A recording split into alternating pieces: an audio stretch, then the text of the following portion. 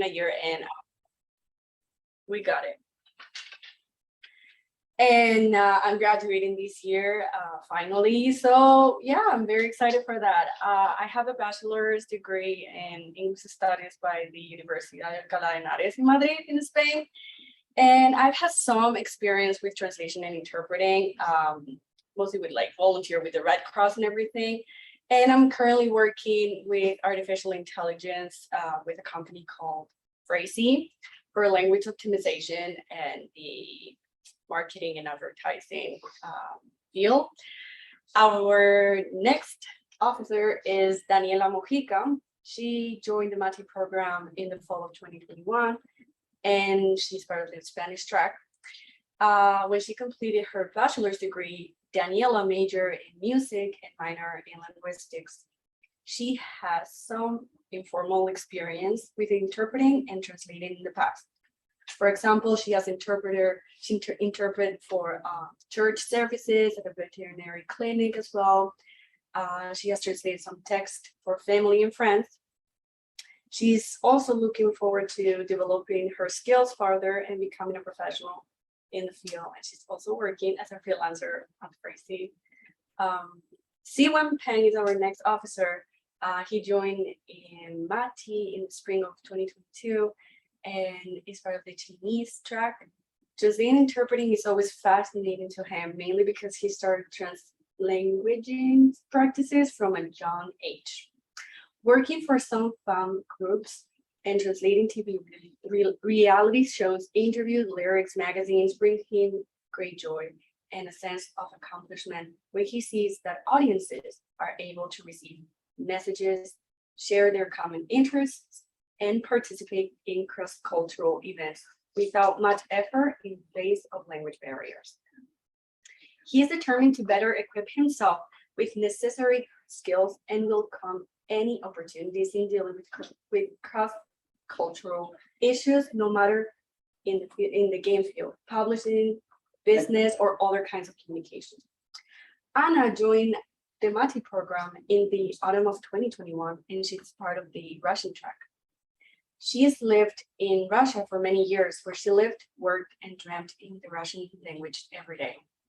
She has professional experience working with Russian academic documents, as well as some experience translating and proofreading essays, academic papers, and formal correspondence. Her interests include new media translation, localization, subtitling, Russian music and art history, Russian folklore, and Slavic comparative and historical linguistics. She holds a bachelor's degree in linguistics from the University of Kansas.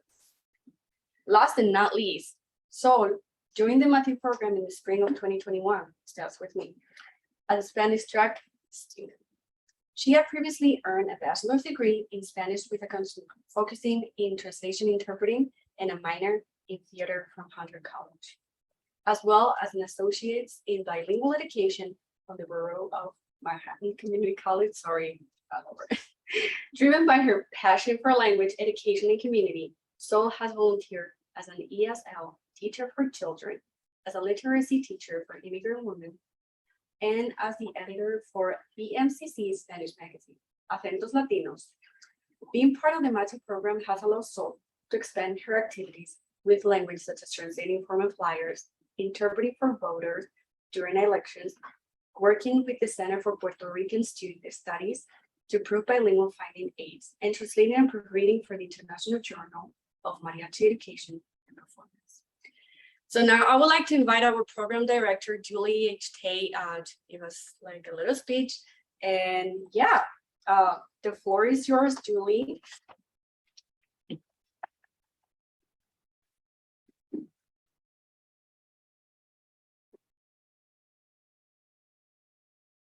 Well, okay, it wouldn't be much of a speech, right? And it shouldn't be, because this event is about you guys and about our incredible lineup of speakers. But very quickly, well, good morning. It's great to see you all here in the 3 dimension, and of course to see everybody out there, greater numbers, much greater numbers than last year. And presumably some of you in other time zones as well.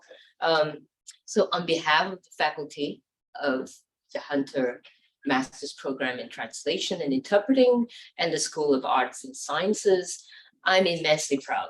Honestly, this is not some textbook slogan, right? Or just phrasing, but rather, I am really just deeply appreciative and immensely proud of all the work that's been put in, right? And therefore very proud to welcome you all to the second annual Symposium of the Hunter Translation Society. Now, the Hunter Translation Society, very quickly, of course, most of you already know this, but it should be recognized. And it was only constituted, right, as a professional platform for students of MATI primarily, but also for faculty and the alumni of the Hunter MATI program to build community around professional practice in translation and interpreting. And this was only last year, right? And believe it or not, right, just last year, this time, when we thought we were out of the woods with COVID and of course, even then, wrapping up the first year and to celebrate our graduates, we were able to pull together a sort of a more family style symposium on Zoom, the purely virtual event. And from the start, as you know, my vision had been to make this event a student-driven, right? Fully student-driven effort, and for Hunter Translation Society, for this to be a tradition for the HTS, and thereby to allow students to have sort of to allow HTS to be an incubator for students to have a first experiential, moment of being in charge, hosting their own professional event in the field, so that you'll be out there and exactly what it is to run something like this. And I think to that extent, and seeing what we have today, we have more than succeeded, right? We're succeeding. We're making this a tradition. And we're doing much better than last year, and we'll keep doing better. So congratulations. We have an impressive lineup of speakers, and I would leave that to introductions by the students. And it's amazing, it's rallied around the theme, bridging perspectives through tech and media. I think at the beginning I mentioned in one of our earlier meetings or correspondences that I'd like to have a theme without the word translation in it. And you succeeded, right, in that. That's amazing.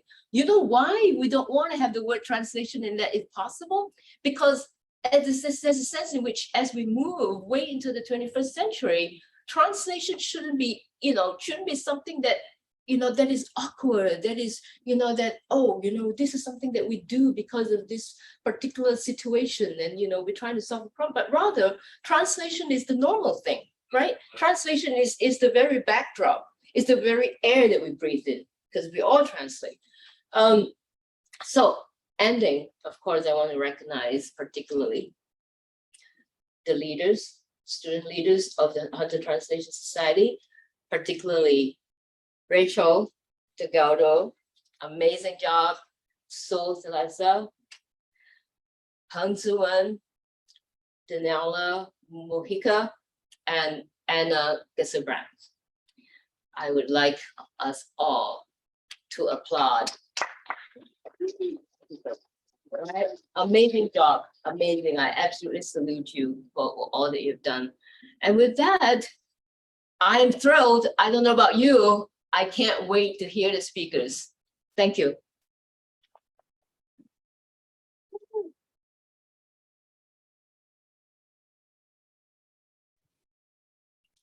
Okay, does everybody hear me and see me well? Yes. Oh, I can see myself in the screen. That's weird. Okay, let me.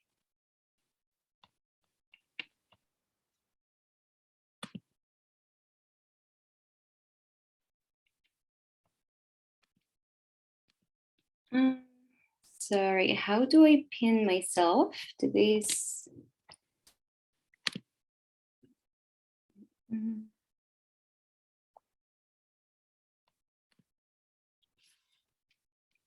So I think if you go to where it says view, maybe you could pin yourself, or if you go to your own box and click on the three dots. No, I don't see the box. Okay, if you go to your own video and you hover over it, do you see the little the three dots at next to mute? No, I don't. Okay, I see it. But I don't see pin.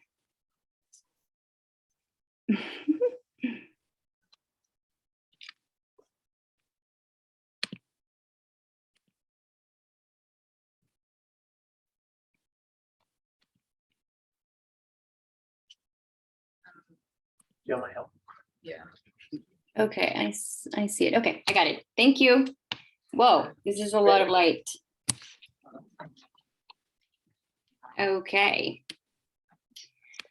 Well, good morning, everybody in New York. Good afternoon for me, a good evening for some of you. Thank you so much for being here. I am super excited to be doing the introductions for our speakers today. And I would like to start with mentioning that last year we held our first symposium, which given the time revolved a bit about COVID-19. And one of the conclusions we arrived at was that the world was increasingly becoming a digital world, and that technology was going to be one of our most important tools from now on. So that served as inspiration for us to explore the possibilities we now have regarding technology. And media has to do a lot of it because traditional media has moved now into the realm of the web. And so we are very happy to present topics that are related to the intersection of translation, media, and technology. So to start, I am going to welcome Benjamin Gushen. Venia holds a bachelor's degree in comparative literature and society from Columbia University. He also holds a master's degree in philosophy from the University of Oxford and is currently a PhD candidate at Columbia University, writing a dissertation on the intersection of 20th century Russian modernist poetry and philosophy. His translations of Silver Age poetry have appeared in literary journals, including Cardinal Points and The Birch, for which he received the Pushkin Prize from Columbia University in 2015 and 2016. His latest publication, which came out this year, is a translation of Blockade Swallow, a collection of poems by Soviet poet Olga Bergolts. Currently, Venia is working on translating the works of the Soviet writer Yevsey Zaitlin, and he's working on his other research interests, including Soviet popular culture and intermediality. So without further ado, please welcome Benjamin. Yeah, thank you for that great introduction, Sol. And thank you for having me here. It's really exciting to be here. Before I start, I just want to acknowledge that translation is never a politically neutral thing. And, working in Russian, you do need to acknowledge the fact that there is currently a horrible war going on in Ukraine currently. The texts that I'm going to be talking about today are very canonical texts, kind of by design, because behind canon always stands an army, always stands the force of imperialism. And I just wanted to acknowledge that that's part of my aim in re-examining these canonical texts is to show precisely the constructedness of canons, and to acknowledge that there's no trans-historical forces that make these texts the important art. And moreover, canonical constructions are often very strange and weird if you look at them a bit closer. So I just wanted to begin with that before I share my screen. So today I'm going to be talking about Russian poems and songs and film, giving a couple of case studies from my personal work, both translating and also my own scholarship. I'm going to start with like a brief theoretical introduction, talking about like the general approaches that I take, then play two clips from different sort of late Soviet films that I've worked on, and talk about the poems and songs that are featured there. So without further ado, I guess like my approach here is in generally talking about intertextuality, intermediality, and the way that translation is sort of like a very vital part of these practices. Intertextuality is just very broadly inserting a text into another text. And intermediality presumes the interaction of multiple media at once. So for example, like the poem that I'm going to be talking about is spoken aloud in the context of a film. The song that I'm going to be talking about is also in the place in the film, and that changes the meaning and also changes the way that these texts perform in these new contexts. I follow Irina Rayevsky in thinking of intermediality as always having an as-if quality. So for example, a painter might be inspired by a work of literature, or like a poet might be looking at a painting. And even though that poet may not have access to the particular resources that, for example, a painter has, the poet uses language in a way that is evocative of painting in some way, producing this like as-if quality. And I think that this is a very important part of any translation consideration, always considering the media that you're working with, the particular context and purpose that you have for these translations. So in my examination of the film, of the various films that I'm going to be talking about, I'm going to share like the standard subtitling translation that was used, in the English distribution of these Russian films, and also talk about my own personal translations of these texts. Doing a compare and contrast, and talking about things that worked in the film, the subtitles, things that worked in my translation, and also but also remaining conscious that personally, when I was translating these texts, I was not thinking of them as subtitles. I was kind of treating them as like standalone poems, and acknowledging that that does have an impact on the way that on some of the translation choices that I have and the way that the texts are received. So just for the non-Russianists in the room, there are a couple schools of thought when it comes to Russian poetry and translation. Russian poetry has remained until relatively recently very conservative in terms of both its metrical structure and its rhyming. Free verse does exist now and is like a very dominant force, but for a very long time, things that to an English ear sound like Dr. Seuss were just kind of a part of Russian poetry, and still to this day is like very beloved. So, and that becomes a question of how do you do that? How do you deal with that when you're doing in English when the poetic tradition is just very different? So Vladimir Nabokov very famously advocated for a literal translation. All he did was reproduce some of the metrical patterning in his translation of Eugene Onegin, but kept everything as like strictly literal as possible. And you get kind of like an aesthetically very strange and quite like unpleasant text. There's a more conservative tradition that tries to preserve the rhyme and meter, and some of the stumbling blocks that approach runs into is precisely like sounding a bit like Dr. Seuss.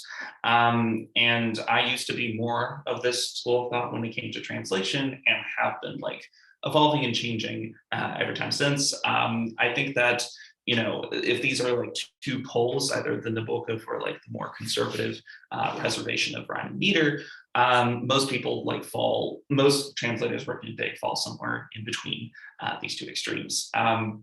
And that is what I would call like a poetic translation.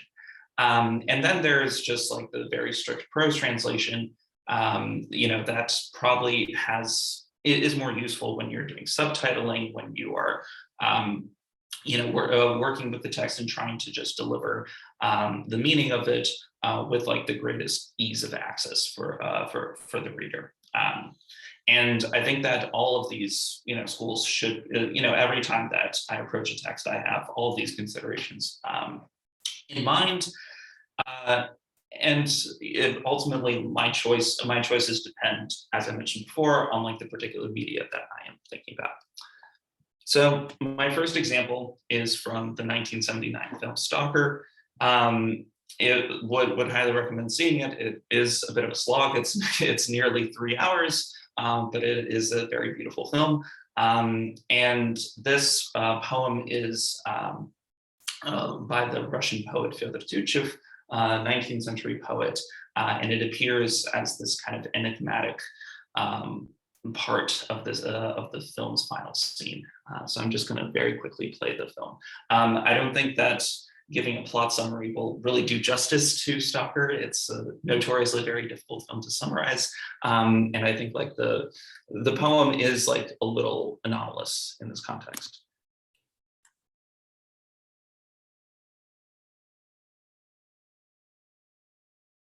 Can people hear? No, I don't hear. Okay. Oh, let me, I think I needed to share sound as well. My apologies. Share sound. Okay, great. Let's try that again. Can people hear now? Or I guess Люблю глаза твои, мой друг, с игрой их пламенно-чудесной, когда их приподнимешь вдруг, и словно молнии небесной окинешь бегло целый круг. Но есть сильней очарования глаза потупленные ниц в минуты страстного лобзания и сквозь опущенных ресниц угрюмый, тусклый огонь желания.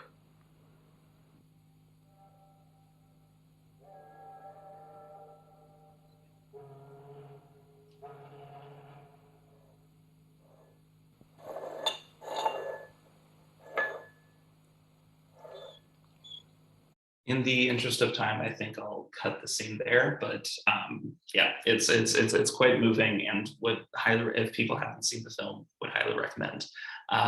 Yeah, now she starts moving the glasses. So to talk about the actual text, this is the translation that was used in the film version.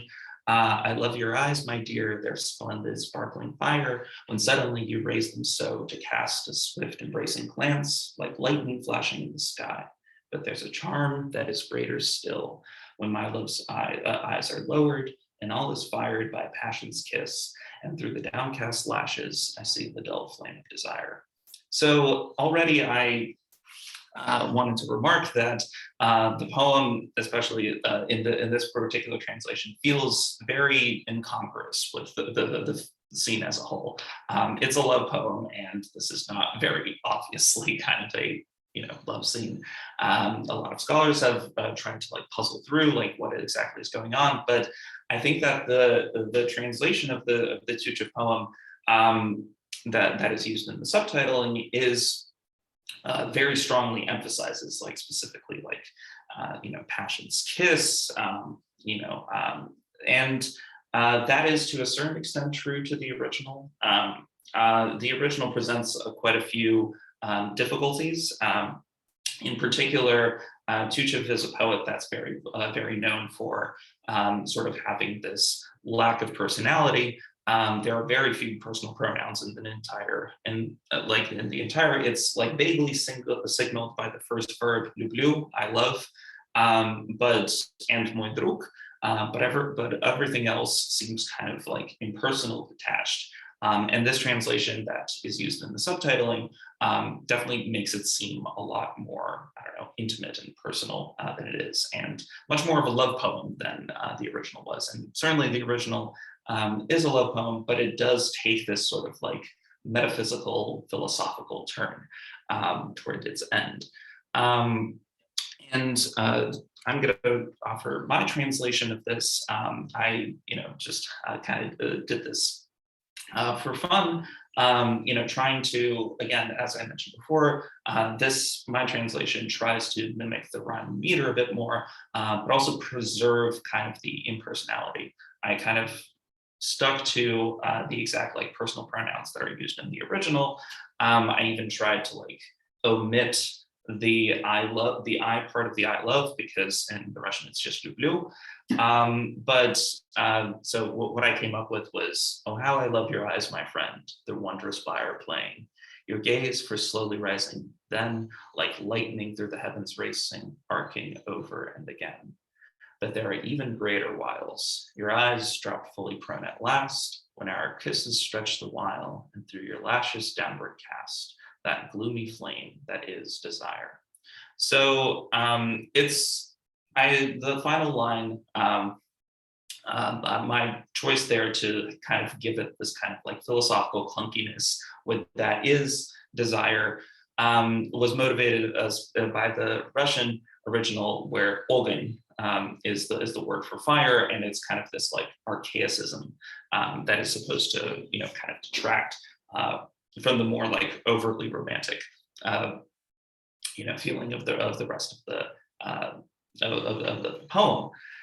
And in general, so my translation preserves the rhyme meter pattern, and like most of the key images, and with like some liberties taken. I tried to capture the druk in the third line suddenly, with the then like lightning through the heavens racing, sort of to give this similar like jolting feeling. But to compare the two translations side by side, like I mentioned before, I tried to sort of efface kind of personality from this context, and try to keep it closer to the original Tuchev, make it less of a love poem, make it more overtly philosophical. That was my main task. One of the potential drawbacks of like the translation that I have is that it does take some liberties with the original text, and probably would not be as suitable for subtitling as the one that was used, precisely for this reason. Even though like I tried to keep some of the strangeness that affects you differently when you read the poem as a poem rather than like as subtitles. So I think that there are some like very obvious advantages to the text that was used. But I would say again that the text makes it seem like much more of a love poem than the original is. Indeed, one funny occurrence happened. The popular recording artist Björk used precisely this translation for her song from, I believe, 2006, called "The Dull Flame of Desire," and that is like leans into the love theme very heavily, much more so than I would argue than was in Tuchev's original poem. So I think like there are some strengths and weaknesses of like both versions. To move on to my second and final example, this comes from the popular holiday film Irony of Fate. To give you an idea of like the strangeness of like what I'm going to be talking about. So this film holds the place of, say, Love Actually or It's a Wonderful Life in like a post-Soviet imagination. You watch it every year, New Year's. But imagine, if you will, if instead of Mariah Carey's "All I Want for Christmas Is You" on the soundtrack of Love Actually, there was Britney Spears performing Sylvia Plath. That is the precise like kind of strangeness of what this poem that is set to song as it occurs in this film. Marina Tsvetaeva is a high modernist poet of the early 20th century that was like semi not allowed in official Soviet discourse, and it's quite striking that this song is used, her poem is used in the text, and that it is set to song in general, as I will talk about. So just going to quickly play this clip.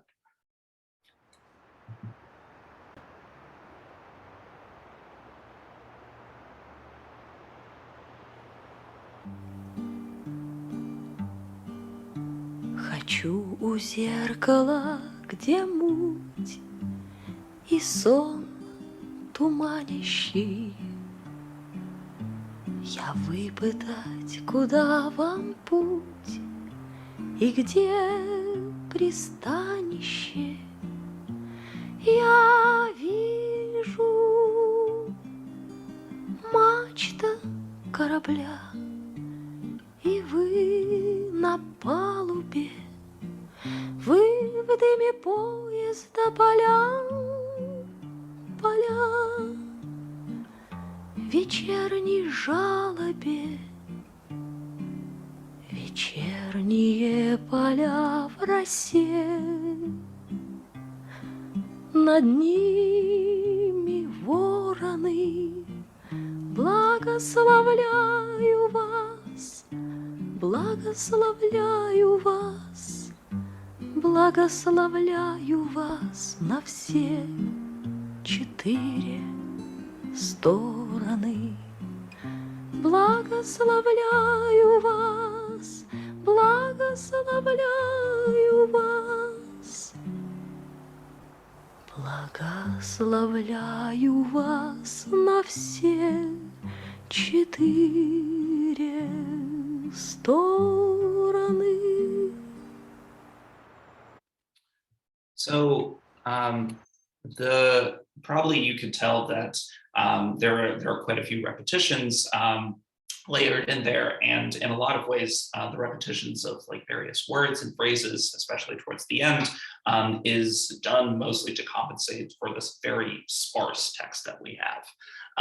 It's as you can see on the screen, the Russian text is very tight in terms of the meter. It's alternating lines of iambic tetrameter, iambic dimeter, with like this very long dactylic rhyme at the end. So it has this sort of like jolting start and stop feeling, and it doesn't really work as a song if you just take it as that. So there is like some padding that was necessary to like truly bring out its more musical qualities. So the version that is used in the film, it like does try to preserve some of the rhyme, and also fixes some of Tsvetaeva's very difficult syntax. She is like kind of a verbal wizard in many ways, and definitely the translation smooths a lot of that out. So I want to elicit from the mirror's streamy somber deluge where you're heading, where you'll find refuge. I see a tall ship's mast, on board your silhouette, you on a train and fields running by, in a plaintive evening set. The evening fields are touched with dew, with ravens circling ahead. I bless your way, wherever you may head. So I really like this translation, and I think that it captures a lot of like the main beats, also like preserves some of the rhyme, which I guess in subtitles isn't the most necessary thing, but it's just like a nice little touch. It does like strain a little bit with in a plaintive evening set, to rhyme with silhouette. That is like a bit of a liberty. Moreover, there is like a lot of explanation of the imagery that is used in the original, sort of like to make it very clear. For example, like Tsvetaeva writes "Над ними вороны," above them ravens, whereas the translation has with ravens circling overhead in this sort of like more developed way. But that definitely makes sense given the sort of the occasion for the reason for like this translation to exist. Subtitles should be clarifying. My translation tries to preserve both the meter and like some of the rhyme more through slant rhymes rather than like real rhymes or pure rhymes. but and I wanted to give some of like the intonational flavor of the original, as well as like the very crazy syntax that you have. So from the mirror glass were blur and fog are dreaming. I long to learn where leads your path, where lies your haven. I see mast of a leaving ship, you on the deck, you stand in train smoke, evening fields protesting back. The evening fields and fallen dew, above them ravens. My deepest blessings to wherever life will take you.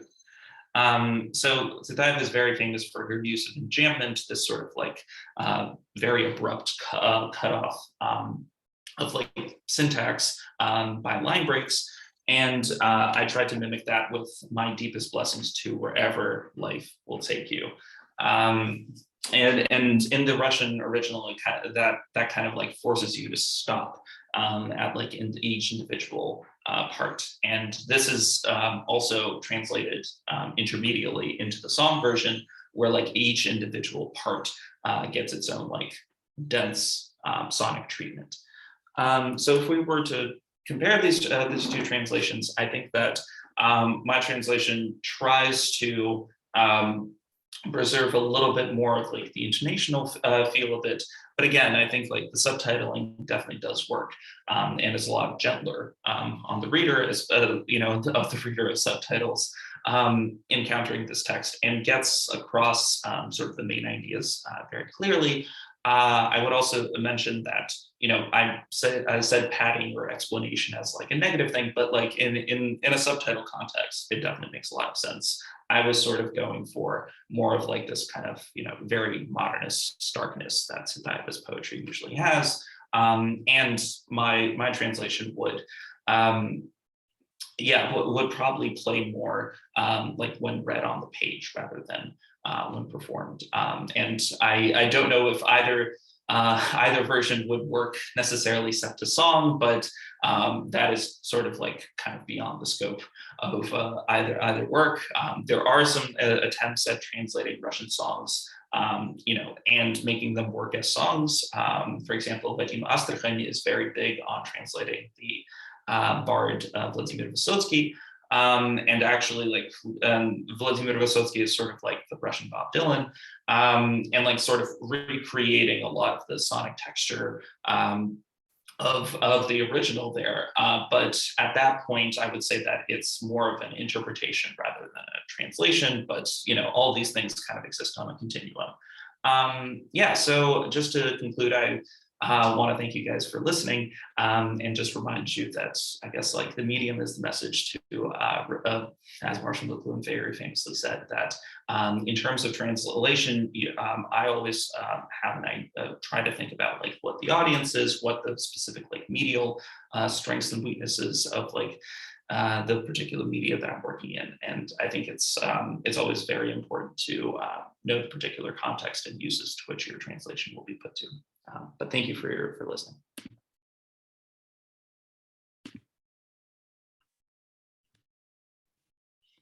Thank you very, very much, Venia. Let me remove the pin here. Well, now and with every presentation, we will have a section for Q&A. This will be open for all of you to ask any questions that you have. If you please can write them on the chat or raise your hand if you're here or in person. We would love to hear some questions.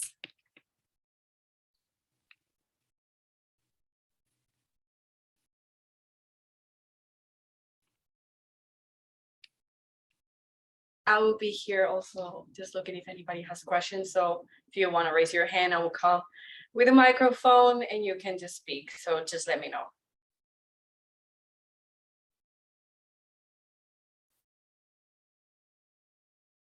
We don't have any questions on our end, but it was very exciting and we really enjoyed your presentation. So we thank you so much, Venia. Well, oh, you have a question? In the chat, there are questions in the chat. So Yeah, I think there's a question in the chat.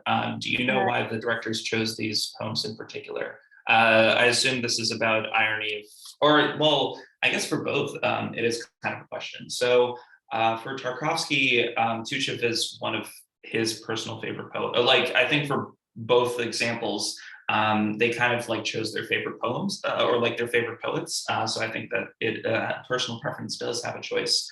I would say that the Tuchev in the Tarkovsky context is like very mysterious in a lot of ways. Like, why is this child reading a love poem, like a love poem essentially, and like this very philosophically loaded one? I would argue that the poem emphasizes the power of the visual of the gaze, and you know, at the end of the film, you know, Stalker's daughter performs this telekinetic feat of like moving the glasses across the table, again with the power of the gaze. So I think like Tuchev definitely accesses a lot of that. In terms of why Tsutaeva is here, this was like a question that the composer of the music, Mikhail Teodosiev, like literally asked, like, what is up with what's Tsutaeva doing here? So again, I think like a lot of it came down to that is like personal interest in these poems, and all of the poems in the film are usually like elegically tinged sad love poems that are set to song, and it's like tapping into this larger tradition of guitar poetry in the Soviet context, and trying to and sort of trying to you know, bring these texts that are semi-official kind of not allowed to light. So that would be my answer. But thank you for your question. Awesome. We have another question here. It says, I am curious about when translating for screen and subtitling, would you consider literal translation to almost always be the best procedure, given that you have only a certain amount of screen space, especially since English probably can't communicate to the same degree that Russian characters can? What do you normally do if a literal translation won't work, but you need to keep the communication shorter due to screen space capacity? That's a really great question. I think that, yeah, in general, my idea is that like literal translation would probably be the best for subtitling, especially to like keep, you know, to just for the ease of the reader. And yeah, but I do know that I do recognize that screen capacity is like a you know, another thing to keep in mind that I didn't really touch on. And I mean, in the cases that I use that I talked about, like these are very short poems, and with like relatively short lines. So I think that kind of does work in the favor of keeping it as literal as possible. And I think that I mean, sometimes subtitles do sort of ignore more difficult or like things that are extraneous. So when you are subtitling, you do need to have some considerations of like what the most important thing is, or like what you do want to highlight. You do have to like be economical about those choices. But in general, I think that yeah, like keeping it as literal as possible for the ease of the reader is probably is like the best idea for that. Yeah, great question. Awesome. Thank you so much. That was very interesting. I have a couple of more movies to watch now, thanks to you. Before we continue to the next speaker, a couple of miscellaneous. The chat's open for you to write any questions, but also if for any reason, especially time, we're not able to address your question, you're welcome to contact the speakers. We have posted their contact information on our website. I will be pinning the website here in the chat, so you're able to contact them if you would like to. Okay, so our second presenter is our very own Daniela Mojica. As we learned from Rachel's introductions, she is currently a MATI student and one of our officers at Hunter Translation Society. Today, she will be speaking about a very important aspect of today's situation with language, and that is Indigenous language preservation.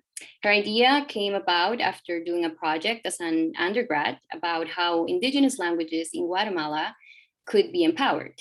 In the MATI program, Daniela translated part of an article about how Peruvian native languages are going to revitalized and encouraged using computational linguistics.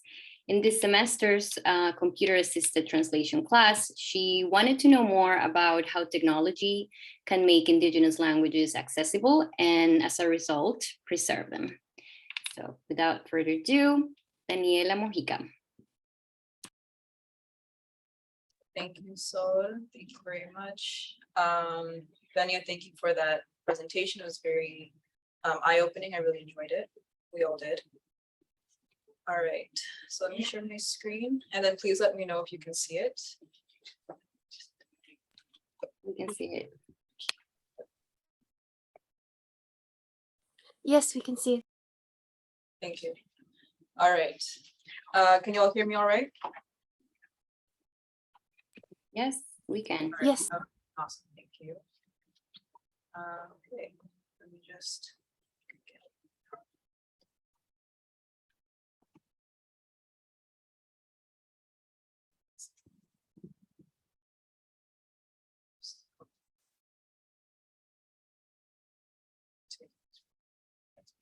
Oh, okay.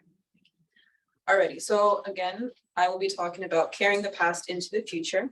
And as Sol said, I'm going to be talking about how technology and translation can be used to make indigenous languages more accessible, and as a result, preserve them.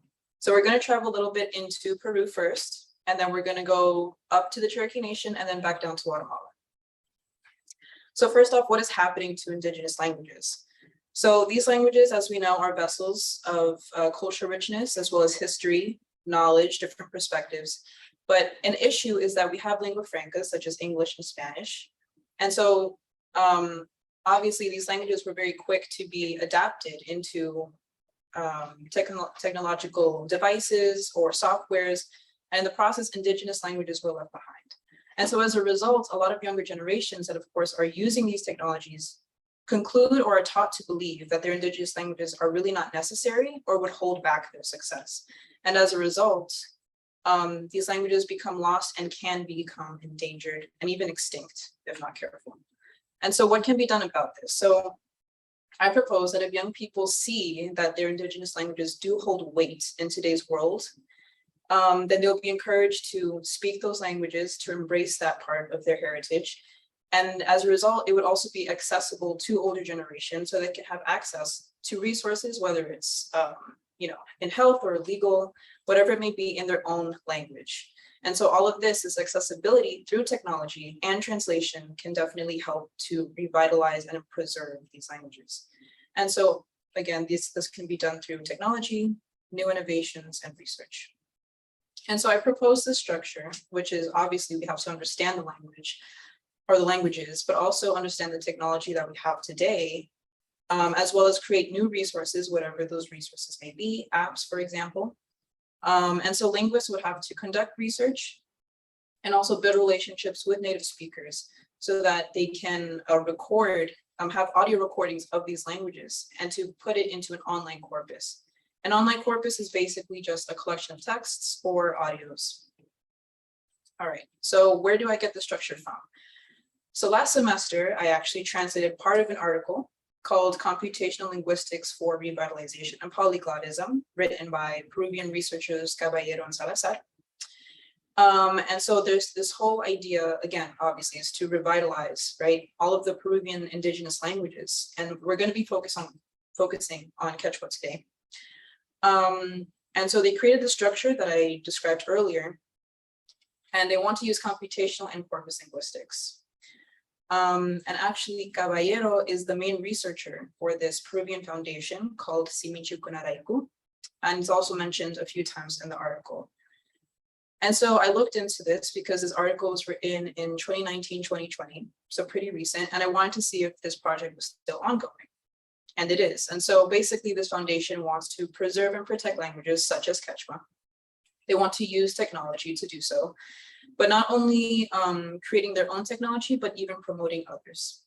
And so one of these resources that they support is called Quechua Dik from Quechua 2.0. Quechua 2.0 is an online resource, which is basically there to expose others to the Quechua language and culture. And so this app that they created, I will talk about in a bit. So this is the website for the foundation. It's translated into Quechua, Spanish, as well as English.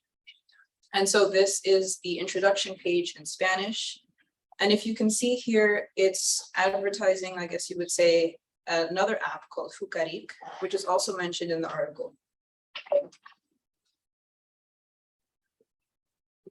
Oh, it's not moving.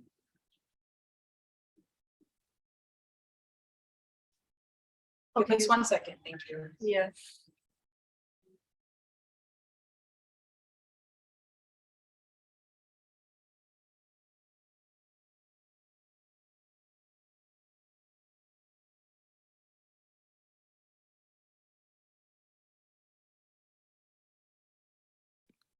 Well, they take care of the issue. I invite you guys to share your camera. We want to see your faces.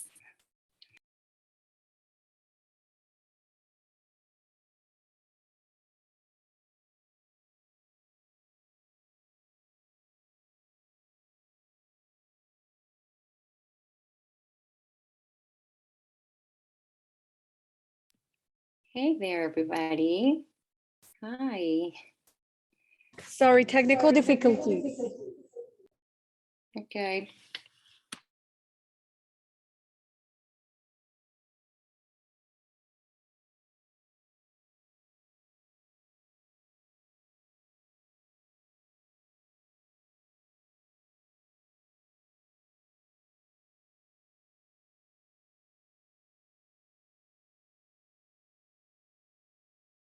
Go for it.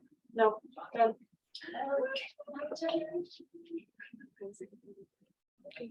Maybe 30 seconds. Oh, it's nighttime. Johnny, Johnny, Johnny.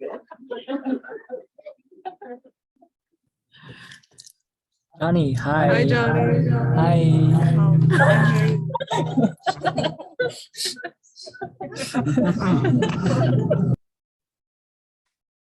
Can I get the share button? So You're already sharing. You're already sharing. already sharing. It's all good. Okay, awesome, thank you. All right, thank you guys for your patience. I didn't realize you weren't seeing the slides. Okay, so now you can see it. Okay. All right, so back to the app. All right, so this app that I was mentioning is a search tool. It has more than 20 dictionaries between Quechua and Spanish, German, and other languages. And so we have that available. And then from Quechua 2.0, which is the site that created it, they have an online multi-dialectal Quechua dictionary. Quechua has about 45 dialects from Spanish, German, other languages as well. And it also offers 40 free online lessons with audio. The audio is only in Spanish though, but it's still progress. All right, so this is just how the app looks like. And then the website. So this is from lesson 1, and then this is from, this is the dictionary, online dictionary. Okay, so going back to Hukari, which I was mentioning earlier. So again, this was created by the foundation that I'm discussing. And this is actually the app that was created to collect voice recordings of native Quechua speakers. So basically they just read some prompts and then those audios would go into a corpus. And so again, it's really uplifting to see that this effort is still being continued today. So this is what the app looks like. It doesn't have any reviews, but it does have about like 5,000 downloads, more or less. And so there were other attempts as well to make this language more accessible. So there's a first free online dictionary for Native American languages called Simi Diknusimi. And so it doesn't only have Quechua, it has Guarani, you know, and a whole bunch of other languages. And then in the mid 2000s, there was a Windows OS package created into Quechua, localized into Quechua. but it was removed because it only had about 4 downloads. However, I read an article last month saying that Windows and Office are soon going to be translated into Quechua. It's an effort by the Ministry of Education of Peru, as well as Microsoft Peru, to make the language accessible to students. So they're going to use it in schools so that children can learn in their own language if they're native Quechua speakers, and even just to learn the language, but also for public internet booths. So it's not just for students, it's for the whole, the public. And then there were other attempts that were not very successful, such as the language processor for LibreOffice. It's really no longer in the works, it's at a standstill. Same thing with localizing Mozilla Firefox. And Duolingo, the Duolingo Quechua course is still not available. And I remember it being there like in the incubator for a while, so it's still not out. And then the foundation website also has some online radio stations in Quechua, or some links to them, but unfortunately they're inactive or are in Spanish. All right, so we're gonna go up to North America to the Cherokee Nation. They have been a lot more successful with localization. So Windows 8 and 10 were successfully localized into the language. And then if you look online to their language department, they also have free guides on how to localize not only your Windows, but also your OneDrive, your MS Office, your Gmail, your keyboards, etc. So this is from the website. There are a few downloads that you can get to localize your softwares. And then they also have Progress with education and translation. So they offer in-person and online classes. They also have activity books for children or activity pages that you can actually download and print out. They have language programs that you can even get a teaching certificate to teach the language. So I think that's awesome. And even to learn how to use the Cherokee syllabary on your device, which is basically the characters, Cherokee characters. And then the translation department offers free translation services for example, public services or announcements, medical, legal, etc., and even faith-based. So they have an app called the Cherokee Language Church Manual, and they've translated hymns as well as the Gospels into Cherokee. So this is an example of an activity book, which I think is really cute. So here you have the the vocabulary in Cherokee, and then you also have the Romanized version, as well as little translation there. So that's really great for children to learn their heritage languages, or to even practice their native language, if that's your native language. And this is from the church app. So this is the hymn translated into Cherokee. Outside of the Cherokee Nation, there were other attempts as well. By organizations, individuals, again, to make this language accessible to native speakers and non-native speakers alike. So we have beginner Cherokee, we have Cherokee syllabary, and the Cherokee English translator. So we're going to see what people have to say about these, because that's really important. So beginner Cherokee has a bit of mixed reviews. Some say that it's pretty good, but this one person caught my eye saying that some of the words used are way off and insulting. So obviously that's not a good sign. We have the Cherokee syllabary, which has better reviews.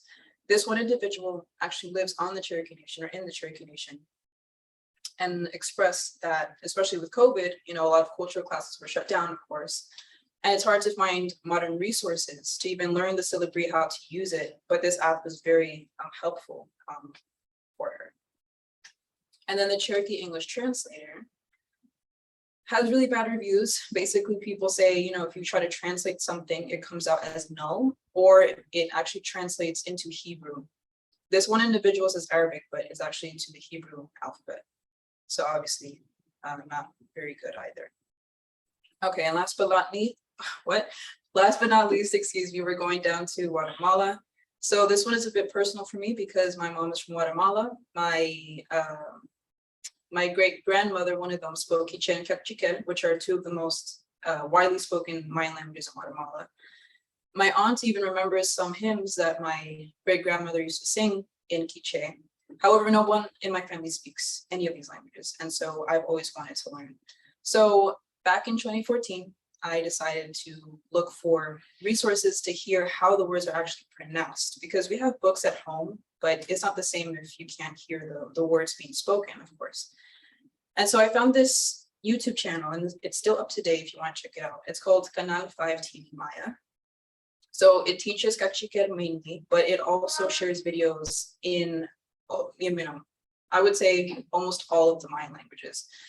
So they have some songs, maybe some interviews, they have informational videos, for example, sanitary alerts, especially with COVID going on. And they always usually have Spanish subtitles. And then aside from YouTube, maybe some of you have watched it. It's a movie from 2015 called Ishkanuf, which would be translated into volcano. This movie is almost entirely in Cachiquel. The majority of the cast are native Cachiquel speakers. It has English or Spanish subtitles.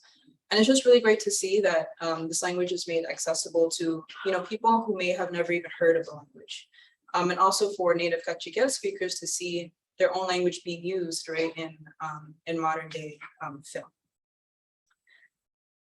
All right, so here are some screenshots. So this is a sanitary video in Mopan, which is one of the least spoken languages in the country. And I'm going to talk a little bit about that later. And then this is lesson 1 that teaches Cachiquel. You can't see it here. They usually have a little puppet, a monkey puppet. So it's kind of geared towards children, but there are also adult learners that comment saying, thank you for making this language accessible to me. I don't want this part of my heritage to die off. So obviously this is creating a big impact. All right, and Facebook. So I actually recently discovered that there are some Facebook pages that share memes in Indigenous languages. And one of these is called Memes Pa Cachiquel.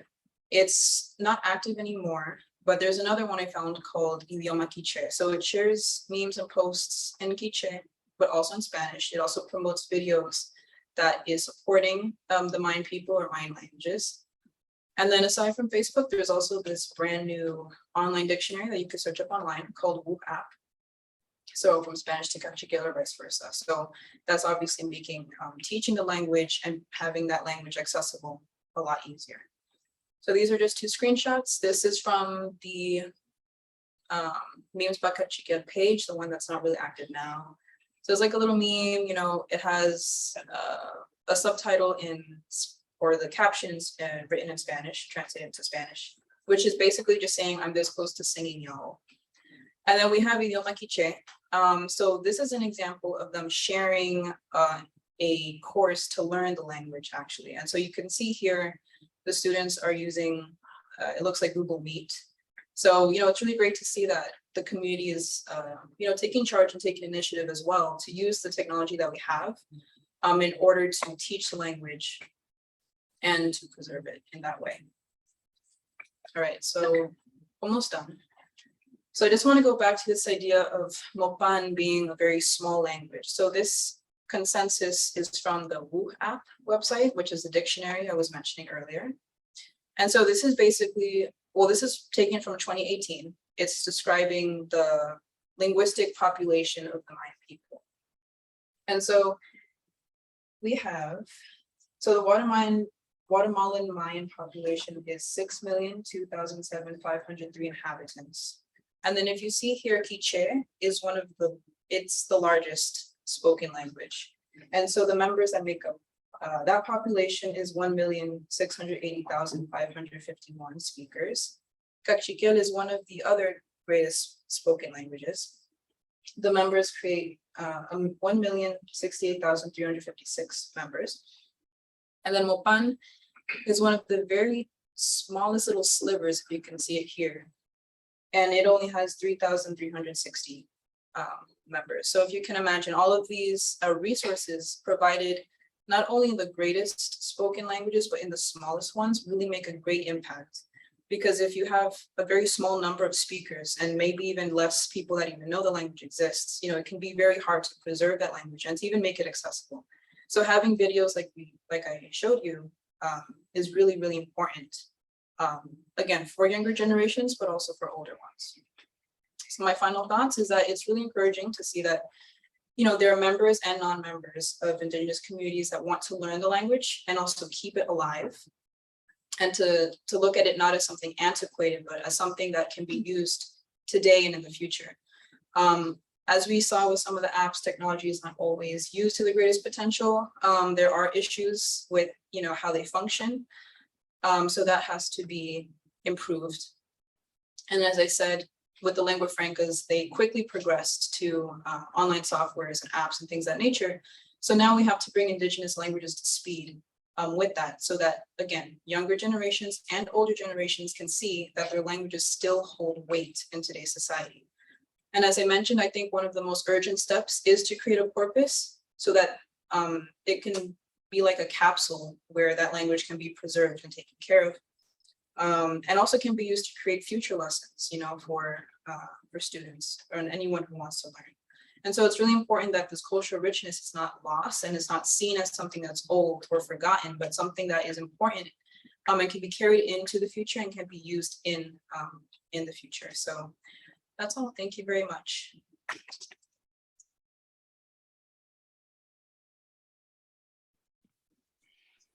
That was amazing. Thank you so much, Daniela. That it personally interests me a lot because I have Indigenous background and I would definitely be looking into these applications.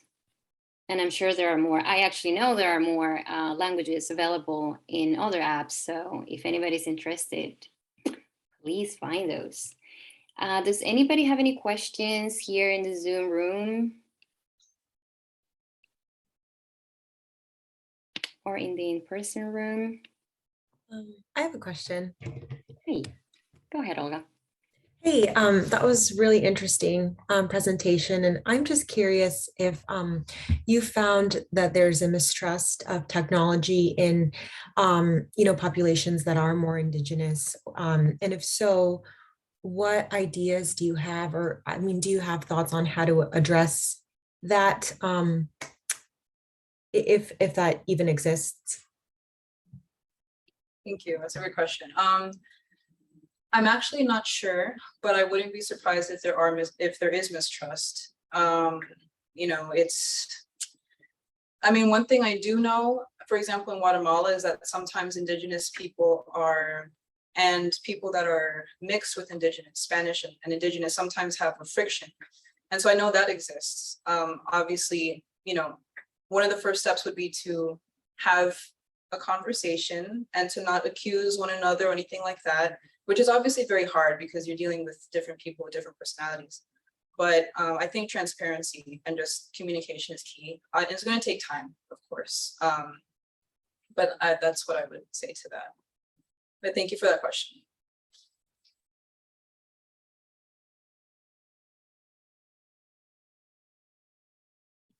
Thank you, Olga, and thank you, Daniela. Does anybody have another question? Yeah, there's someone here that has. We have a question here. Awesome. Thanks for the presentation. I have a question. I just want to know, is that Indigenous language is similar to what the Native American we have in here, who live in the Midwest, most likely in Arkansas, I think.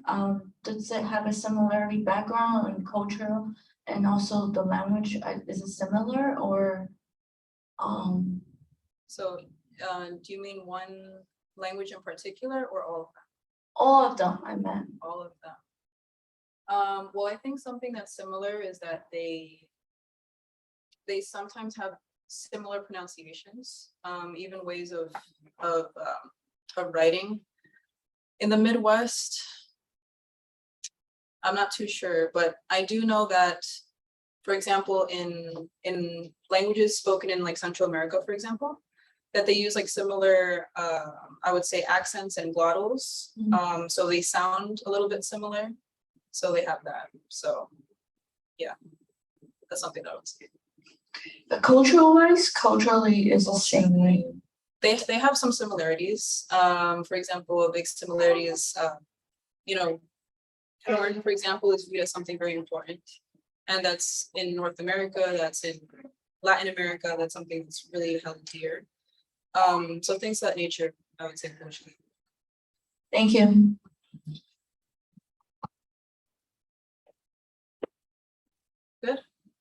Thank you. Appreciate it. Great. And thank you, Ziwen, for giving us a view of the in-person guests. This is great. Okay, so up next, and all the way from China, we are pleased to introduce Dao Gao. Dao is a German-Chinese the German-Chinese translator and interpreter who has provided interpreting services for several influential politicians, including 2 German presidents, German chancellors, and vice chancellors, and Chinese vice presidents. She also provides business interpreting services for corporations that are part of the ranking list Global 500, such as BMW and Mercedes-Benz. She has translated and published over 10 literary works, including Kameraden and Alte Liebe, sorry, excuse my German, supported by the Goethe Institute. So far, she has translated more than 8 million words. Dao, the virtual floor is all yours. Okay, thank you. Because of the air condition, there will be noise. I hope it doesn't matter. So I will start with my presentation.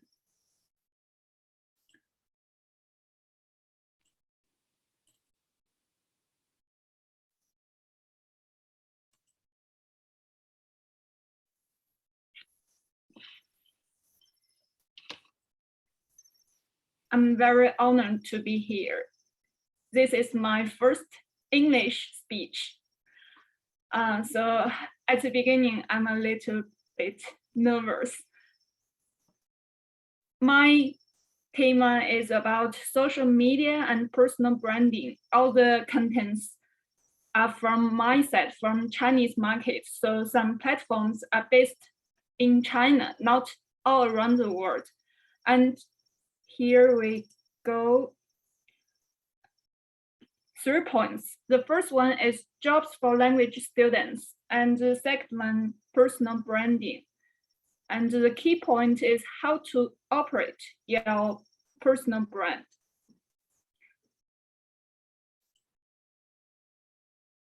So before we start our own channel, we should know the jobs for language students.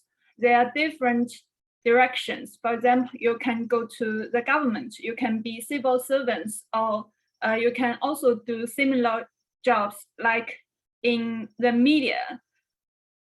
You can be journalist or editor. And secondly, you can be employees for different companies. And you can be translators or interpreters or assistants. You can also do marketing jobs or international trade. Even though you are learning translation and interpretation, you can do other jobs without translation or interpretation content. And the last direction is freelancer. As freelancer, you can be translator or interpreter. And also you can be teachers.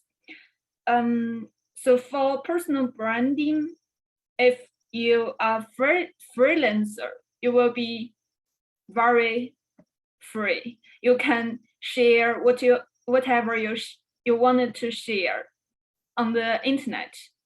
So because if you are employee or civil servant, maybe there are some NDAs. You cannot share your life or your work, but as freelancer, you can share your real life and real works. Now I'm freelancer. I have lots of channels on different platforms. And as from my opinion, personal brand is key point in 21st century. So as freelancer it is very important. For any other marks and brandings, it's also very important because if you want to buy something, maybe you surf on the internet, you look about the commenters and the introductions from videos, pictures, and text from internet. So if you want to do your personal branding and marks, it's very important to introduce yourself on internet. And nowadays, I think everyone has subscribed different channels like fitness, cosmetics, and study. And in each field, there are lots of channels and lots of followers. So you can find your own field according to your interests. I just introduced the fields, the jobs for language learners, and you can focus on one direction. You can share what you've learned, what you've done, and there are key points for personal branding. So firstly, you should clearly position yourself, and you know what you will share. For example, if you are a student right now, you can share what you've learned for translation, for interpretation, and what you've read. And also you can share your free time life. And by the way, you should keep updating. For example, twice a week or 3 times a week. And thirdly, you should keep a consistent style. You should let the other audience or subscribers know you are a student, even though a translation or interpretation student. And you should dig your content. You should be content oriented, because nowadays content is the productive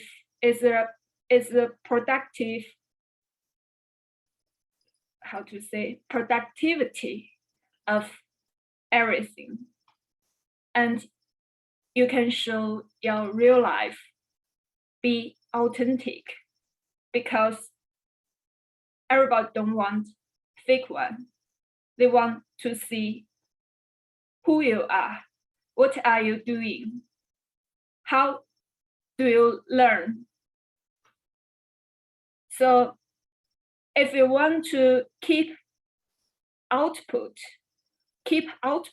you should keep inputting. You should always be willing to learn, keep learning, and you should adapt to changes, because in 21st century, lots of techniques. For example, at the beginning, I updated my contents on WeChat platform. It's mainly picture plus text. Mainly text. I write article. But nowadays, in the past few months, I updated lots of videos, because video is trend of the future. So we should adapt to the changes, and we should keep learning. I should learn how to edit videos, how to shoot my life, shoot my work, and how to script. So that's the key point for personal branding. And you can see lots of platforms. All these platforms are from China. No. 3 of them are from America. Yes, in Facebook and YouTube. I mainly update on Chinese platforms like WeChat, Weibo, Zhihu, Bilibili. And as you can see, WeChat is mainly focusing on private traffic. Normally, only the followers can see what you've updated. But on Weibo, Zhihu, Bilibili, it's relative public. If you update videos or pictures or text, the platform may show your videos on the homepage. Lots of potential subscribers may see what you've pushed. And from American side, you can update what you've learned. You can show your life on Facebook and YouTube. From my side, it's recommended to update to make your personal branding through video. Video is the trend all over the world.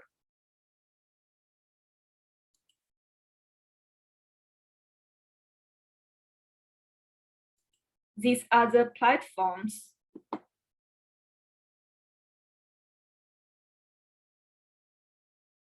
The first line are mainly focused on articles, text, and pictures. And the in the middle, Weibo, Xiaohongshu. Which one is this? I forget. Is or okay, forget it. Instagram. Yes, Instagram. Okay, thank you. I have a account on Instagram, but I did not update so much. So on these 3 platforms, you can update pictures, words, and videos. And the last 4 platforms mainly focus on videos. The best medium is video. And you can update, you can make one video for all of the platforms.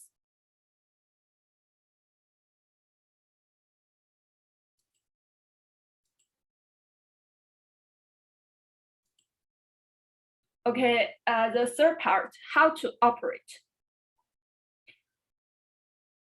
There are different kinds of materials, pictures, text, and videos. You can shoot by yourself. You can surf from the internet. And you can write professional contents or write down your lifestyle. In terms of videos, you can do one-hand producing. That means you shoot the materials and you edit it by yourself. You can also do second-hand producing because almost all of us are learning translation and interpretation. We can import the videos, the articles from another word, from another country, and translate it into the aimed word, the aimed languages. I call it second-hand producing. It's you can save time by this way. And you if you want to keep outputting videos, you should keep inputting. You can read, watch videos and films. You can also discuss with other bodies or communicate with students or teachers. Maybe they can inspire you, and you can know what you want to share. Then you can digest your mind. You can summarize the points, and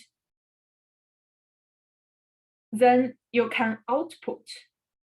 You can write down the script and make a video.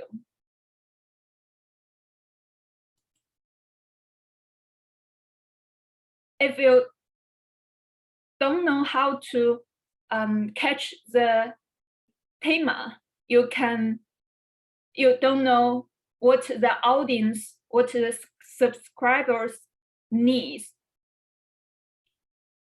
You can search from the internet. There's lots of internet tools, such as Google or other platforms. And you can find the thema, your top thema, from news, from followers or subscribers. And you can also summarize the feedback from your followers or subscribers. It's not complicated, it's very easy.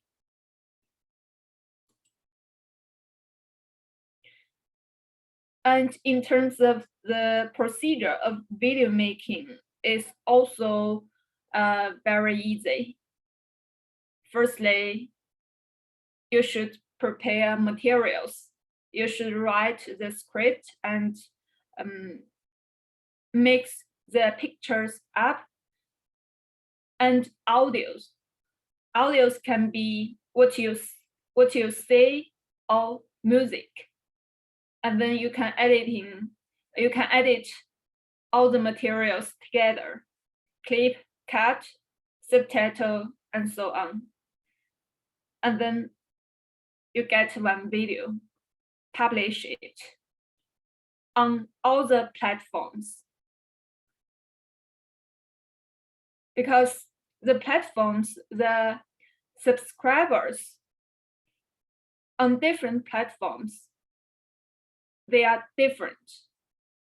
Maybe one video is very, very hot on platform A, but not so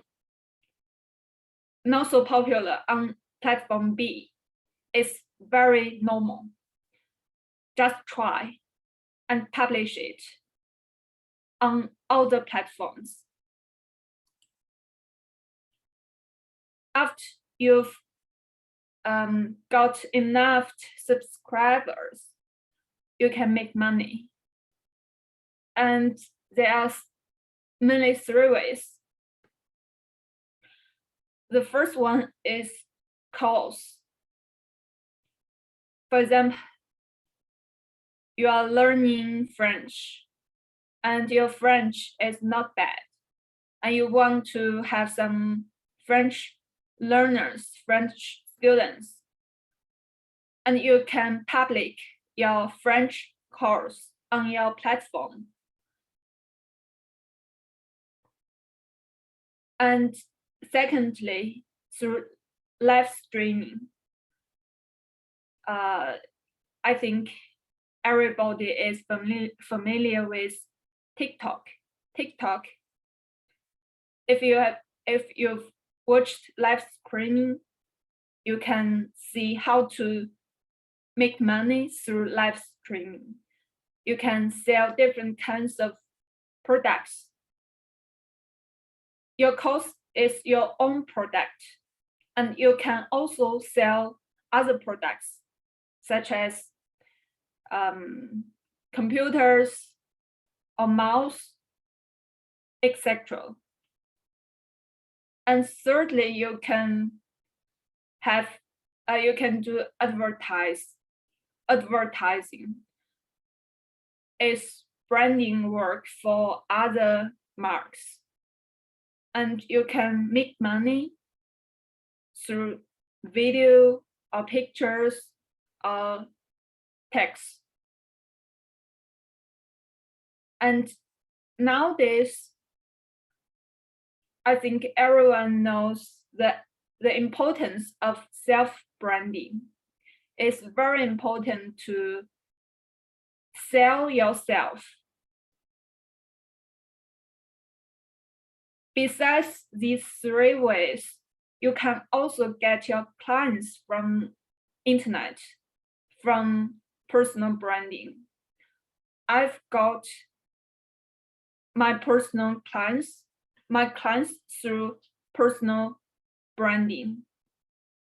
And it's because they've watched what you shared, and they know your quality, and they know what you are good at, and they trust you. It's also very good for you to get not bad price. And these platforms, these are my channels on different platforms. It's very, if you are a student from China or a student with Chinese background, you can have a look. And in terms of personal brand, I think everyone can make your own branding. And it's very important for each of you to get your channel right now. Okay, that's all. Now Q&A. Any questions?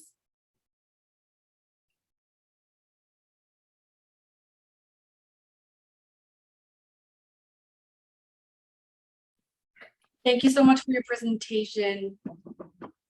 I actually have a question. Are any of these platforms that you showed us that are used in China,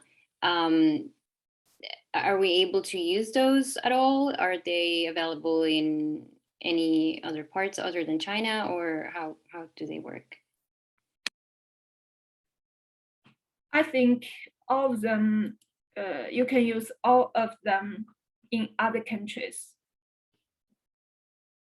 Yes. We can use them everywhere. Okay. Yes. Yes. Thank you. You're welcome. And I have a question. Oh, Yes. sorry. I would just go to him and I will Speak to the speaker. Here you go, the microphone is all yours. Yeah, thank you. Ms. Gao, yes, I followed you for a very long time on Weibo, and I think you share many interesting stories about your working experience as a Chinese-German interpreter. So I really want to know that hand-second producing thing. So if I'm gonna do the second-hand producing, is that will meet with some copyright issues? Like if I'm gonna use others' work to add it and produce as my own work. Okay.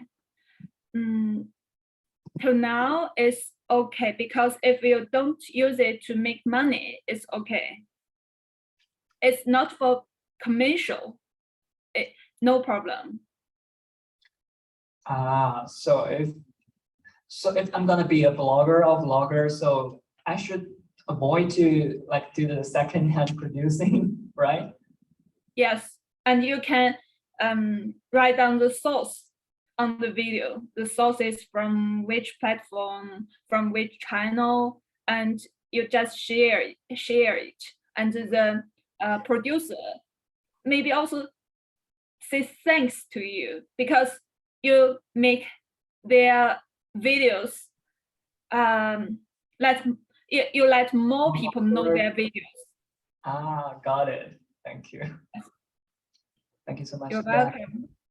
Any other There's questions? another question in the chat from Lucas. It says, so is it better to focus on a specific platform or should I diversify? Okay.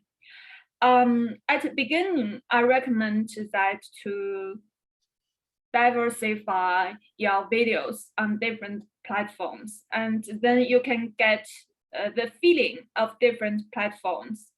If you know that you are suitable for one platform or several platforms, you can focus on a specific platform at that time. But at the beginning, you don't know what platform is good for you. You can try on different platforms. After a few months, you know which one is best for you, and you can choose one or two or three.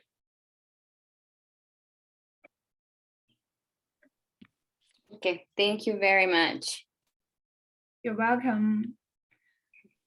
So here in Beijing, it's midnight. I'm a little bit sleepy, and later I will see the meeting video, and I cannot be here later. And thank you for the invitation from Ziwen from HTS. I'm very honored to be here. Thank you. Good night to Love me to and have you good night here. to all of you. Bye-bye. Good night. Bye. Bye.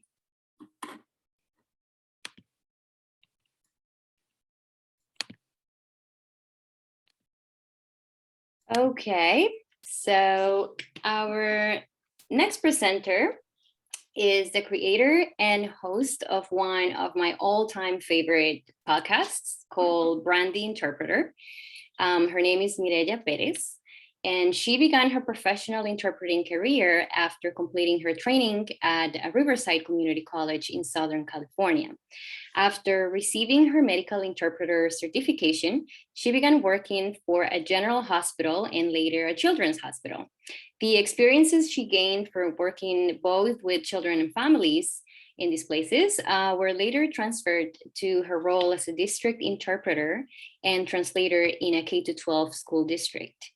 She has led efforts in the development of district-wide systems, procedures, and bilingual staff training to help professionalize the role of the interpreter. She holds a Master's of Science in Communication from Purdue University, and in 2020, her podcast was launched as a platform dedicated to sharing the stories of language professionals around the world. It is my absolute pleasure to welcome Mireya Perez. Thank you so much, Sol. I appreciate that. And thank you to everyone that is here. Unlike Dayu earlier, it is not midnight. Thank goodness. That's amazing that she was able to get through the whole presentation at such a late time. Thank you so much for the invitation, first and foremost, again. And again, thank you everyone for being here. So today, following the great topic of personal branding, which is one of my favorite topics as well, I'm going to follow it with the topic of the digital profession or the digital footprint, which is ultimately what begins to be created when you begin to digitize your information. So this notion of personal branding begins to develop a story for you in the digital world. And you all seem like very young professionals, that are beginning your journeys, that I'm sure a lot of the stuff that I'm going to cover today, you already know. But potentially one thing that we don't necessarily think about as we begin our profession is how we're leaving behind these digital footprints. And so I want to take the opportunity today to dive a little bit into this notion of a digital footprint and how we can begin to strategically create something that will help us along the way in our professional journey. And then I'll close so that we give opportunity for Q&A, and of course the opportunity for you guys to take a break. And I know we're running a little behind, it seems, right? So I'll try to get as much information as possible before you guys go on to your break. I'd like to begin first with explaining the digital footprint and potentially, we have chat open, right, Sol? Yes, we do. If we could, thank you. If we could share what we think digital footprint is, if you'd like to go ahead and just take a jab at it and share with me what you think a digital footprint signifies or means, or how would you define it? And we'll take just a few moments here just to see if anyone is able to share what the digital footprint is. I'm sure many of you get an idea of where we're heading with this, particularly as Dayu spoke about the personal branding aspect and a lot of these things that you're able to do online. Kelly says that it's the presence you leave regarding your personal or professional life online. Sol says it's everything you've ever shared online. Indeed, absolutely, both of those things. Thank you, Sol. Thank you, Kelly, for the engagement. It is both of those things. It is the presence that you leave, both about your personal and about your professional life. I think we all recognize this. We sign away waivers that are pages and pages long as we are about to open a profile on one of these social media platforms. And of course, making it known that everything that we ultimately share will be embedded in the digital world and will stay there for potentially ever. And so that can be both for your personal and professional life. Now, the thing is that many of us, when we start our journeys in the digital world, it really is for the preferred personal aspect. Excuse me. We're joining platforms so that we're able to connect with other like-minded individuals on a personal level. We're sharing personal stories. We're sharing personal aspects of ourselves, and aren't really thinking quite yet necessarily about how this may or may not impact our professional lives later in the future. And so what I'm here to do is just to share that what we're already creating for our personal lives, we can absolutely strategically create for our professional lives and begin our journeys into the professional career with an already established professional digital footprint. And so indeed, as Kelly and Sol had shared, it's both of those items, everything, right, that we put. But we also have something that's called a passive and an active footprint. So your passive footprint would be, once you're sending out emails, let's just say, all those cookies that are embedded, your password maybe, think of it as maybe just your browsing history, right? Those would be your passive information that is already stored. So when you're searching for something and, just to get information and suddenly you're getting ads about it, sorry, that's not the universe giving you a sign letting you know that you should buy those shoes or you should buy that computer. It's actually that digital footprint you just left behind for, the marketers to come in and say, hey, by the way, you still want this, right? Go ahead and go purchase it. That would be your passive. But then your active is that stuff that you are intentionally sharing with whomever your audience is. And that is the component that we want to focus on today, that active digital footprint, or that active activity that you're consistently putting out.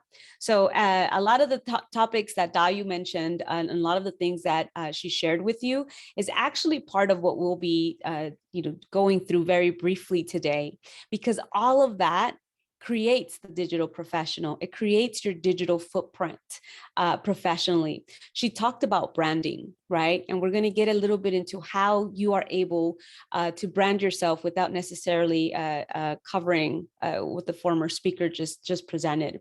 The content aspect of your, the content aspect of what it is that you're sharing, right? What are you putting together to share out? In the personal, I think it's anything is open, right? You can share whatever it is that you like. Mostly your interest, your hobbies, what you enjoy doing is basically what we're sharing with others. The digital professional is very key on social media. Which social media platforms are you currently on? Which ones would you like to be on when you enter the professional world or as you're entering the professional world? What is the service that you're bringing to your audience? Right? We know that we're students in the language profession, but we should be thinking about niches and what we want to focus on, what we want to combine. What are those things that interest us that we can combine with the language profession as well, so that we're not doing just something that we got trained to do. We're also doing something that we really enjoy doing, and being able to think of that as a combination of skill sets. Who's your target audience too, which is a topic that we may not necessarily think about right in the beginning, but as we begin to develop our social media or our digital presence, we really need to be thinking about who the content is for. Are you putting together social media content as a young professional for potential employers? That would be your target audience. Are you putting together social media content for other colleagues? That would be, your target audience. So those are things that we really want to consider, at least have in mind as we're beginning to develop our digital presence professionally in the digital world. I talked about identifying your target audience. Now, here are a few key things that you may want to consider. What is your geographic location? Now, obviously, when we're doing the digital world, we know it's World Wide Web for a reason, right? But you still want to be able to consider what that geographic location is. Where are you currently? If you're structuring it, meaning your professional digital footprint, as a means to be able to be found by potential employers, then you want to consider where those employers are and where those employers are not just physically located, but where they're showing up also in social media. Where are they located? How can you get in front of them in order to be able to be top of mind as an option, even so that they get to know you and your work? So you want to consider your geographic location. You want to consider your language pairs as well. What are those languages that you're speaking and that you're serving, and that you're also targeting those languages, whether from source to target and then vice versa? What is the biggest problem that you can help them solve? Oftentimes, we think that as language professionals, the people that we work with know that ultimately what we're doing is bridging the language gap, but there's got to be some more to that. I'll give you an example. As a K through 12 school district interpreter, I know that there's a series of issues that surround language access in public education in the US. If I narrow it down even more, California has very limited school districts that have plans specifically to address the needs of multilingual families. And if I bring that down even further, my region, San Diego County, although it's very diverse and although there are pockets of multilingual families, our schools are not prepared, at least not prepared in language access policies and procedures to support the different languages. And so I know, for instance, if I'm coming in, I want to help them solve that issue. I want to help them solve the training aspects of their bilingual employees to be able to train them in the role of the interpreter to support their multilingual families adequately and appropriately. And at the end of the day, so that there can be more engagement by these multilingual families in their schools. So see, that is a problem that goes beyond language. It is beyond bridging the language gap. I can help you bridge your language gap, but what does that mean for your potential client? So you want to think about these things when you're trying to identify who your target audience is. We'll get into the niches in just a little bit and why this helps you to even identify your target audience. And of course, what are those topics that they are interested in? In my particular specialty, public education, it's that key terminology that they may or may not know is needed, that we need to understand as a language professional, as a trained interpreter coming into the K through 12 field. Those topics that they are interested in is, yes, languages, but also identifying that you understand the education system, right? And so that could mean something completely different to you. You may not be interested necessarily in K through 12 education, but whatever your interest is, you want to make sure that you are also connected to the topics that interest them. So when we go back or we get into where they're located, where are they showing up online and social media? What are the things that they are liking? What are the things that they are into? What are the things that they are viewing? What are the things that they are sharing? Because that gives you an insight as to what topics they are interested in, that you can potentially position yourself within those topics and eventually show that you are an expert in that specific field per se, right? Or at least you're involved in what they're involved in. You want to make sure that you identify your service. Remember, I talked about those niches. You want to make sure that you're really specifying. Notice that when I talked about the issue, my particular target audience, I've started first with, in the US, right? The US education system, at least, the majority of our major school districts lack the appropriate procedures and processes for language access support to our multilingual families. And then I narrowed that down to just my state. And then I narrowed that down to just my region. And I can narrow that down even further if I choose to, just so that I can identify a potential niche. Now, why is it so important to identify a niche? Anyone would like to take a guess in the chat and just kind of send out like why you think niches are important? I think at times we tend to think that just going broad and anyone that is interested in our service, and we want to help everyone and anyone. And so whatever comes our way would be great, if anyone just connected. But why do you think it would be important for you to identify a niche?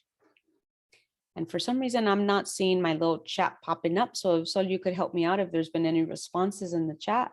I don't know why it moved for me suddenly. Technology. Yes. Why is a niche important? Sorry, go ahead. We got 2 comments here. One from Kelly. It says, because there will be less competition in that particular niche field and gives you more access to a broader range of clients. And another one from Lucas. I believe it's because it is a way to stand out and become reference. And I second that. Yes, absolutely. It is a way to stand out. But what's also great about niches as we connect it to your digital footprint is that it allows you the opportunity to really zone in on the content that you're going to be sharing. So absolutely yes to both of those. But in addition, it's going to help you really narrow down the information that you're going to share. If we thought about the problem that we want to help them solve, and we really break it down, it allows us to share and to focus on what content we're going to be sharing on the different platforms. Am I coming through okay, Sol? Yes, everything looks fantastic from here. Oh, good, because it gave me a little unstable warning, so I just want to make sure.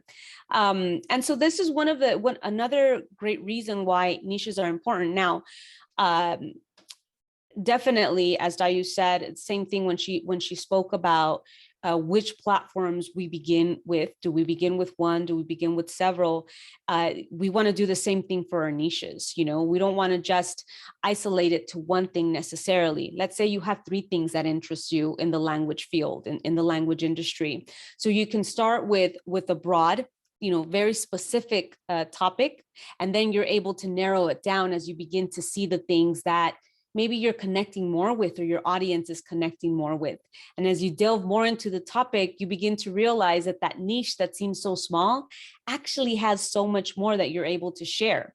And that specific niche, you're able to tap into information and share that other people may not be doing. And so this begins to differentiate you in the language industry as someone that is an expert in X, Y, and Z. So that's why the importance of identifying your service and identifying your niches. You want to consider too, as you're delving into what specific service am I going to offer or do?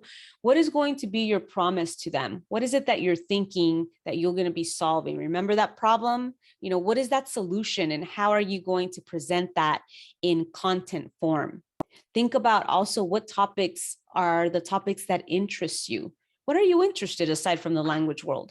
I can tell you, for me, as Sol shared earlier, what helped me transition and really bring these 2 worlds of mine together and fuse them together was that I'm interested in communications, and I'm also interested in language. And so I was able to bridge these 2 together, fuse them together, and do something that I really enjoy, which is connecting the rest of the world to the profession, to the language profession, by means of, in this case, a podcast, right? Because communication is an interest to me. Social media is something that I think I don't need to introduce to this audience necessarily, but when it comes to the professional aspect, we might want to consider separating that personal social media platform with the professional. You know, at times when we are introducing ourselves or entering the market, there are some people that, well, I do have a social media platform. I am online, and here is my social media handle, let's say, and it's shared. For the most part, maybe people might just take a quick glance at it and say, great, she's on social media. But then there might be people that will go into your social media and will actually look through your social media. And these are maybe other colleagues, or it may be, you know, an agency that you might be working for, or, you know, a potential employer. And they might form their own narrative based on that personal social media that you just shared, right? They might say, well, you know, I think she's great, and she comes across, or he, as a certain way. But when I go through their social media, this is telling me a different story. Now, do I want to connect with this person or not? You know, so think about your social media platforms that you're sharing. If you're sharing your personal components, or rather your personal platforms, you may want to consider creating a professional platform. Does that mean that your professional platform has to be boring and inauthentic? Absolutely not.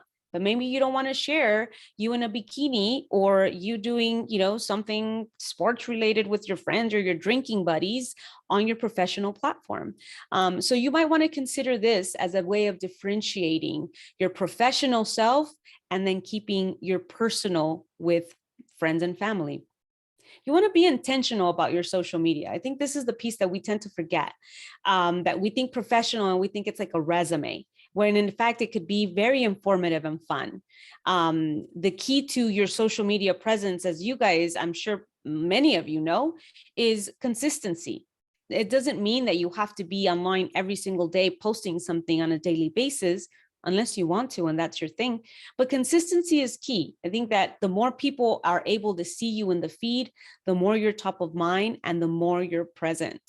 I think the most important thing here is obviously not to overthink the details, right? We want to be present, we want to be online, considering those niches, considering the service that we want to offer, and considering our personal brand. Remember that personal brand is what people say about you. right? That is what you're leaving behind. That is the branding piece. Whatever you're leaving behind, your digital footprint is what people are going to be saying about you. So, you want to consider those things, but you don't want to overthink it in the way as I want to look the utmost professional way possible. And so I'm not there yet. And so I'm not going to create a social media handle just for my professional life because I don't feel that I'm professional yet. Content is absolutely key. We talked about, being able to consider your audience when you're pouring out content. Even if you're a student, you can still do this. What are the topics that you're learning? What are the topics that you're interested in? What do you like about the program you're in? What do you like about your peers? Things like that, you can still begin sharing even as a language professional student. It's got to be content that's relative and relatable to you, obviously, but also to the audience that you have in mind. You want to demonstrate your expertise on the topics. When you're thinking about, that content without overthinking on that content that you want to share, you really want to consider, well, I really enjoy this topic, and by means of you enjoying the topic, it translates into you looking into more information. And by looking into and researching more information about that topic that interests you, you want to share out some of this information. Now I know that Johnny that's here is always looking into the topic of that information. And I know that I want to connect to his social media because he's always sharing about that information. And as Johnny continues to share about that specific topic, I am more interested, and I know that I want to go to Johnny for that specific information. And Johnny, as he's sharing, Johnny is learning as well. So it's not, expertise does not translate into, I've been doing this for years. It's just, I know that this is Johnny's thing, right? And I'm going to go to Johnny for that thing because he's constantly researching and learning about that, which ultimately takes me to that.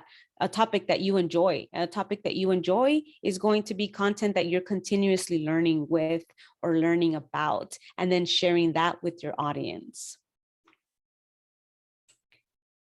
One of the things that potentially new professionals don't think about is the creation of a website. Now, you might say, why would I want a website if I'm all over social media? Like, what is the point of a website? Like, I've got my digital footprint just with social media.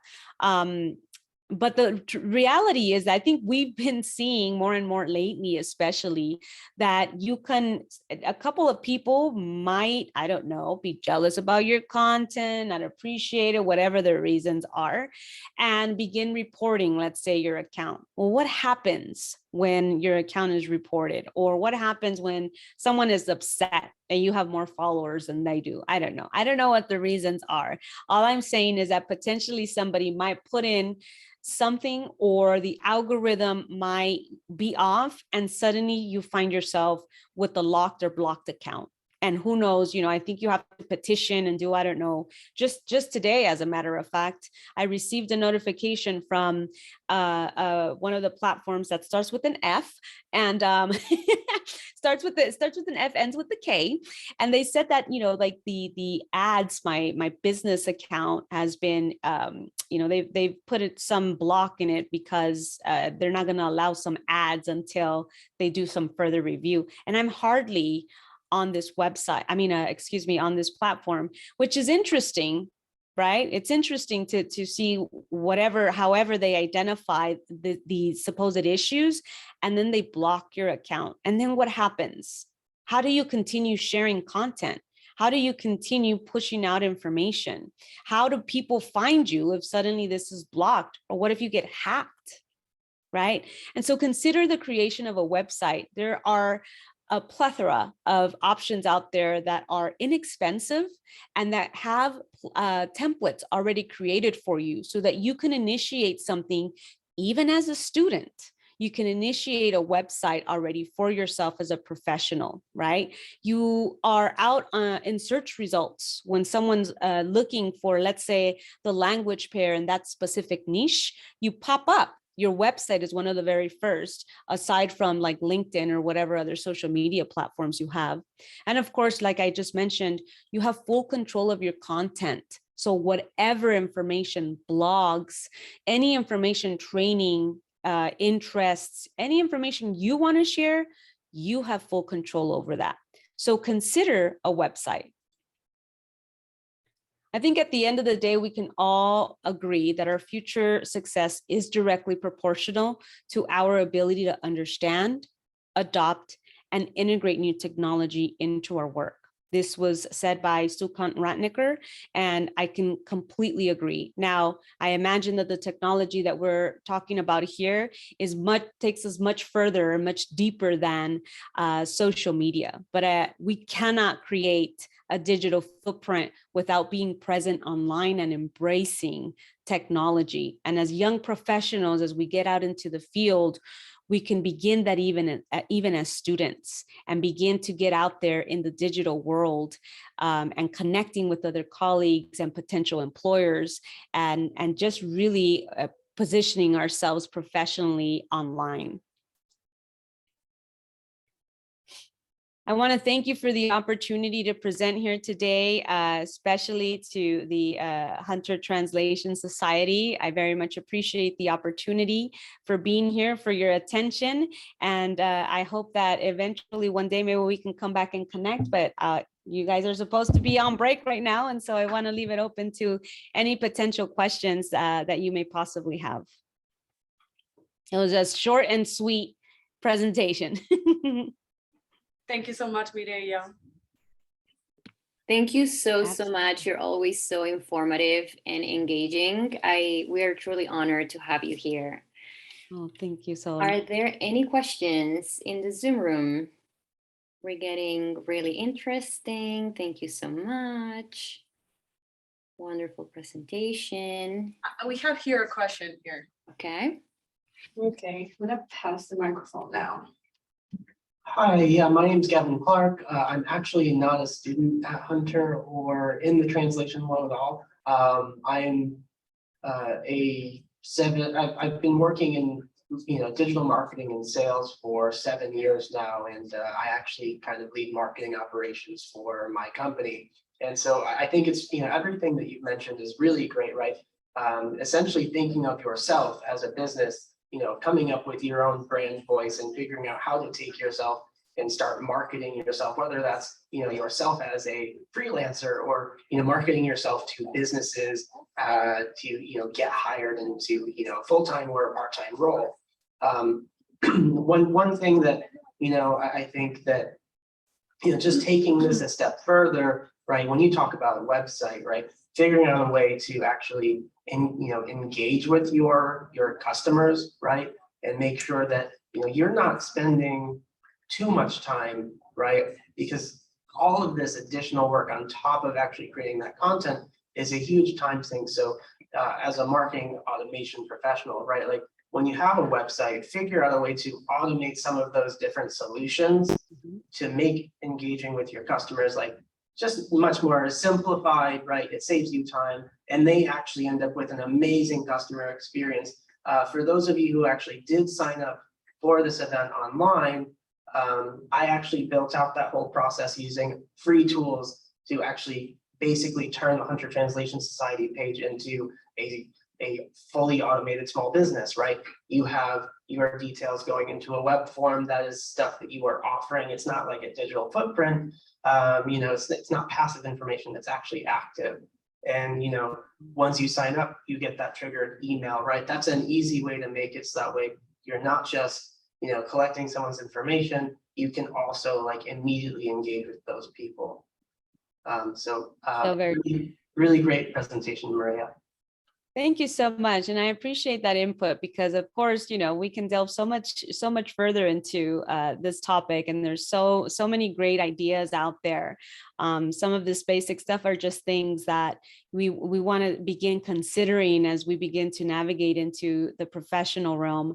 And it may not necessarily be things that we're thinking about, but there's absolutely ways to make everything, integrate and being able to connect all the information ultimately to go back to you.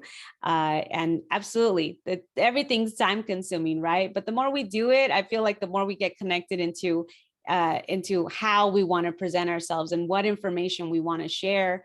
And it becomes a little easier, as we all know, right? Whenever we're navigating through new things. So thank you for that input. That was amazing. I love that.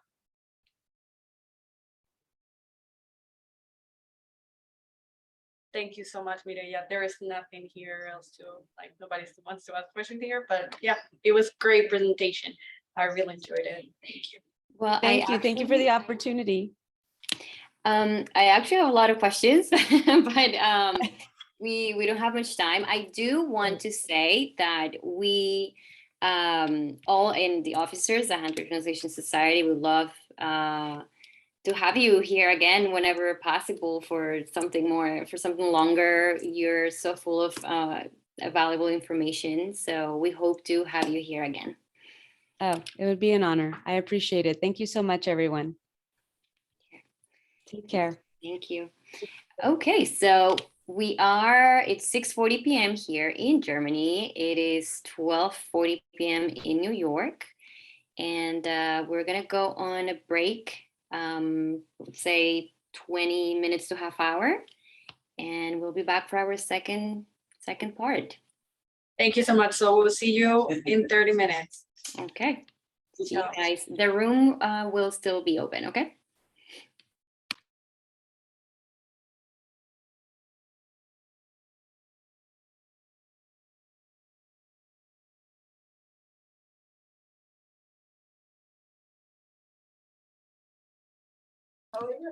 Okay. Do we have anybody else back here in the Zoom room? I mean,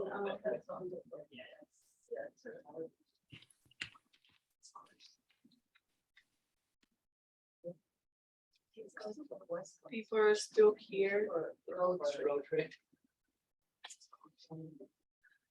But people here at Hunter College are still here enjoying a little bit the food and drinks and some conversation.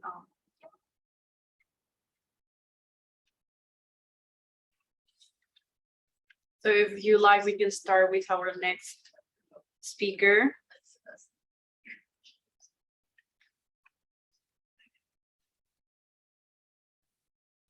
Okay, let's do it.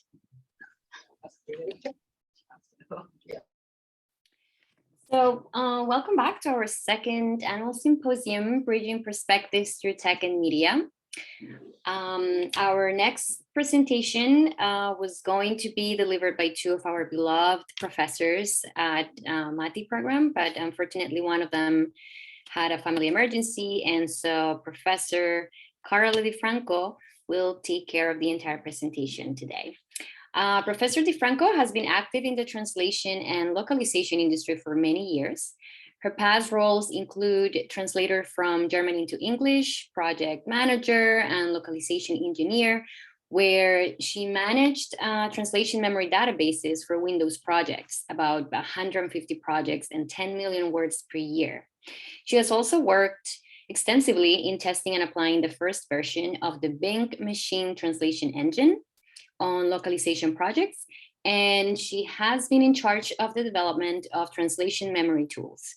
Currently, Professor DiFranco is a principal program manager lead at Microsoft Corporation, where she manages feature work on the compatibility team in the Windows division, and she also teaches the CAD Tools class at Hunter College. Without any further ado, Professor DiFranco, the virtual floor is all yours. Okay, can you guys hear me? We can. All right, let me just get this damn camera to work and then we'll be all set. And all right, hold on, let's get this. Let's try to share. Can you guys see this?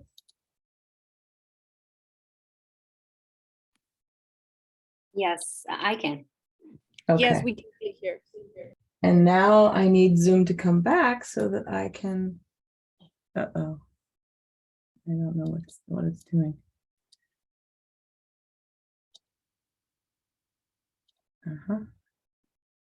What I need to do is try to turn my camera on, but Zoom just completely minimized itself, so I have 0 controls left.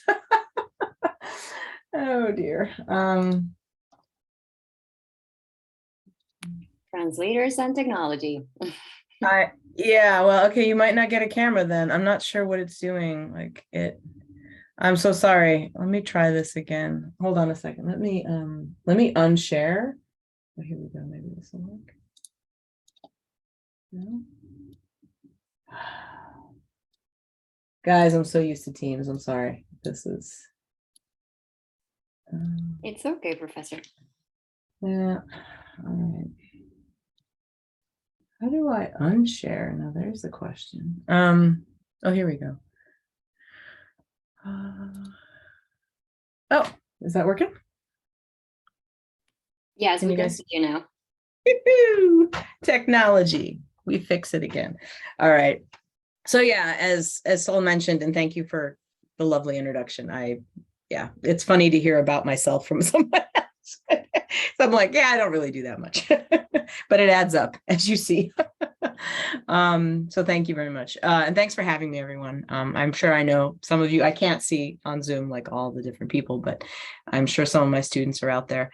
So what I'm going to talk about today, and it would have been a lot more fun to kind of tag team this with Zoran, that is translators and technology. And it's really about like how the translator role has changed as we see technology being used more and more in the industry. And you know, it's going to continue to evolve, which is kind of the fun part of it.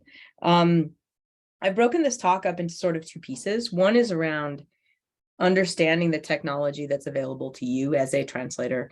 And the second piece is around client education, because I think they go hand in hand. There's a lot more. Like I could go on probably all day about this, but like I'm trimming this specifically for what we're doing here. So a couple of things. Like there's a lot of software out there, right? And there's a lot of technology out there. And it's not just about the software, it's also about like cloud solutions, machine translation, you know, whatever technology your clients have that they want you to use. And at the end of the day, I think being literate in the software that your clients expect you to use is a good thing.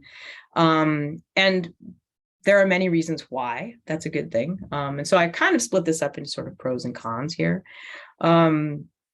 Pros in this case are all around, you know, your ability to be consistent and productive. And honestly, like, and that's also part of the con here, because it takes time to be productive and consistent with these things.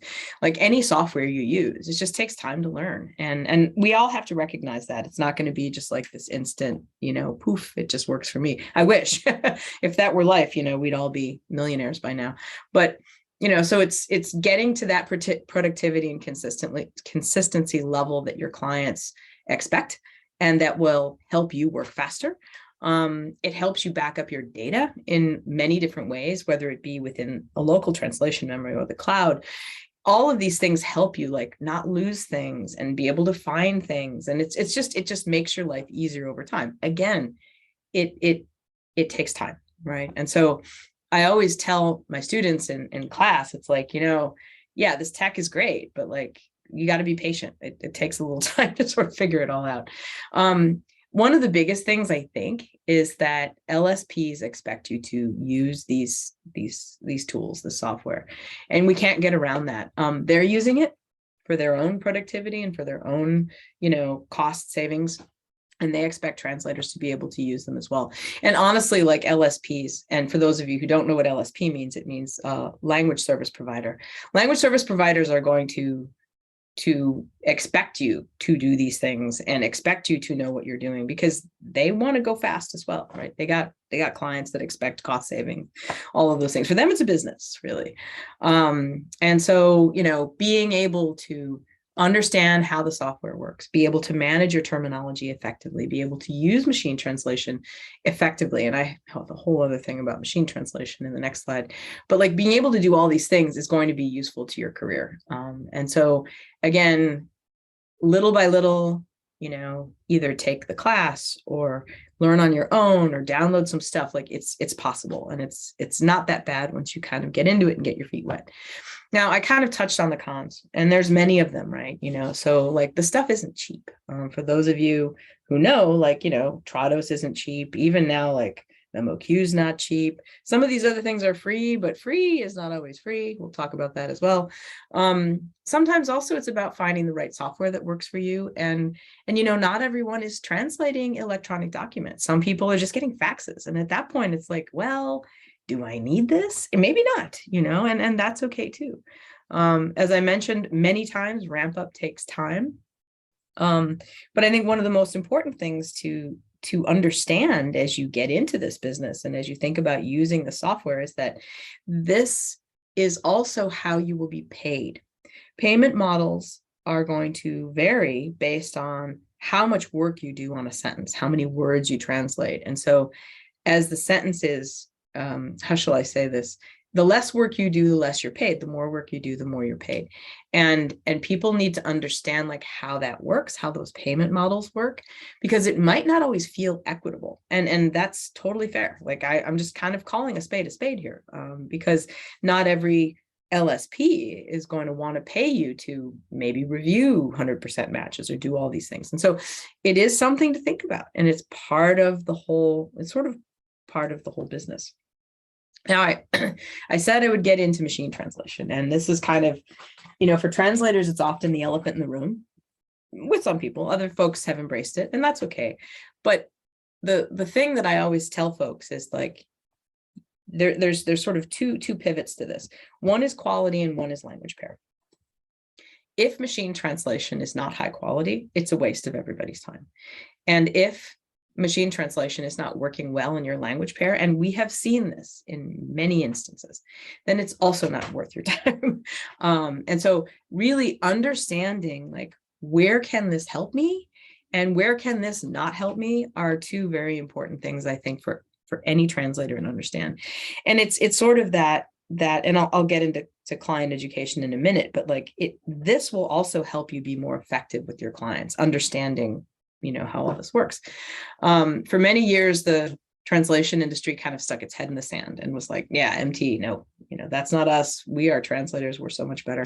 But like, it's come to the point in the industry timeline, how well machine translation is doing these days, that it's just like, we can't just stick our head in the sand anymore. We have to engage. Being engaged means you're part of the solution. You're helping write the playbook rather than you just being told, oh, go do this thing.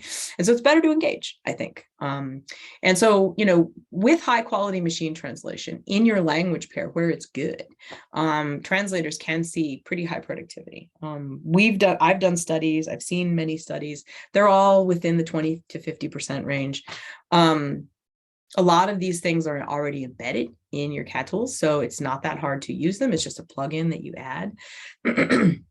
And your clients like this because if they have a team of translators, they know you're all sort of getting the same input. Now, this isn't to say that machine translation is all you use. Like oftentimes people will use a combination of machine translation and human translated editing, and so it sort of is a mix. But as I said before, like really poor quality machine translation, all it does is cost you time. And at that point, it's just easier to chuck it, but it takes time to figure out whether it's good quality or not. So again, chicken and egg kind of thing. And there's a learning curve to understanding how to use it. I'll get to that when I talk a little bit about post editing. Again, quality is going to depend on the language, which I also said before. And the quality, like, I'll give an example. Like oftentimes you'll see, Spanish to English machine translation is okay-ish, in some circumstances. But then maybe, I don't know, Korean to English is not.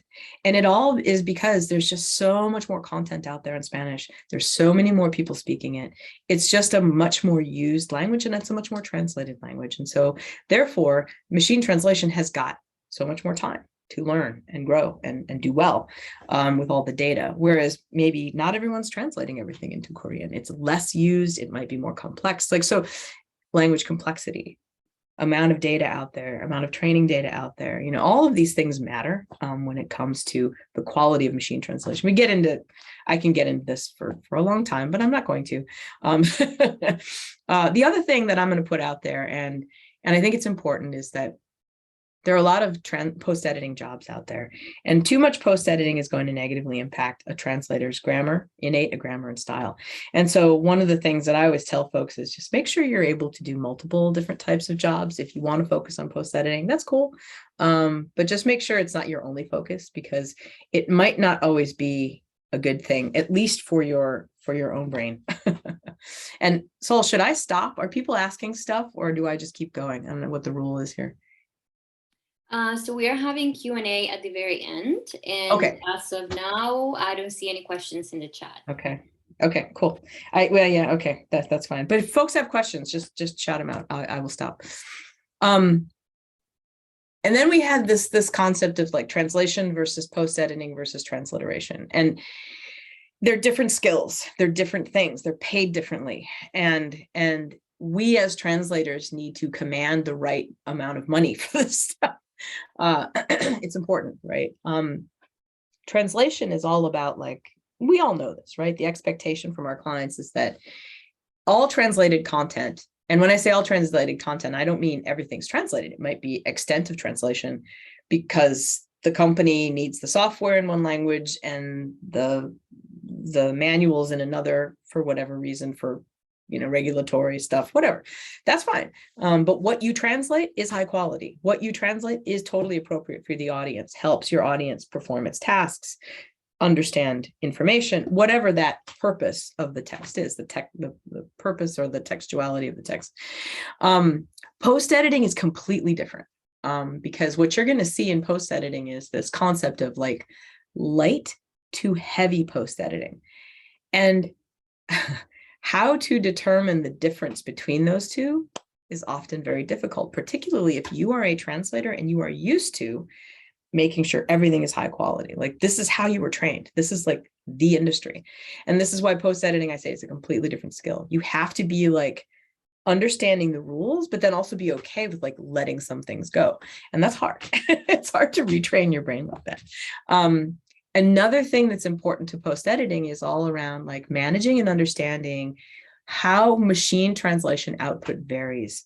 And when I say that, I mean how an engine was trained is going to input or is going to influence its output, if that makes sense. So if I have like a rule-based engine, meaning there are computational linguists out there somewhere writing rules, grammar rules, rerunning the engine, making sure the rules are correct, making sure the text is correct, you will have a much more natural sounding text than if you're going for like a neural or statistical type of system where it's just like it's trained on data. And it will sound less natural. There's going to be mistakes. And with statistical and rule-based systems, the output is consistent, meaning it's consistently wrong or it's consistently right. With neural systems, it's all over the place. And so you have to be okay with that. Like it's just something that you have to expect with whatever you're working with. And it takes time to kind of ramp with the engine output you're working with, but it's not impossible. And many people really like this type of work. Because of this variance, I think it's important to make sure that you are paid appropriately for what you are doing. And like, I encourage people to kind of poke around and get a couple post-editing jobs just to sort of get your feet wet. And really then learn like, okay, do I want to be doing this or do I not want to be doing this? Because there's tons of this work out there. And it's all about like what a client has decided is correct for them. We'll get into client education in a minute, but like in this case, let's say someone wants you to do light post editing because it's a website and it's not used by a lot of people and it's free and that's fine. But then what does that mean? How do I determine what light post editing is? Is my client going to give me guidelines? Where do I stop? Right. And so it's hard. It's hard as a translator to learn how to do that. And then you have like the most different of all of this, which is transcreation. And this was the bit that Zerlin was going to talk at length about because he knows a lot more about this than me, but I'm just going to give you what I know, which is kind of enough to be dangerous. And that is when you think about transcreation, it's really about not translating, you're reauthoring. So I would almost call it, I've always called it reauthoring, but I think transcreation is a new fancy word. Sounds better. At any rate, like what it basically is you're adapting a message completely different to the target audience, right? And so, that's probably an hourly rate, I would imagine. That can't be by word because you're reauthoring something. It might be by piece. It might be just flat fee. There's all these different media formats out there that are going to require perhaps different software, different processes, all of these things. This is nothing new. We've been doing this forever. Like advertising, marketing, copy, literature. I mean, literature is not well paid, but it's pretty much the same thing. You sometimes have to recreate because it just won't make sense. Poetry, like all of this stuff, right? We've been transcreating as translators for years. I think it's just been called other things.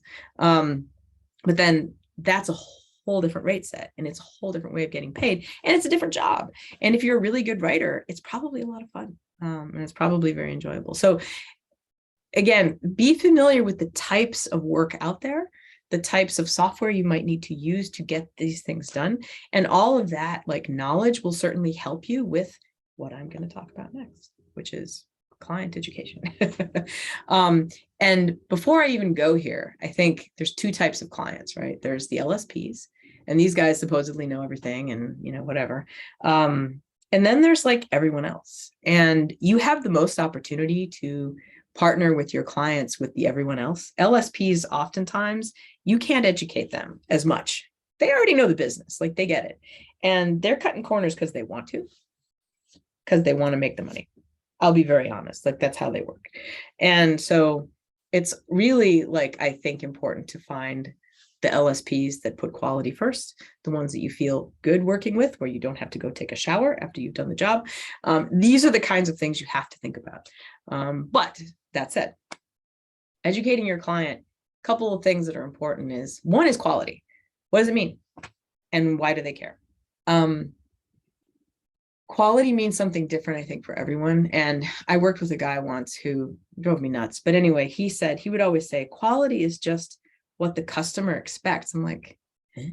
I mean, so basically it's different depending on what everyone wants. Like there's no bar. You can't really say, oh, it's quality. And as I talked previously about like, full translation, post-editing, transcreation, those are different levels of quality. And so I think when we talk about quality, I think in this case, it's about what your client believes is going to be the best thing for their customers. Sometimes they don't know.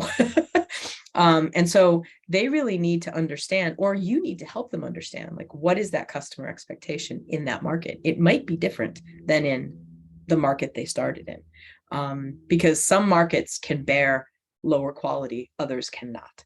And so that's super, super important to educate them about. They might not know these things. And also too, like there's tons of stuff out there to help you educate your client. Because there's many clients out there that are like, oh, I know better. You have more words in the target than the source. Obviously, this is wrong.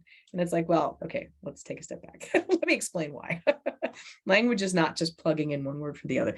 But you're going to deal with some of this stuff, right? And what I would recommend is that like the ATA has a ton of documentation out there around client education, and I would leverage it and kind of mold it to the right situations for yourself. Because like it's not cookie cutter. Every client is going to be a little different. Every client is going to have different expectations. And, whether you're working for a law firm and all they just want is like, nope, rote translation. We need exactly what was there so we can bring it to the court, or, like for exhibits and things, or maybe a doctor's office that needs to really understand, well, what did that letter mean that my patient brought in? I don't understand how they were treated in this other country. How does this work? That might mean more work doing the translation, and then also like annotating it with like more information about, well, in this country, this procedure is done for this reason, rather than, it helps them understand a little bit more like what they're getting. Whereas, like I said, customer expectation, it's all going to be different. And I think the other thing too, that clients need to understand is that like, there's nothing is free. Sometimes they think everything's free. It's not free. Even machine translation is not free, right? Free cloud stuff. Well, you might be violating an NDA. You might be putting stuff out there that you shouldn't be. some machine translation is just simply crap and you have to fix it. Do your clients even understand how bad it is?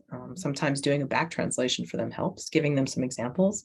Raw MT can be good. That's fine. Like in some situations, it's okay, side by side with the source, but when? And kind of this goes back to like the whole ostrich head in the sand thing that the ATA did for a long time. This is basically like your clients have heard about it. They know about it because they probably read articles saying how awesome machine translation is.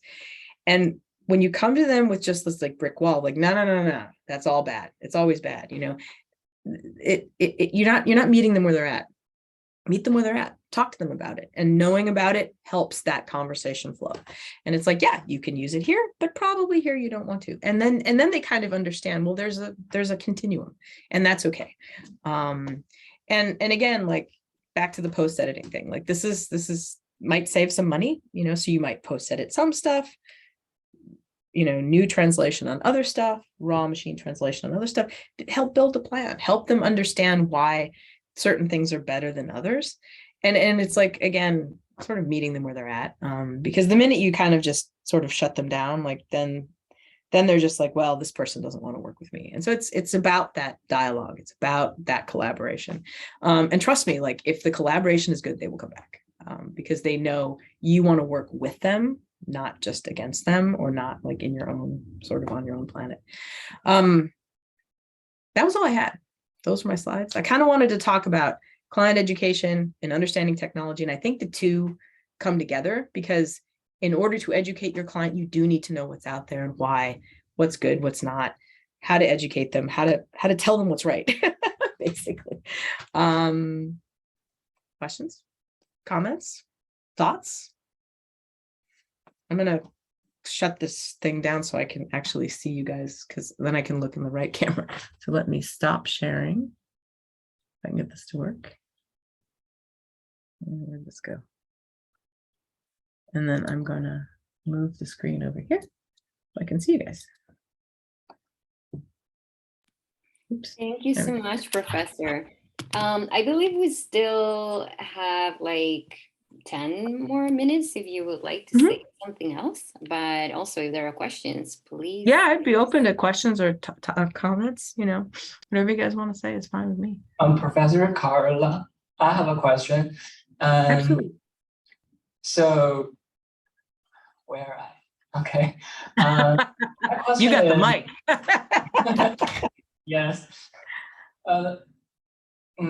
About the post editing, can I just consider it as just fixing the errors, language errors from the MT's productions? And if that so, does it mean that being a post editor can make less money than a translator or interpreter? Yes, and yes and no.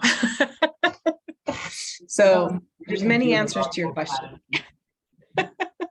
So yes, post editing is about fixing the problems, right? Like you're given machine translation output, and then you're expected to make it right, whatever right means in this case, light post editing, heavy post editing, those kinds of things.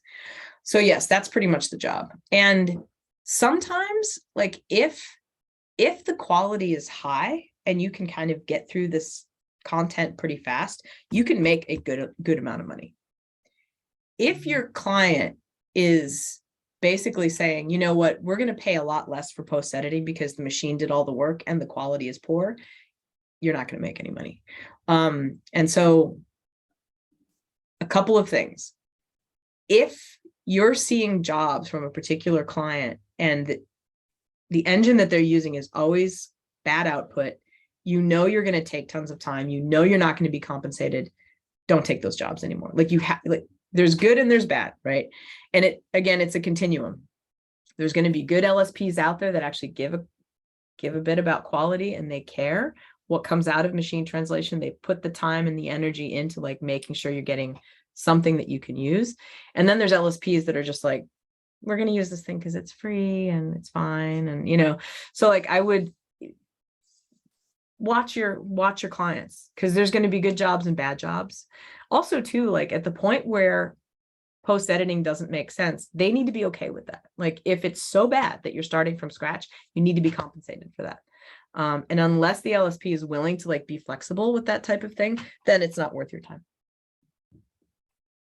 Thank you so much.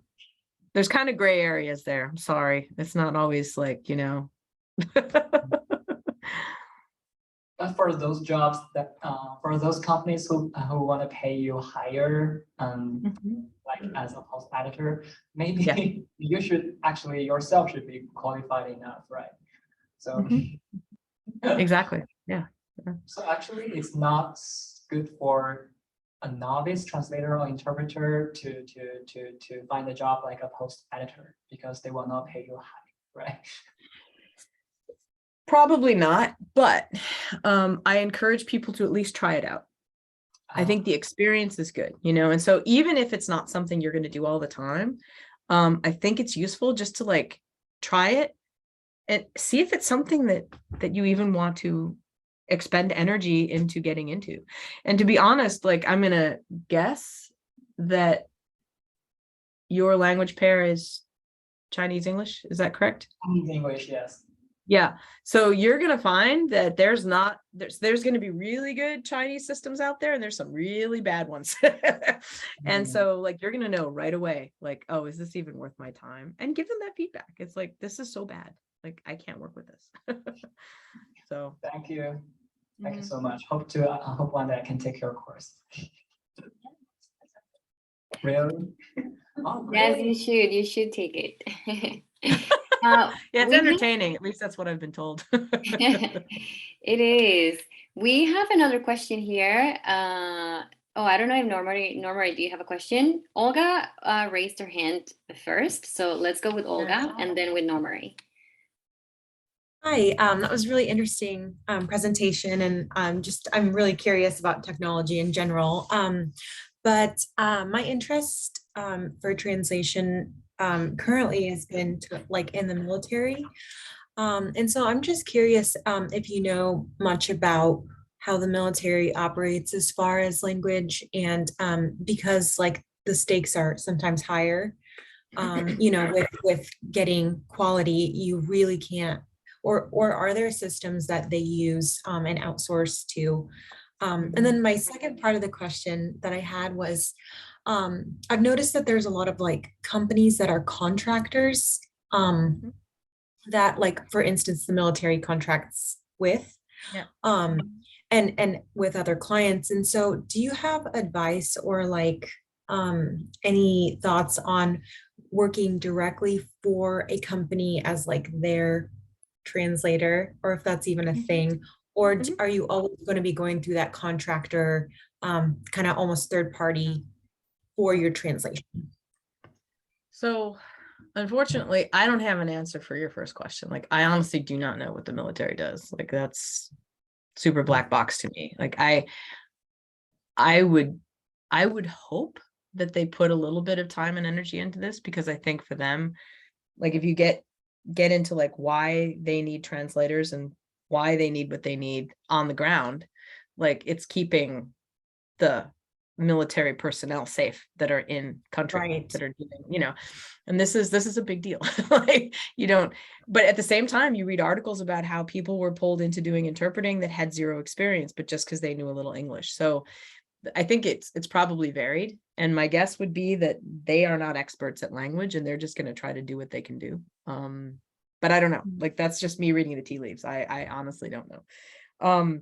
When you think about like the translation areas that the military, or I would say, probably it's not the military at this point, but it's going to be like, you know, the CIA, NSA, all these guys. Like the NSA show up at the American Translators Association every year. They're like, we need translators, you know, and they're looking for people that are going to do transcription on like radio communications that they hear, phone communications that they hear. They're going to be looking for people to translate documents that are shared, come through the wire, that they find, whatever, through intelligence. Like this is all intelligence work, right? And so they do hire people. So there are people that work directly for the government as translators, and I bet you they also use contractors. So I'm sure it's kind of a mix of both.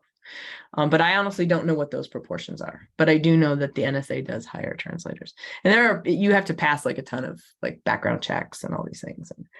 And I remember years ago, before the don't ask, don't tell thing was repealed, like there were all these Arabic translators that worked for the NSA, and they were all fired because they were found out to be gay. And I was just like, really, guys? Like, you really, this is where you're gonna go, you know? I mean, it's just, there's some pretty shitty things that happen in because it's the system, right? You know. But that said, I think there's a lot of people that do this work because they're very, how do I want to put this? Like, it's important to them. It's important to them to be a participant of like the security apparatus because like they feel like they're doing good. And so good and bad, as with everything. But yeah, I don't have a ton of insight into military stuff. That's might be a good thing. I don't know.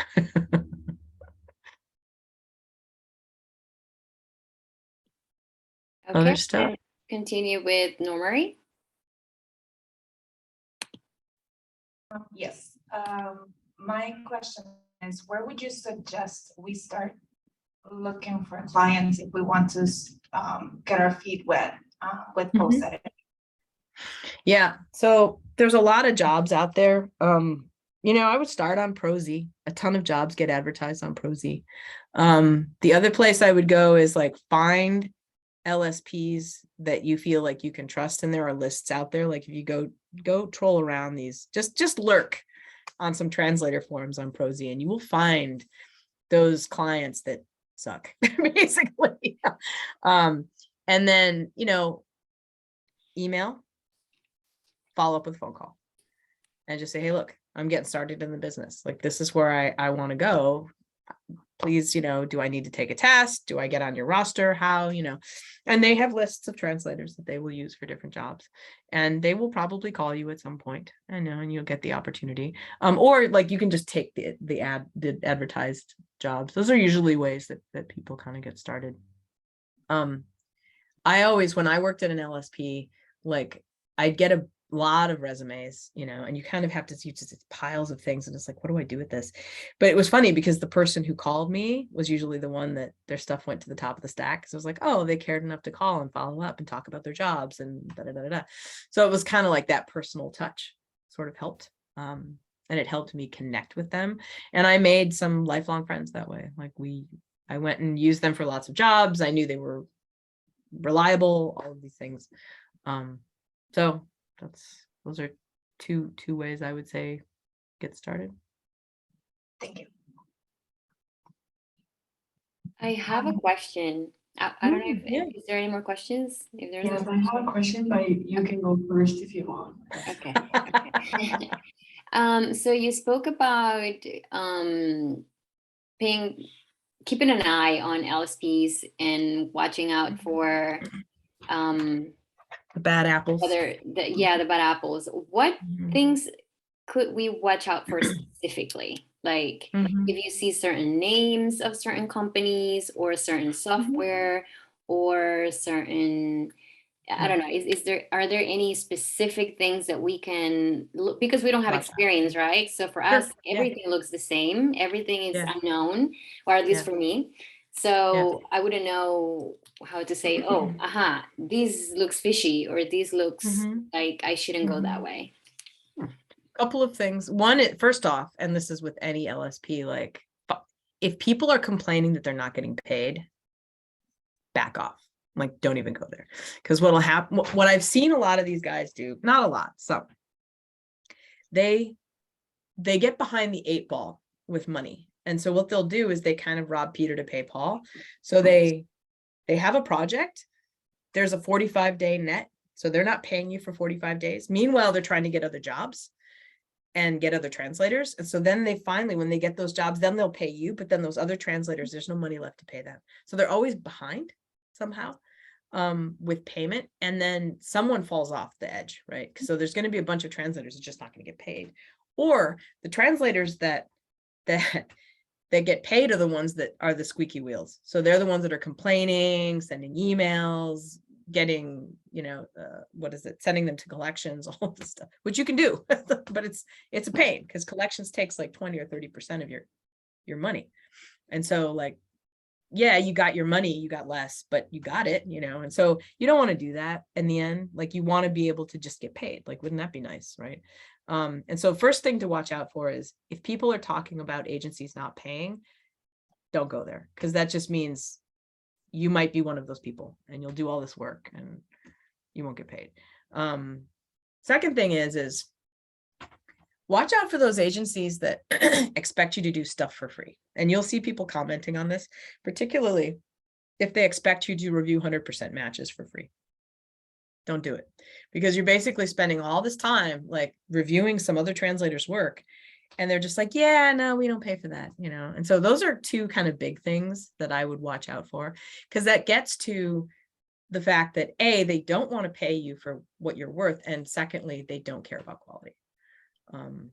Or if they say, we don't review 100% matches. That's another one where it's like, well, yeah, but if the translation's good, then it's fine. Those jobs are probably mostly fine, but if the previous translation was bad and they will do nothing about it, then they don't care about quality. So that's another kind of red flag. So those are just kind of three that I would say, mostly around money. And do you think ProZ would be a good place to find these reviews? Yeah, it's one of them. I would start there. It has turned into like quite the clearinghouse for translator comments. Translators love to talk. And they love to talk on these forums, and they like to help each other. So like if one guy didn't get paid, they're going to post something and be like, hey, does anyone else know about this company? Like, did they do the same to you? And it's this like, you know, snowball effect. So I usually just, if I want to find out information about someone or something, I just send a troll those forums and I kind of see what people are saying. Awesome. Thank you. I Hey, have a Lurk. question. Hi, Professor Franco, how you doing? I just wanted to Nice ask to see you again. Oh, yay! I have a question. You know, I would like to hear your opinion on AI.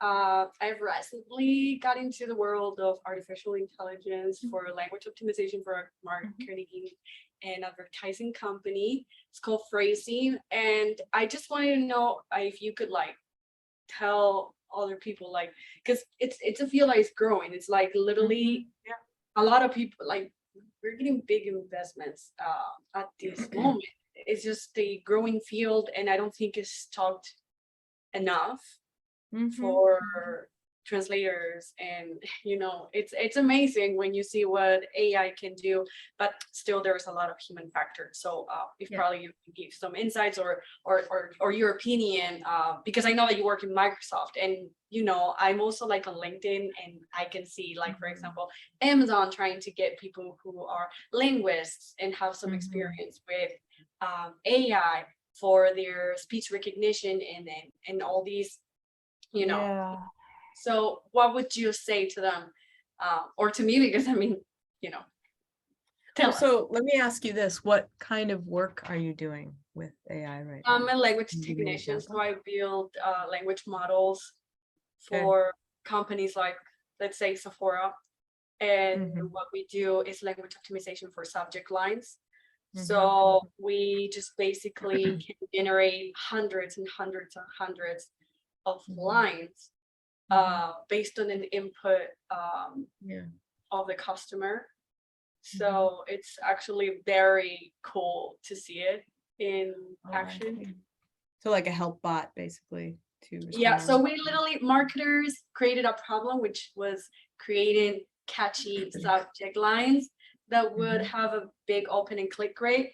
And this company just fixed that problem with the help of like linguists, and they literally teach us to code and everything in-house. So you know, that's what I do. Got it. Yeah. No, that's cool. That's very cool. I would, so two things about AI. One is that look at this in the same way that you would look at any other technology, right? Like our involvement in the industry is going to make the industry better. Hands down, right? Because like most of the people that are putting, you know, these AI, I don't even know what they're called, engines or whatever they're at, these guys aren't linguists. They don't understand different cultures. They don't understand they have biases. Like, trust me, like there's tons of stuff out there that talks about AI bias, because the bias comes from the person that's writing the algorithm. Like it's gonna happen, you know. And so the more we can input into this industry, the more we can help it grow, the better. So it's crazy because, oh, sorry.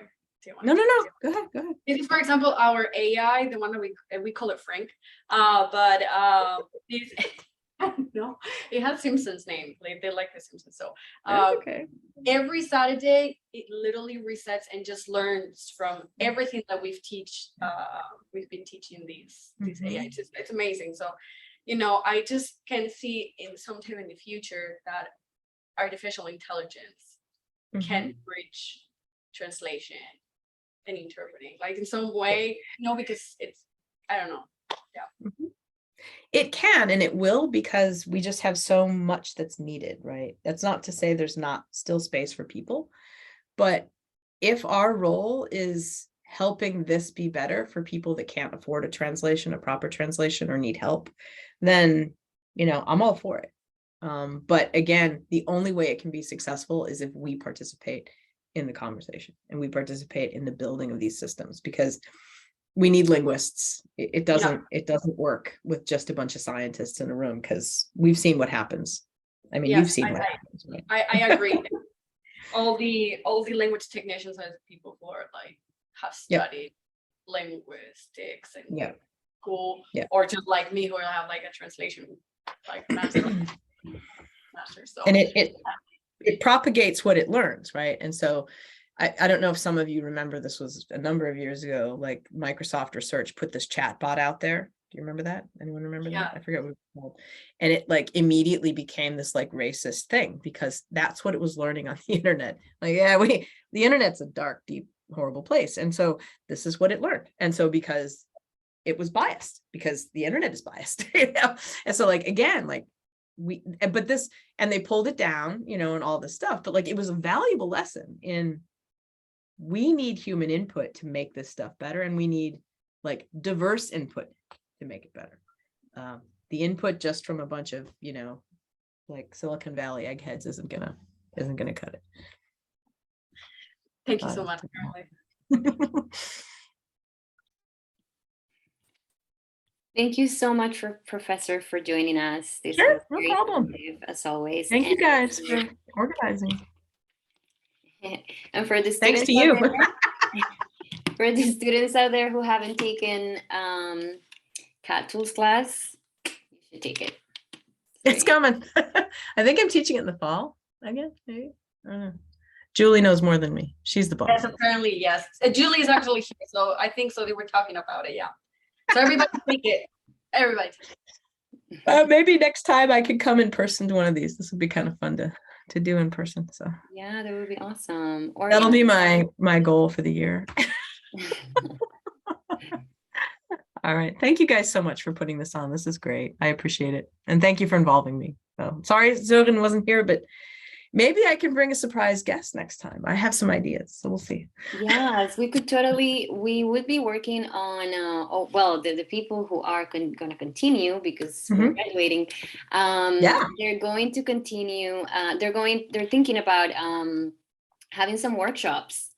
Oh, cool. So instead of having speakers all kind of piled into blocks of long times, then just given 1 hour or more time to just one person to really go into the details of the topic. So you're definitely on our mind for that. Okay, no, I have another person that I might want to suggest. But we'll talk offline. Thank you. All right. Take care, guys. Bye. Thank you. Bye. Bye. Okay, so our next presenter is a lovely young lady from Spain.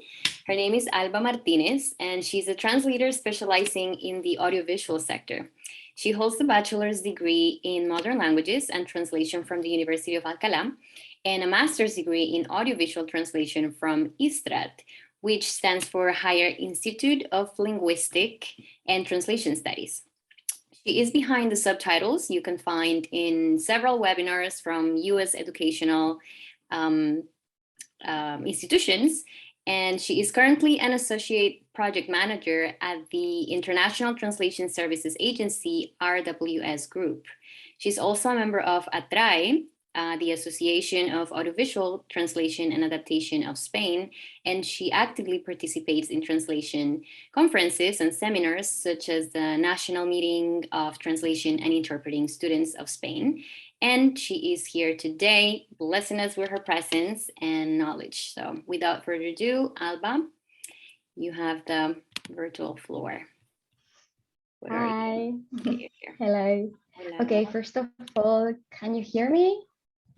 Can Yes. everybody hear me? Can Yes. everybody see me? Okay, great, fantastic.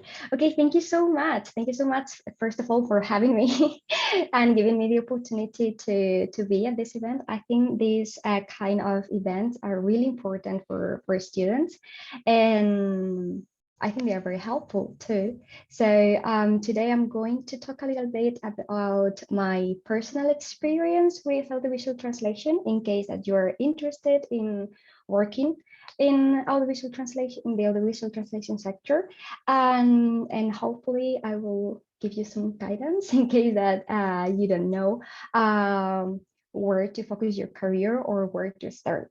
So I prepare a presentation, a little presentation. So I'm going to share my screen.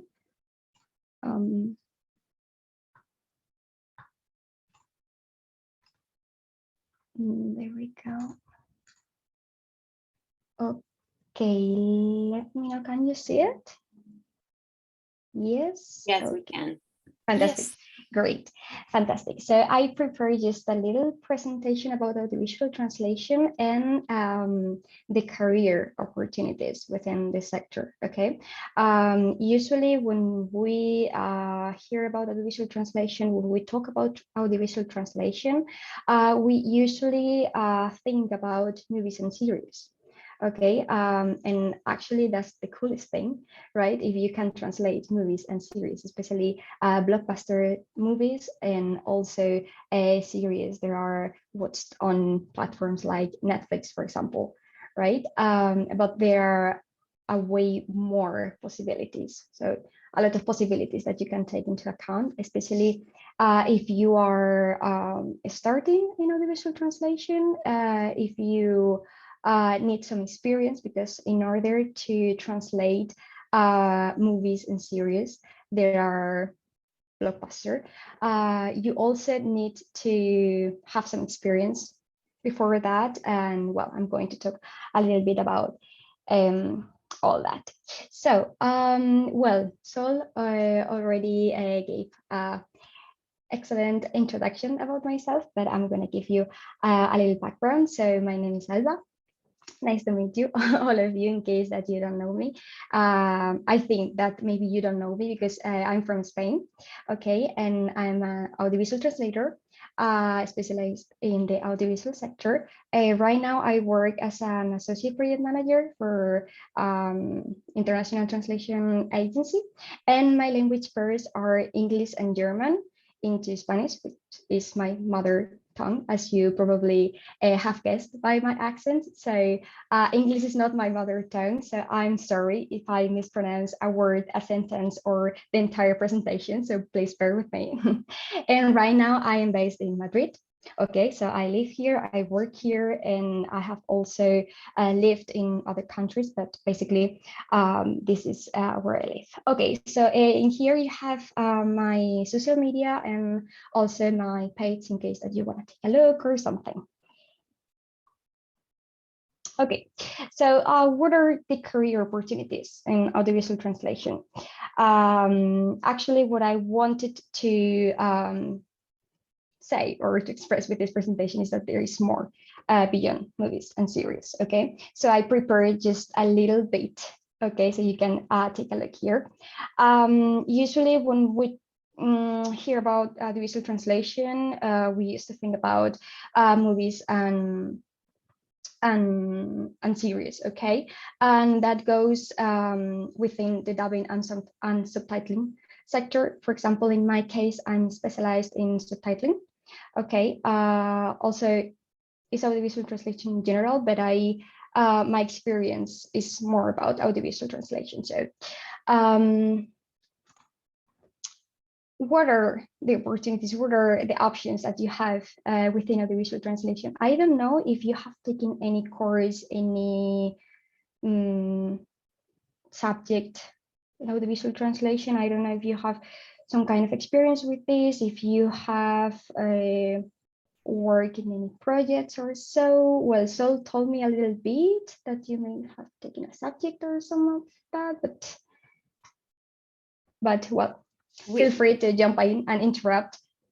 We don't have currently we don't have a class based on voiceover or subtitling alone. We did learn a little bit in one class. It was I believe it was comparative English and Spanish, but I don't know. It was very quick. It was just we went over very quick in one class. I don't know about the other tracks, but. Okay, so only just a brief introduction for you to know. Apart from dubbing and subtitling, we have other options such as voiceover, which is basically similar to dubbing, but in this case, the recording, in this case, the record that that you translate goes over, like voiceover, as the name says. Okay, so you can do translation of scripts for movies and series, but also for reality shows. There is also audio description and accessibility, which are the accessible subtitles and audio description of products or words for the deaf and hard of hearing. This is also very interesting to have in mind. For example, when you go to a museum and you cannot, well, maybe I'm not explaining myself very well with this, but basically you can not only translate for videos and audiovisual media, but also some works of art that are exposed in museums, for example. Okay, it's also very interesting to have sorry, because my screen just froze. Okay, so it's important to have in mind that there are more possibilities apart from dubbing and subtitling. For example, voiceover, audio description, localization. That is what Carla just explained before me, right?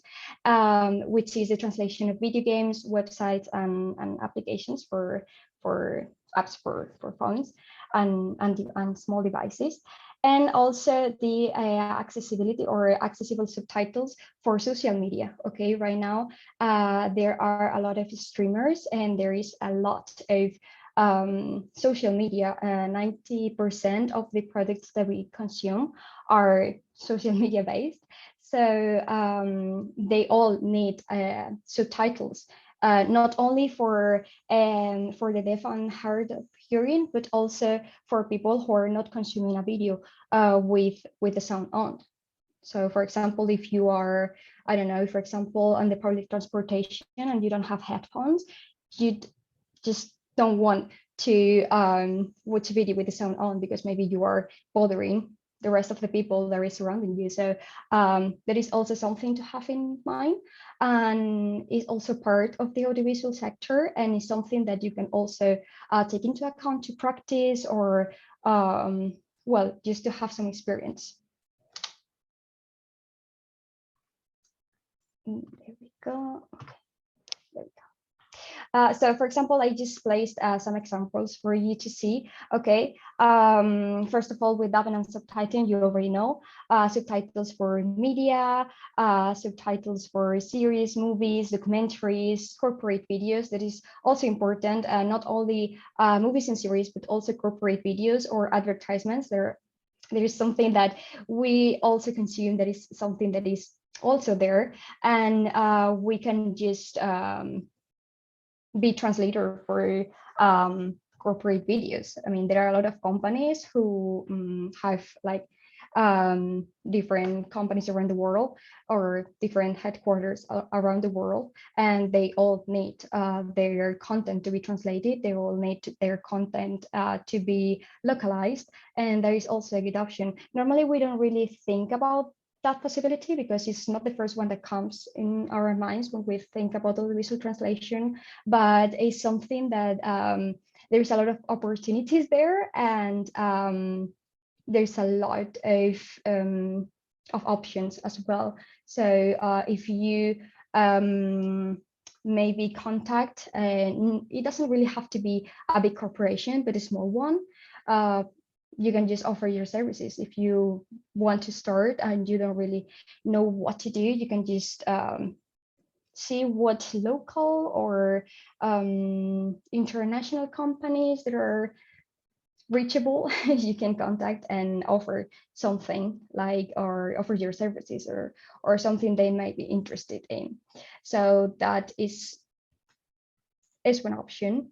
Also, as I said before, like streamers and YouTubers and people who work in social media, they all need subtitles, and more right now. So for example, here in Spain, we have a lot of streamers and important YouTubers.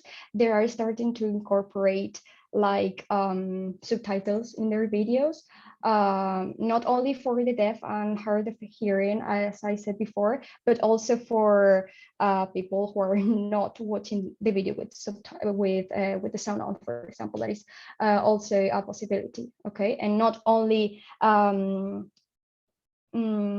translated subtitles, but subtitles in your own language, so accessible subtitles for them. So that would be a good option to have in mind. Okay, and then well, the other description, as I said before, museum artworks, like you can audio describe sculpture, for example, in case that you go to a museum and you have an audio guide. I mean, there are a lot of possibilities, not only for videos, as I would say, but for, you know, paintings, sculptures.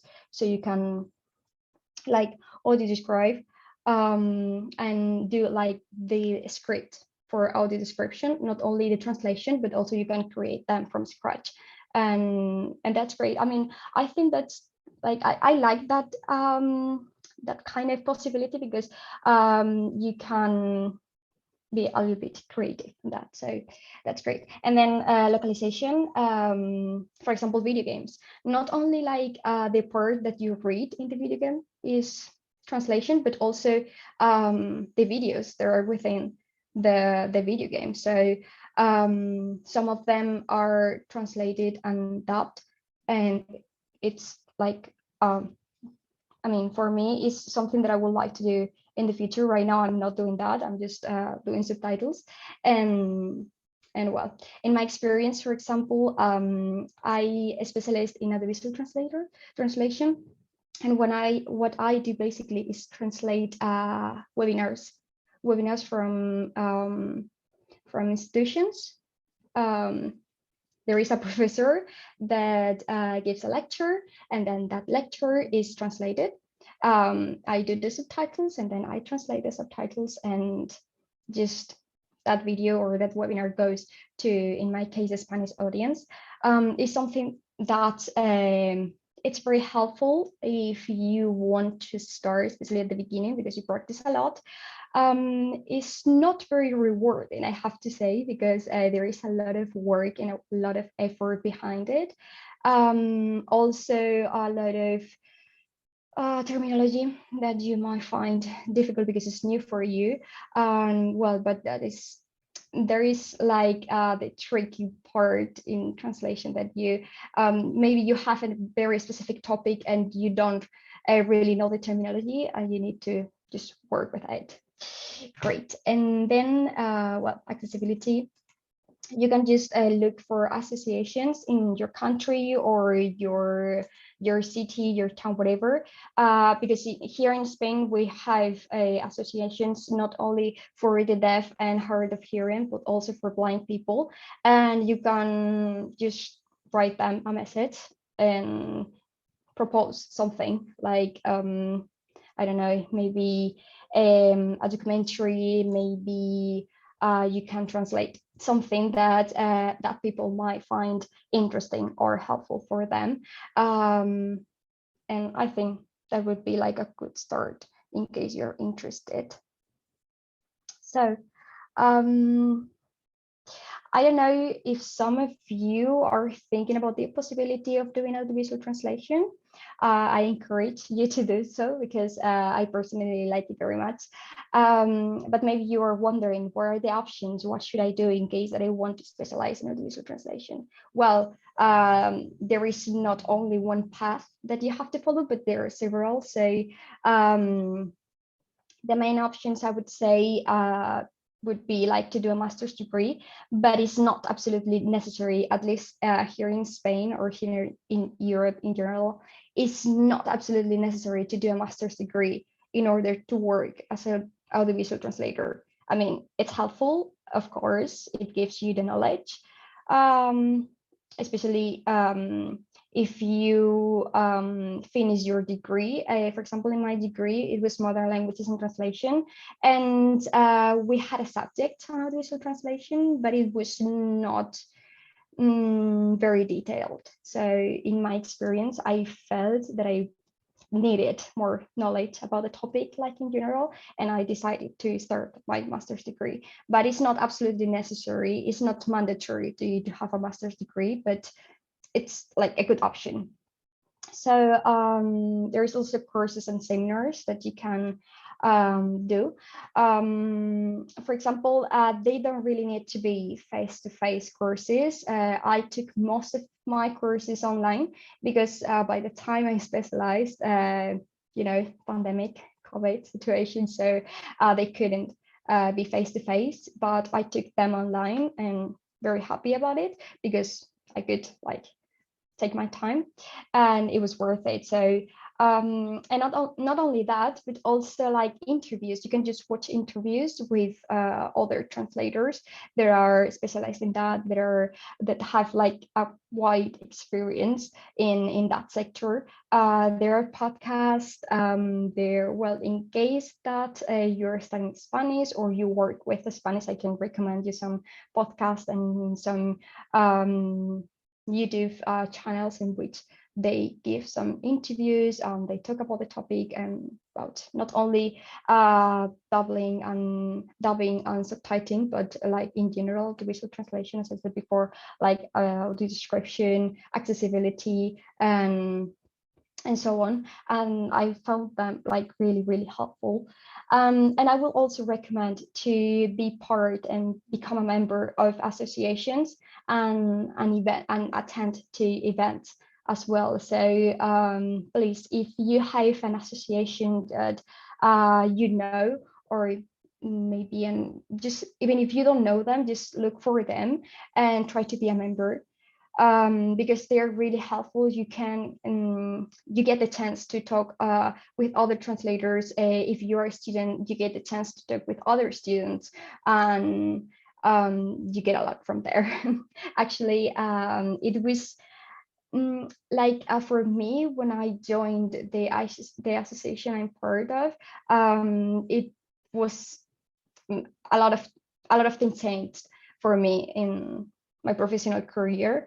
So I mean, I'm not saying that if you be part of an association, you're going to have like a lot of opportunities, or that if you become part of this association, you're going to have your first job in translation. But it helps like a lot because you get to know other people, get to know different kind of things within this sector, which I think it's very helpful, right? And for example, here in Spain, within the associations, there are some mentoring programs. I'm sure that you also have something like that there. So I would encourage you to try and participate in some mentoring programs as well if you have the chance, because it's like you learn everything from scratch, and you can ask like tons of questions, because at the beginning, especially when you finish your studies, you have like tons of questions regarding the professional world, you know, and I think that this kind of things like help a lot. So yeah, I will encourage you to do something like that. If you have any questions just about it, just please stop me and I will happy to answer. So in case you are, I prepared some examples in case you are wondering how can you practice with all that, because I just gave you a lot of information, a lot of things that you can do. Okay, that's great, but how can I practice? How can I get into the matter before I start, I don't know, contacting companies, okay? And that is one thing that people, and especially students, ask a lot, and it's like, how can I get experience in order to get hired, or a company gives me some work to do? Because well, this is something very controversial. It's like maybe companies don't really hire you, or maybe companies don't, or they don't really give you a lot of work if you don't really have experience. And in that case, what can I do to get that experience? Well, in this case, I prepared some examples for you to take a look. This is about subtitling, which is my expertise. Okay, so maybe you know them, maybe you don't, you will tell me afterwards, but these are some subtitling tools that they are completely free, and you can just practice with them in order to practice some subtitling. Okay, for example, on the right you have the online ones, Subtitled Horse and Amara. These ones you don't have to download them, so you can just access. They are completely free again, so you don't have to pay anything. There is not a free trial, nothing. I mean, it's just free. And maybe you know them already, maybe you don't. The good thing about Subtitled Horse is that it also has the Subtitle Pony available, that is for small devices like mobile and iPad as well. And I like that. I mean, you can just work on it, and then your progress is saved, and you can just forget about it and come back the next day, and you will have your project there. So no worries, you can just upload a video from the internet in case that you want to practice with videos from YouTube, for example, and you create your subtitles, and then you can just save it and come back the next day or sometime later. And same with Amara, they are very similar. Maybe you know Amara because if you already have some experience with this, with subtitling, Amara is the tool, the platform that is used to subtitle the TED Talks. So if you want to practice, you can actually like create an account and subtitle some TED Talks in order to get some experience, in order to practice a little bit. Okay, and then you also have some desktop tools. Again, they are completely free, but these ones you download them in your desktop and you have them there. Okay, my personal favorite one is the Title Edit, but I mean, they are all good, and like they are all very similar to use. They all have the same features because at the end they are all for subtitling. So it's definitely a good, like, they're good tools, especially to start.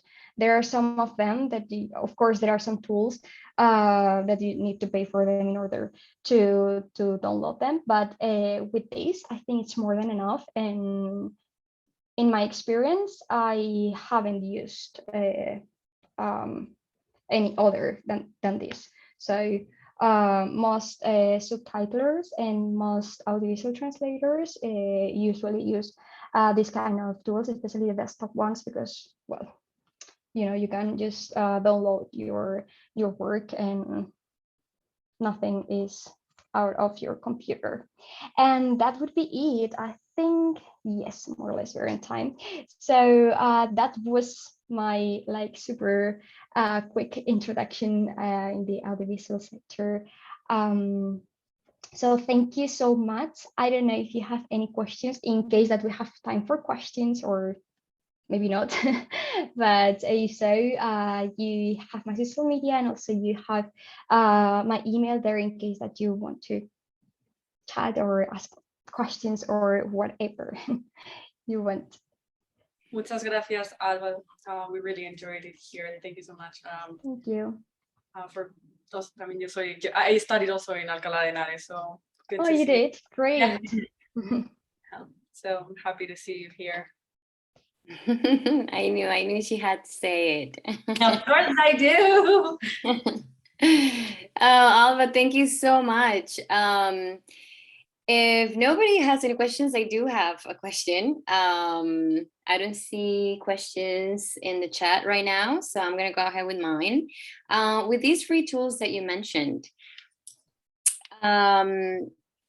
you said that most or all subtitles use these free tools, like they don't buy anything or spend money in better or other softwares, because I don't know much about subtitling, and I thought that the first thing similar to localization and CAD tools, that I had to buy something for it to be good quality or to be all the tools available out there. So I guess I'm wrong.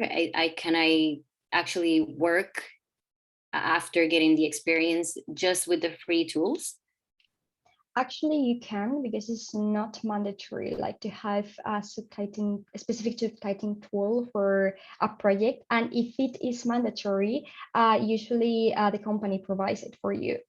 So of course, there are more platforms that you can use, and some companies and some dubbing studios have their own platforms. So in case that they want you to work with that platform, they will give access to you. So it's not really mandatory. And if it does, usually they give you access to that, or they specify it before giving you the project. So, but usually most of the companies that I've worked with, they don't really care which one you use, as long as you give them like the proper file. So that's awesome. I'm gonna start practicing. I love subtitling, especially for TED Talks. I love TED Talks, and I would love to work with them in one way or another. So thank you. Great. Thank you so much, Alba, for giving us the tools and tips and everything that we need, just in case we want to get in this world of subtitling, which I think is very exciting. Thank you so much, Alba. I hope you have a great day. Thank you. Thank you. Okay, and oops, what happened to my screen?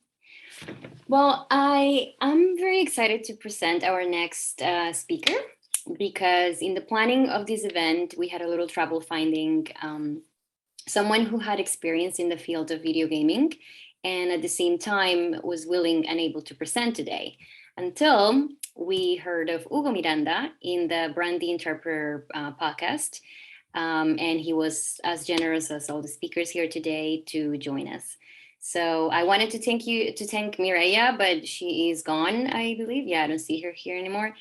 But thank you also to Hugo for being here today. So Hugo is a localization professional in the area of video games. He was born and raised in Costa Rica, and when he was still a teenager, he moved to the US to learn English, and eventually he graduated from high school there. After majoring in English literature, he returned to Costa Rica, where he became an ESL teacher. And after several years of teaching, Hugo found an opportunity to learn Mandarin in Taiwan. He was awarded a scholarship to go there, where he gained valuable experience teaching and learning languages. And after that, he returned to California. He taught Spanish and Chinese to kids while he completed a bachelor's in linguistics. And before graduating, he was hired by a major publisher as a language specialist in a game publisher, sorry, as a language specialist in Latin American Spanish. And after 10 years, he decided to move to the game and fitness world, where he works as a localization project manager. So without further ado, let's welcome Hugo Miranda. Thank you, Sol, for that introduction. And by the way, I love the way you pronounce the country name, because Costa Rica, I am unable to say Costa Rica. I guess I am a good Costa Rican because I pronounce it Costa Rica. So that's how we pronounce it in our own country. So thank you so much for the opportunity. And hello, everyone. I hope we can make this a fun presentation for everyone. Video games and languages. Well, what a big topic. But before, I just wanted to say, I just want to give out some thank yous to HTC for organizing. Organization has been top notch. So I really appreciate, and I'm so honored to be here. I also want to thank Astral Clock Tower, which is a small video game publisher. You're going to be enjoying some of their artwork through my presentation. And I want to thank, maybe a lot of you are not watching, people who have contributed to my development in the past, but know that you now are contributing to my development as well by giving me this opportunity. So thank you so much.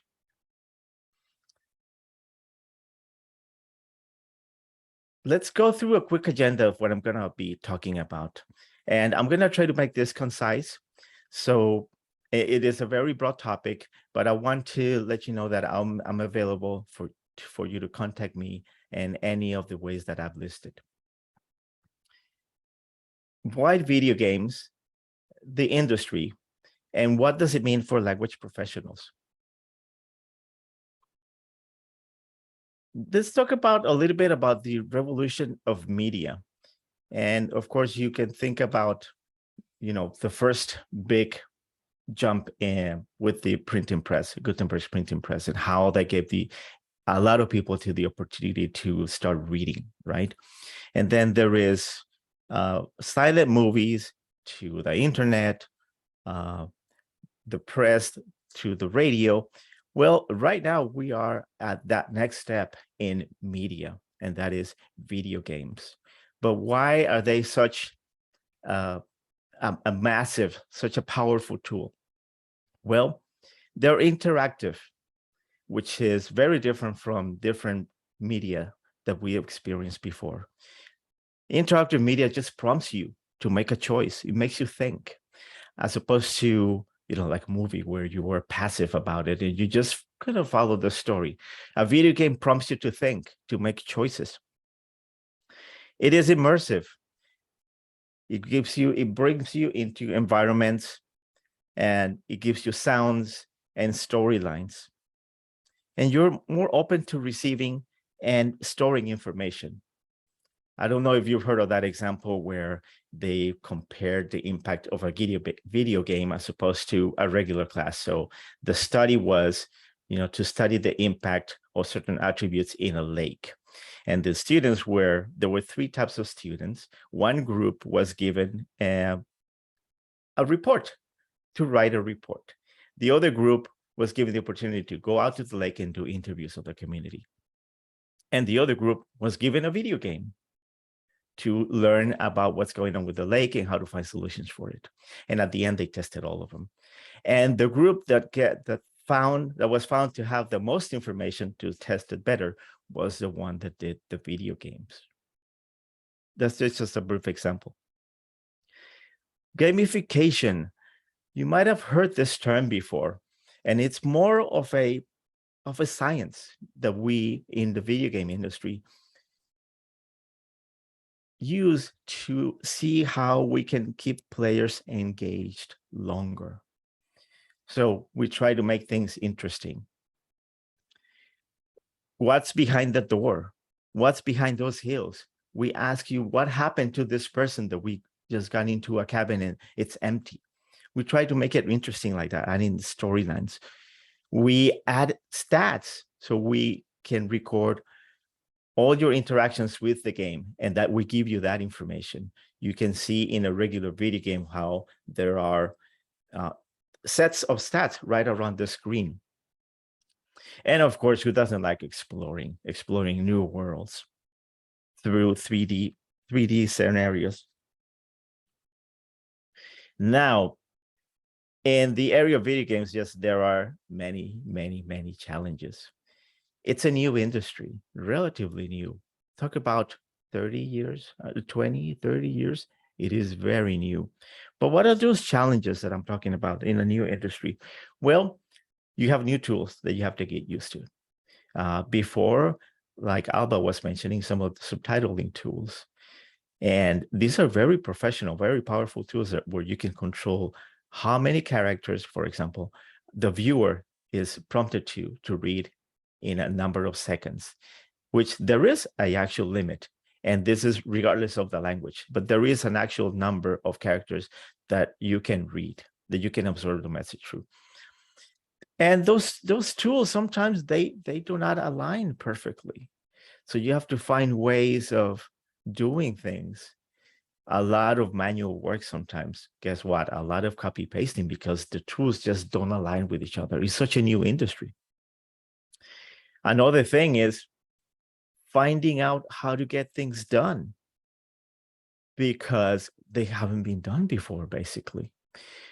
One of the examples that I give as a challenge is, like, say, on a video game, how to keep the same voice that is being dubbed in a video game. And it's if it's a game that is 5 years old, maybe not so much of a challenge. The voice actor, the voice actress is probably still around. But what about a game that is 20 years old? How, voice actors, they age as well. Some of them retire, some of them move to a different country. How do you get the same voice at every step of the expansion, every step of the publishing the new game? Sometimes in the past, we've even gone to the point where we have to do a voice recording out of a different studio in a different country, in a different time zone, just to keep the same voice. It's an opportunity to contribute to diversity. Now you see that there are many types of storylines being told in a video game. How do we contribute our own storyline, our own experience, where we grew up into, where we grew up from? And also the teams that work on video games, how do we contribute our own experience to those teams so that they learn more about us? And well, every day could be very, very different. Now with social media, for example, we have different challenges every day where, let's say we want to publish a video on Instagram, and you're poised with a string of text that says, come and join us for the party. And then we just provide that. We provide that in different languages. And we just provide the translation. All of a sudden, we see that the English video has in one set, come and then join and then the party, something like that. And then we get a language like Japanese that doesn't have any spaces in them. And then the whole thing is on the first frame. And now we have to go back to the linguist and say, well, can we break it up? Where do you break it up? I don't see any spaces. Where do we break it up? So then it's a lot of, it's a hustle job where you have to go back to the linguist and see where do we break it? And we have to turn this in by tomorrow, etc. Challenges like that. Let's talk a little bit about the industry. And let's go back to the origins. And this is highly, highly simplified. There are books written about this.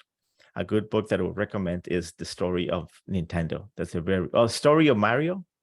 Very good book. So it started in the early 80s. And believe it or not, it started first from Japanese to English, because that's where there was a more need for Japanese video games to come to America, to be published into English. In the early 2000s, like an example of World of Warcraft, came from English into other languages.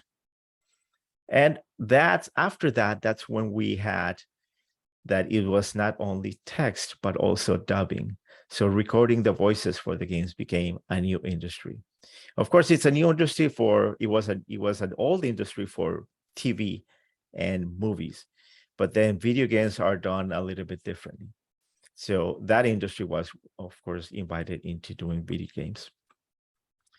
The current state of the industry, well, you probably know better than myself, but it's a very, very robust industry where after mobile gaming came about, there is more and more games published than there are movies released. And we spend more time in video games than in any other media right now. One interesting thing that I wanted to mention here on the ramification into other industries.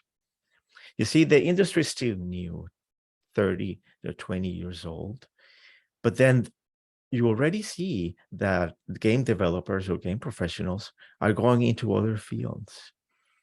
I've seen it myself where my kids are learning math doing a video game where you do a sum, you do as a sum or a division multiplication, and then that gives your character some power to attack. Well, guess what? Those professionals came from video games. So that is the type of ramification I'm talking about.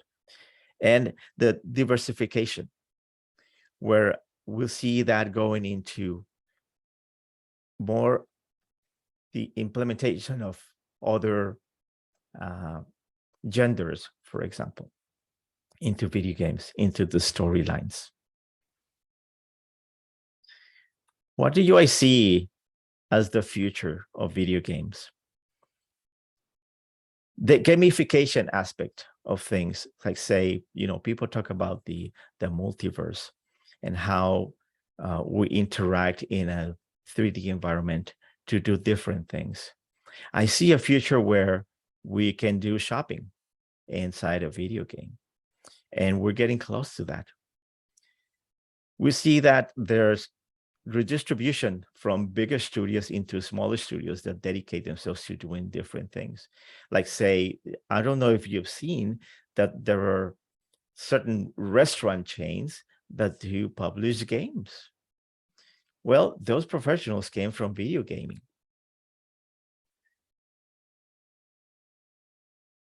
What is it there for language professionals?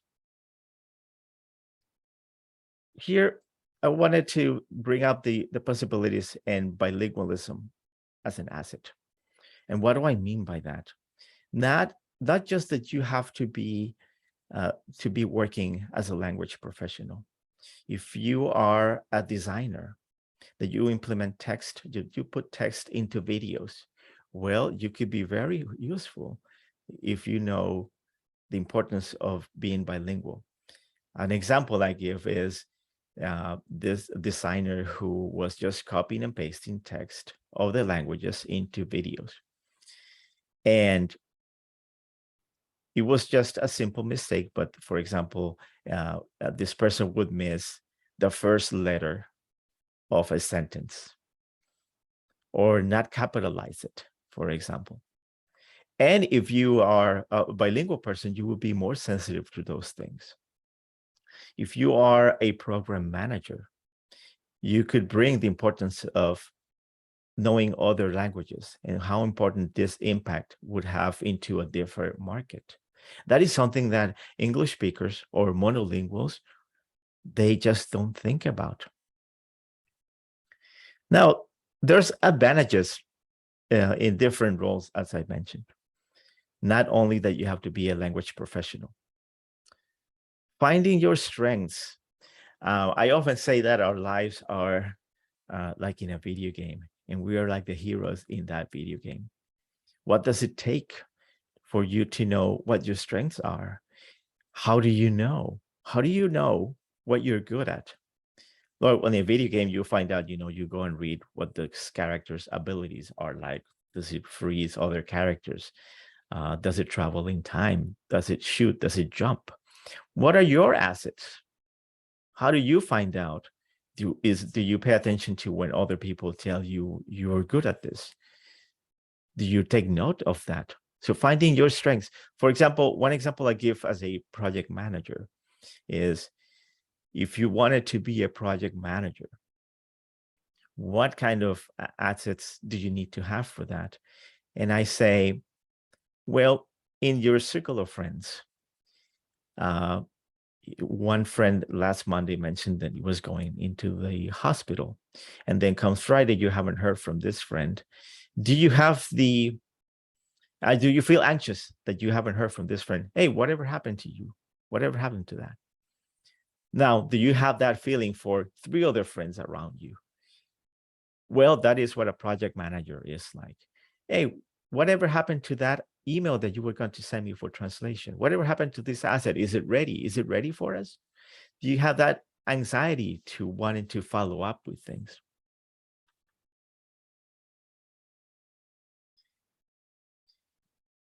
I was asked by Sol what kind of skills you would need to go into the industry. And I think these are things that you could research and even know before you jump into the industry. Familiarity with the industry. Like, in other words, who are the major game publishers? Where are they located? What games have they published? When did they publish them? Were they successful? Did they have major problems with them? Those are kind of things that if you follow the industry, you would know. Because guess what? We're experts at this. And we follow up with what went wrong with other studios and we try to avoid it. That's how we improve on each other. Familiarity with the market.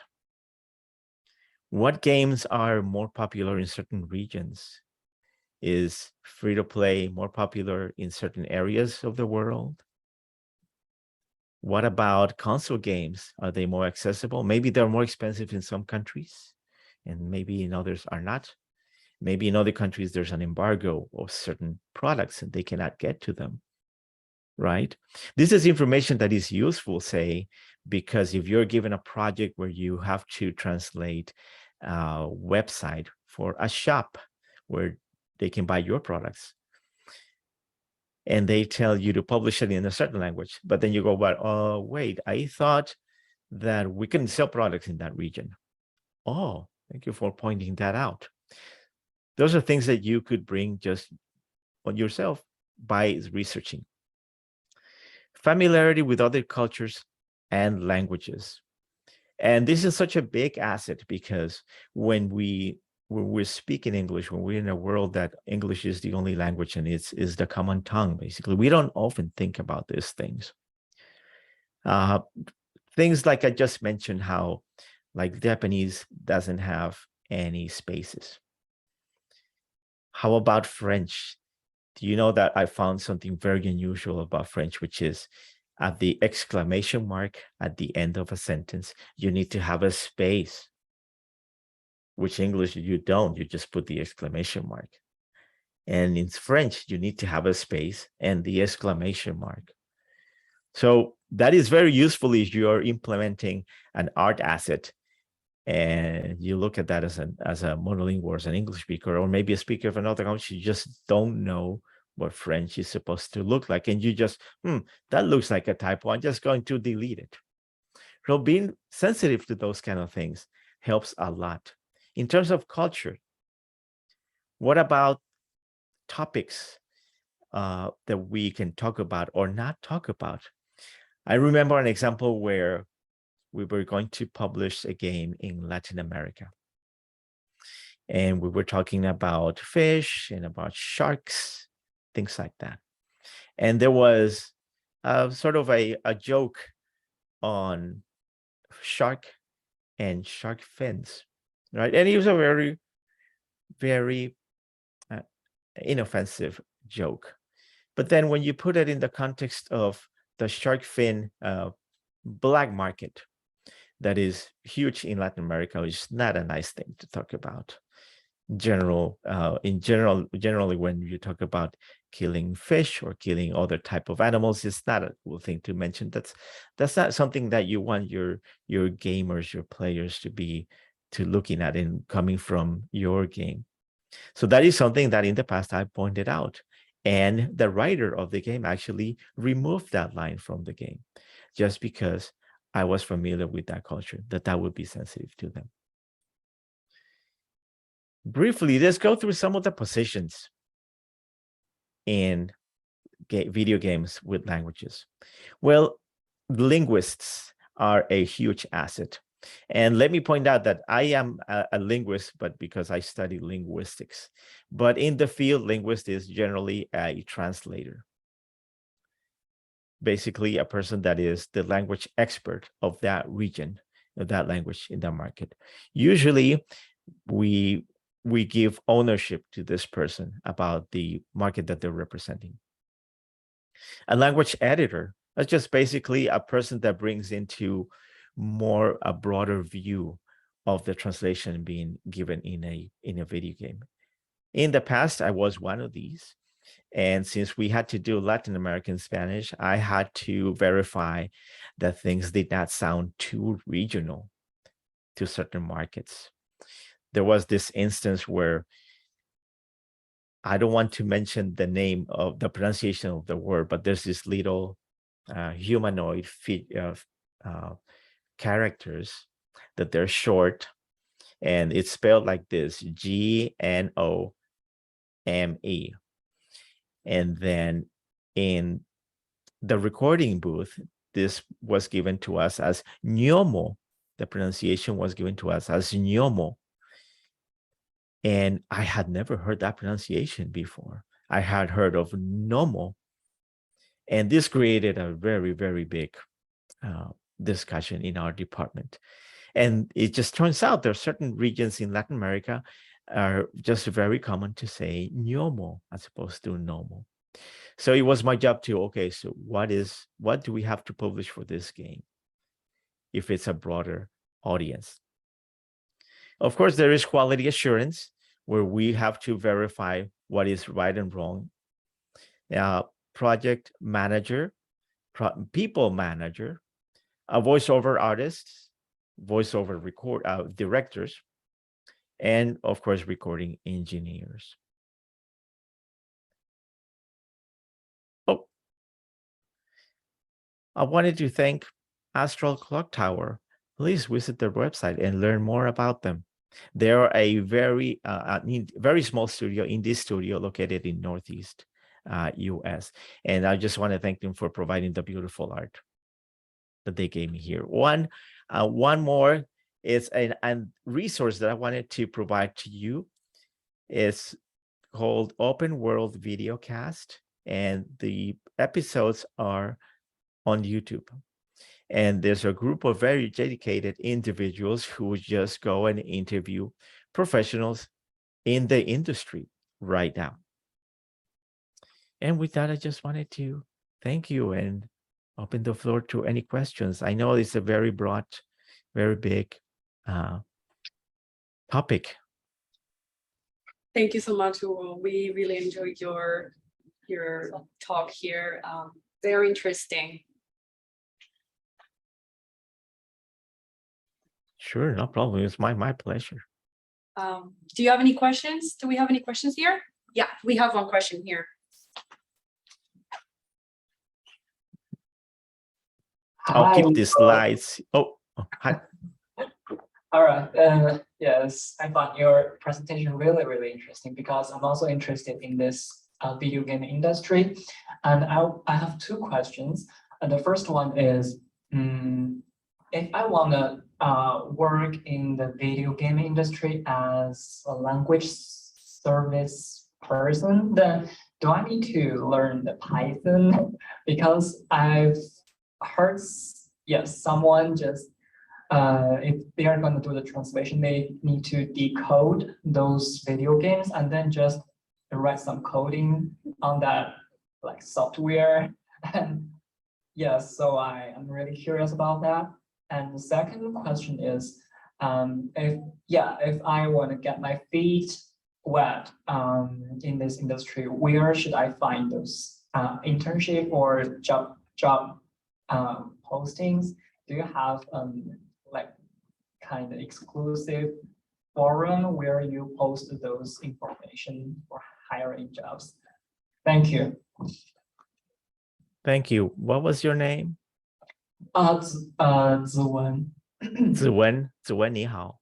Wow. Oh, yes. I just said 你好. It's not very I almost difficult. forgot you learn Chinese in Taiwan. Yeah, 你好,你好.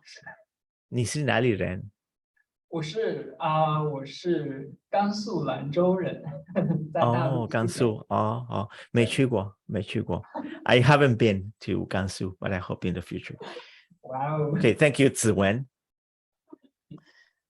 Czi Wen just reminded me because I'm just thinking of what characters are in your name, and I'm thinking in the future of exposing Chinese names, and you know how much is taken away from the name when you just convert it into English, and so much meaning. Anyway, two questions that I remember. One of them, Python and coding, and the other question is how to get your feet wet in the industry. That's correct, right? I think so. Yes. Thank you. Thank you. Okay. So to answer number one, I don't know Python. I don't know any coding languages. Okay. I think for you to know, if you're required to know a certain language, a coding language, it would depend on the role. Okay. If you are going in as a linguist, as a translator, you would have to be a very good, very professional about knowing the language nuances, one thing, and the other thing is knowing your market. And so when you have a very robust market in gaming, so there's a lot of for you to know and learn about that. Now, if it's coding, I think it would, if you're a developer, like if you're writing game code, you're not really using your language skills. It would be just your coding. But when they come together, I think you probably would not see a lot of coding, because translation tools or CAT tools, they take that coding out of the game and put it in a way that is easier for you to translate. So we have tools that automate that process already. You don't have to deal with, oh, I made a mistake on this code and all of a sudden it just broke the game. It could happen, but it would not happen at your level. It would not happen at the linguist level. It would happen at when the game strings, what the game code is translated through the CAT tools. So I would not worry too much about knowing Python, for example. The other, you would have to, I think it would be more useful to know things like the text I am seeing, how does it behave when it goes out in the game? And that is something you gain from experience. Oh, I translated this as this, and now in the game it shows like this. And now about getting your feet wet, I wanted to put you in a scenario. When you open up a video game that is brand new to you, what do you do first? What would you do first? Well, you start clicking buttons, you start touching here and there, just trying to figure out how to get to it first, right? Now, since life is a video game, I would just do that. Go into research studios, such as the one I just mentioned, Astro Cloudwork, for example, and ask them, how can you help? You say, I want to be more involved in video games and I want to learn more about the industry. What can I do on a regular basis, on a part-time basis, or as an intern? What can I do to help you? Find something that would be passionate, that you would be passionate about, and just send them an email, reach out, try to find out how you can help. And of course, you could go with the resources that I just showed, for example, on videocast, and listen to what they have to say. They are professionals already in the industry. And that's my answer for Czi Wen. Wow, thank you so much. So most of the studios actually are located at California, right? It would depend. I've seen a lot of diversification where they don't have to be in California. I've seen a lot on the East Coast. I see a lot of, say, in Seattle. Well, in North Carolina, there's Epic Games is there, so there's a lot of other studios there.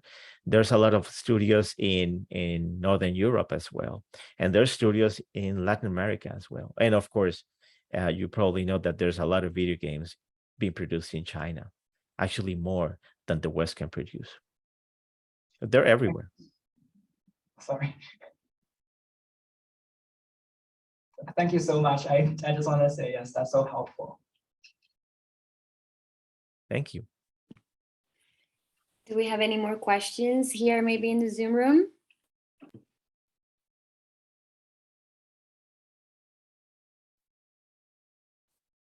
Well, I have a question. Were you experienced in the field, well, not in the field of translating or managing projects, but were you an avid video game player, a gamer, before you started?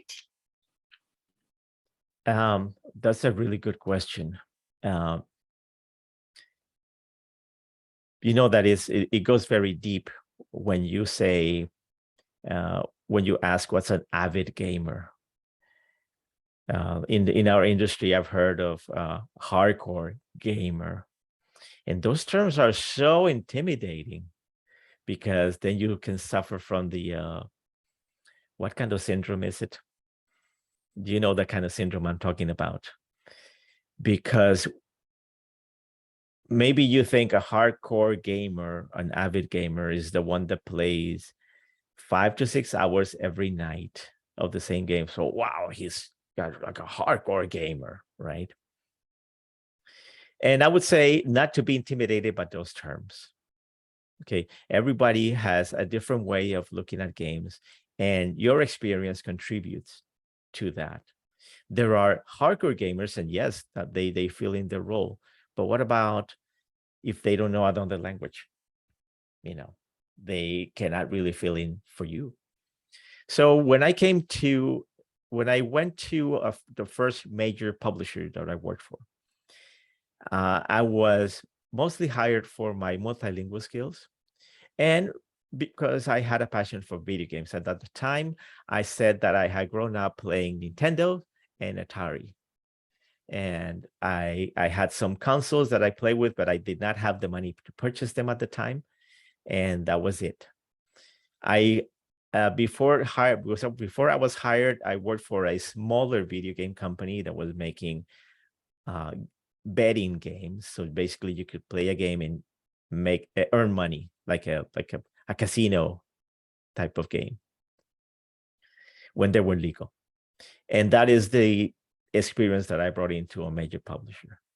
So you don't necessarily have to be a hardcore gamer. You can like games, spend a little bit of time on it, but if you show your assets, that if you're familiar with the industry and you're familiar with what you bring in with your skills, then you might be a good fit. Thank you so much. That's I find that industry very interesting as well, and I didn't know much about it before, but now I know that it's growing pretty quickly and there's a lot of money involved. So that means that there's probably a lot of money to be earned too. Definitely so. Thank you so much, Hugo. I hope you have a great day. Thank you. Well, thank you, everyone. You guys have a great day too. Thank you so much. Thank you. Okay. And last but not least, we have the brilliant interpreter from Russia. His name is Alexander Baich. Alexander describes himself as a world-class interpreter with a diverse business background, extensive project management experience, and expertise in content creation and specialization in IT. A business and contemporary art graduate, Alexander has interpreted at key events and for top executives from a plethora of big tech companies. He has also worked for top government officials, including several ministers of the Russian government and the mayor of Moscow. And he's one of the 4 Russian interpreters for Tony Robbins. In his spare time, Alexander used to organize at the biggest rock festival in Moscow, a Fisher Picnic, and professionally translate musicals. His works include a Russian translation of The Last 5 Years by Jason Robert Brown and multiple pieces by Stephen Sondheim. Without further ado, Alex, the floor is yours. I'm here. Hi there. Can you hear me? Saul, can you hear me well? I can hear you very well. Good. Honored to be with you guys. I honestly have to tell you that I'm extremely nervous because normally I'm at the interpreting side of this thing, and now I have to present, have to be in a spotlight. That's so I'm very anxious about it. But let me start. I mean, I'm starting to sharing my slides, which I have not done ever in my life, I guess. Let me just share. Yeah. So, oh, I have to put the password in.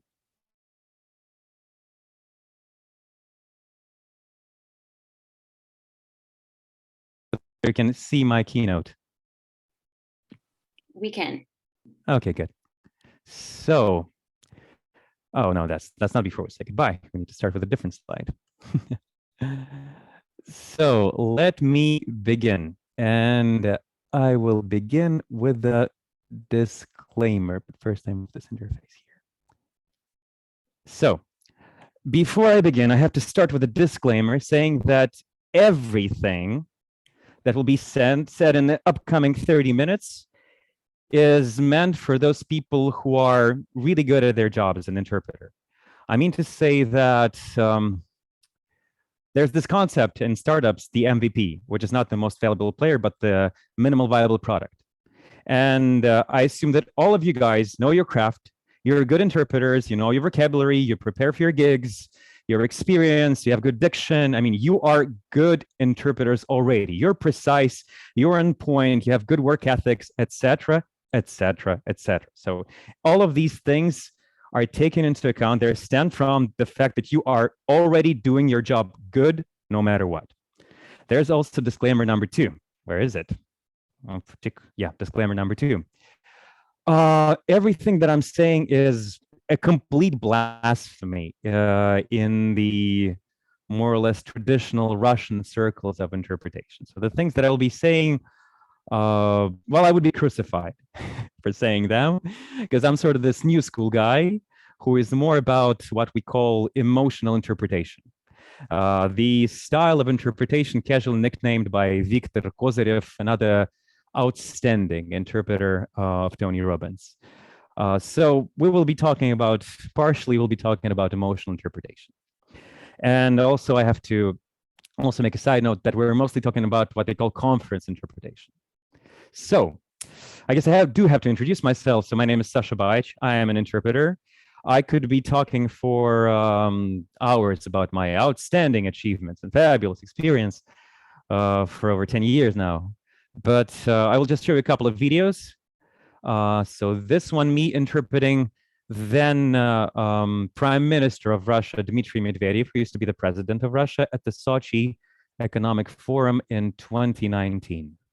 Telling about how important it is to have this opportunity to quickly get from the capital to the region and back to the smaller town, how important it is to build a road so that the big business could stay there, the big production could come there and help with infrastructure facilitation, urban improvement, jobs. And that actually is seen as the real change for the best. Okay, I hope there was sound. Let me know if there was no sound, because there will be. Okay, there was sound. And another video that I want to show you, this video was made in the city of Cairns in the North Australia, after one of the Tony Robbins events.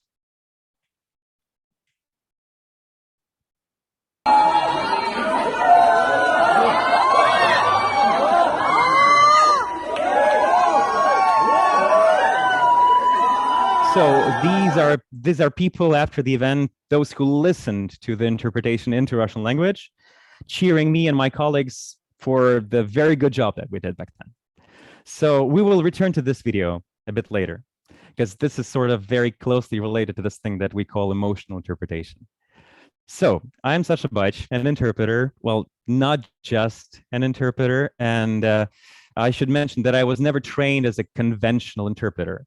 I had a lot of interpretation courses and special classes in my high school. After the high school, I already had this certificate of technical interpreter, so I could actually go and translate after the high school.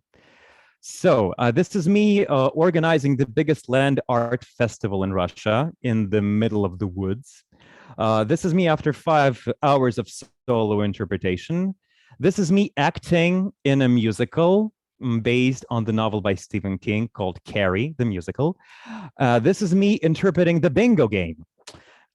Sometimes you have to. And this is me at that very same festival that I just mentioned. At the end of it, just a very beautiful and romantic picture. So, but let's get to the point. I have news for you. I don't know, bad or good. Here are the news. The machines are coming. The machines are coming to replace us, to take our jobs, to Uberize us, or you name it. It's pretty clear that in a little while, interpretation, just as it happened with translation, will be automated. And it's very near in the future. It's just a processing bottleneck.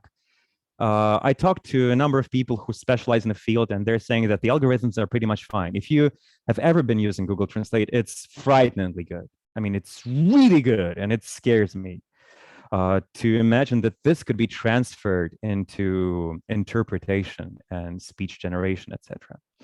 And what the experts in the field are saying is that it's all about processing bottlenecks. So pretty much in a number of years, you name it, 3, 5, 10 years, there will be a very different landscape in our professions. So we need to ask a question in this situation. As a human being, as a real life breathing interpreter, what's your added value? And this is a question that I asked myself quite a while ago, I think in the very beginning of my career. So what's your added value? How do you get pulled to this to you? What sort of special thing you do so that people throw you into the air for how good you have been? Now I want to continue with a very annoying discourse that we have all the time in Russian interpretation circles, which is, who is your client? So who's your client? Is it the speaker? You have to be very true to the speaker. You have to be very precise, and you have to preserve every word, every intonation, every detail, etc., etc. You have to be just as the speaker. Or your client is the audience, because you deliver for the audience, and they need to be engaged and interested in everything. So and all of this is wrong. Your speaker, your client is not a speaker. Your client is not an audience. And yeah, let's return to disclaimer 1. All of this is being said assuming that you are doing your job good, you're precise in your interpretation, etc. Your client is the one who pays you. So imagine this situation. There is some host of the event who paid a lot of money to bring a lecturer from the United States to Russia. He paid for the hotel, for the expenses, for the car, for the taxi, for the assistant, etc., etc., etc. So that what? So that you are precise in your interpretation. Of course, you will be precise in your interpretation, but I think he pretty much doesn't care. The host pretty much doesn't care about that. What the host cares about is that the event is sold out, is that there's good feedback after the event online, and that the next event is sold out as well. And that's your Uber goal. That's your overreaching goal.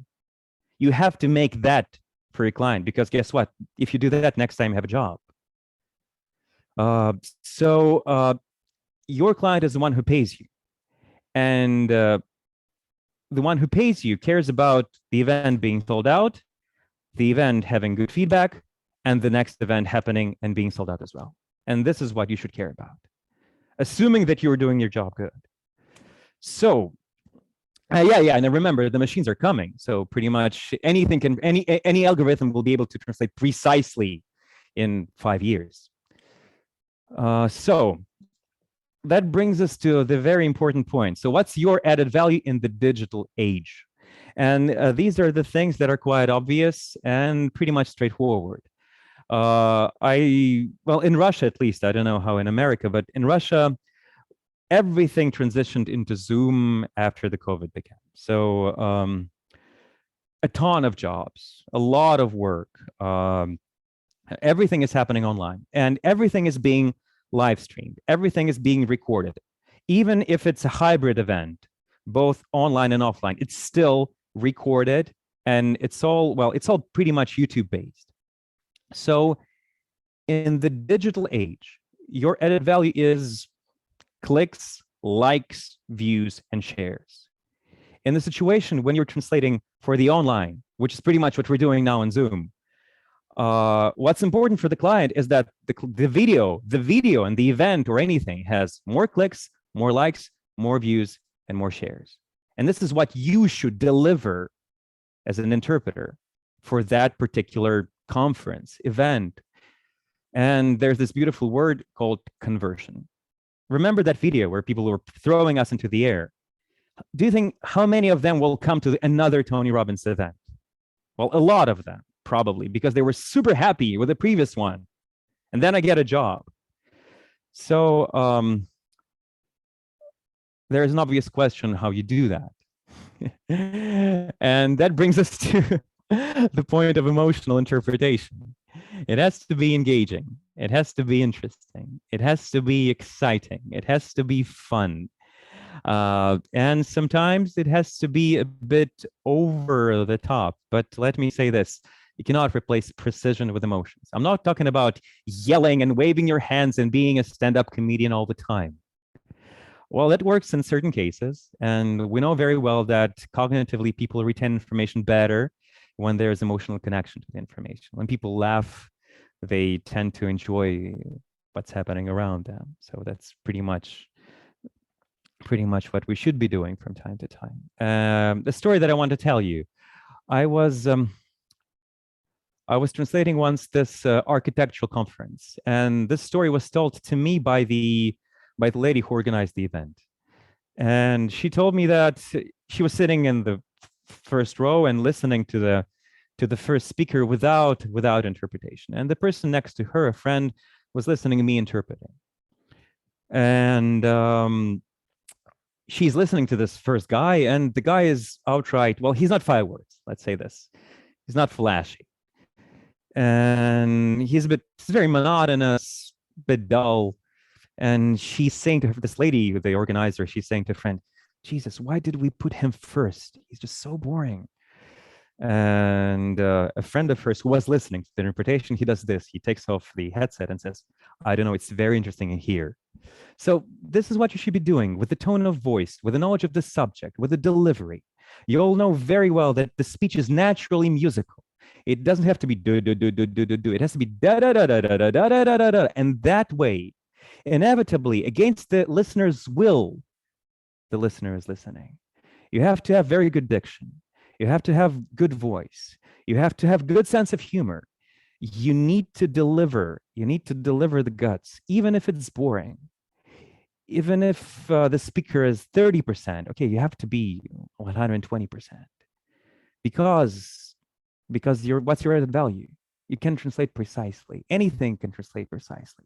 Google Interpret or whatever, Pixel Buds, anything will be able to interpret precisely in, I don't know, 3, 5, 10, 7 years in our lifetime, in the nearest future.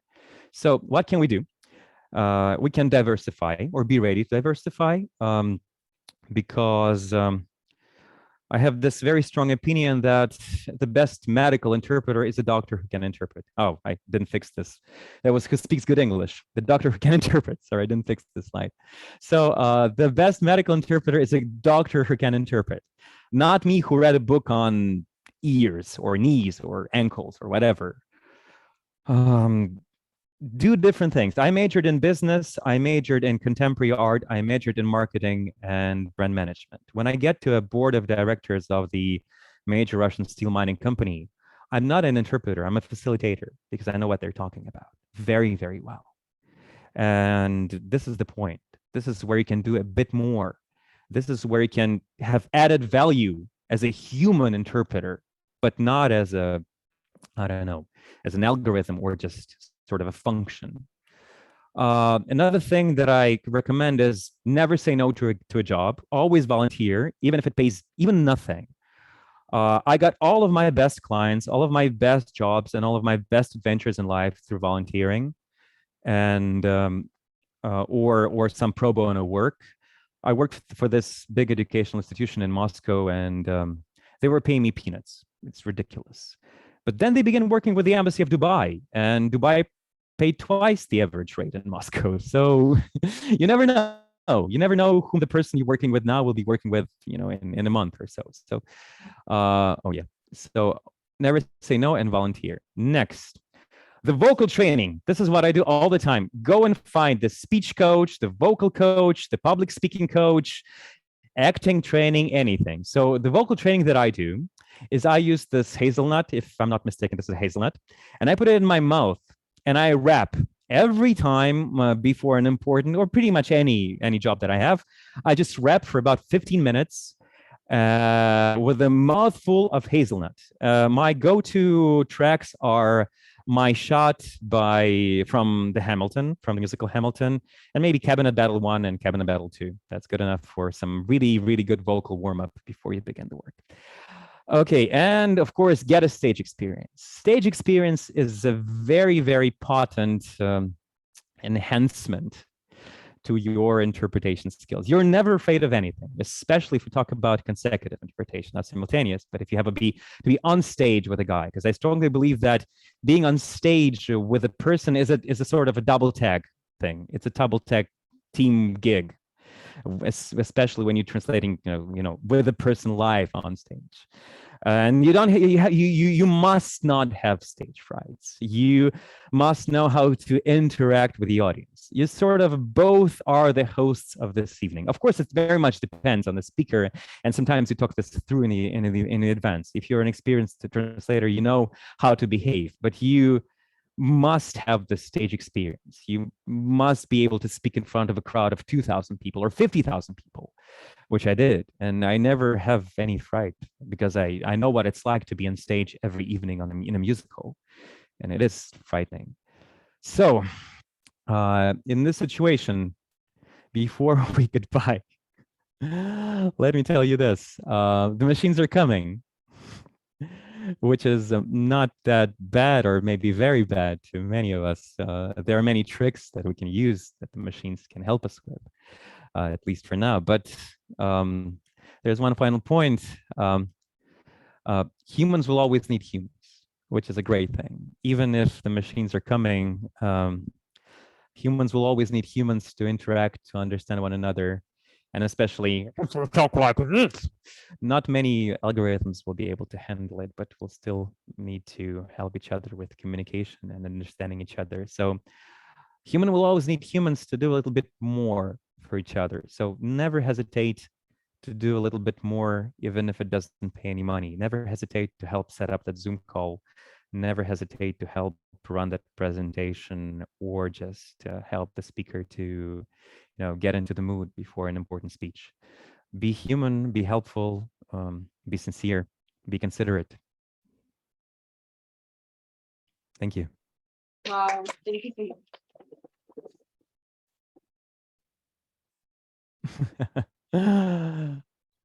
Thank you, guys.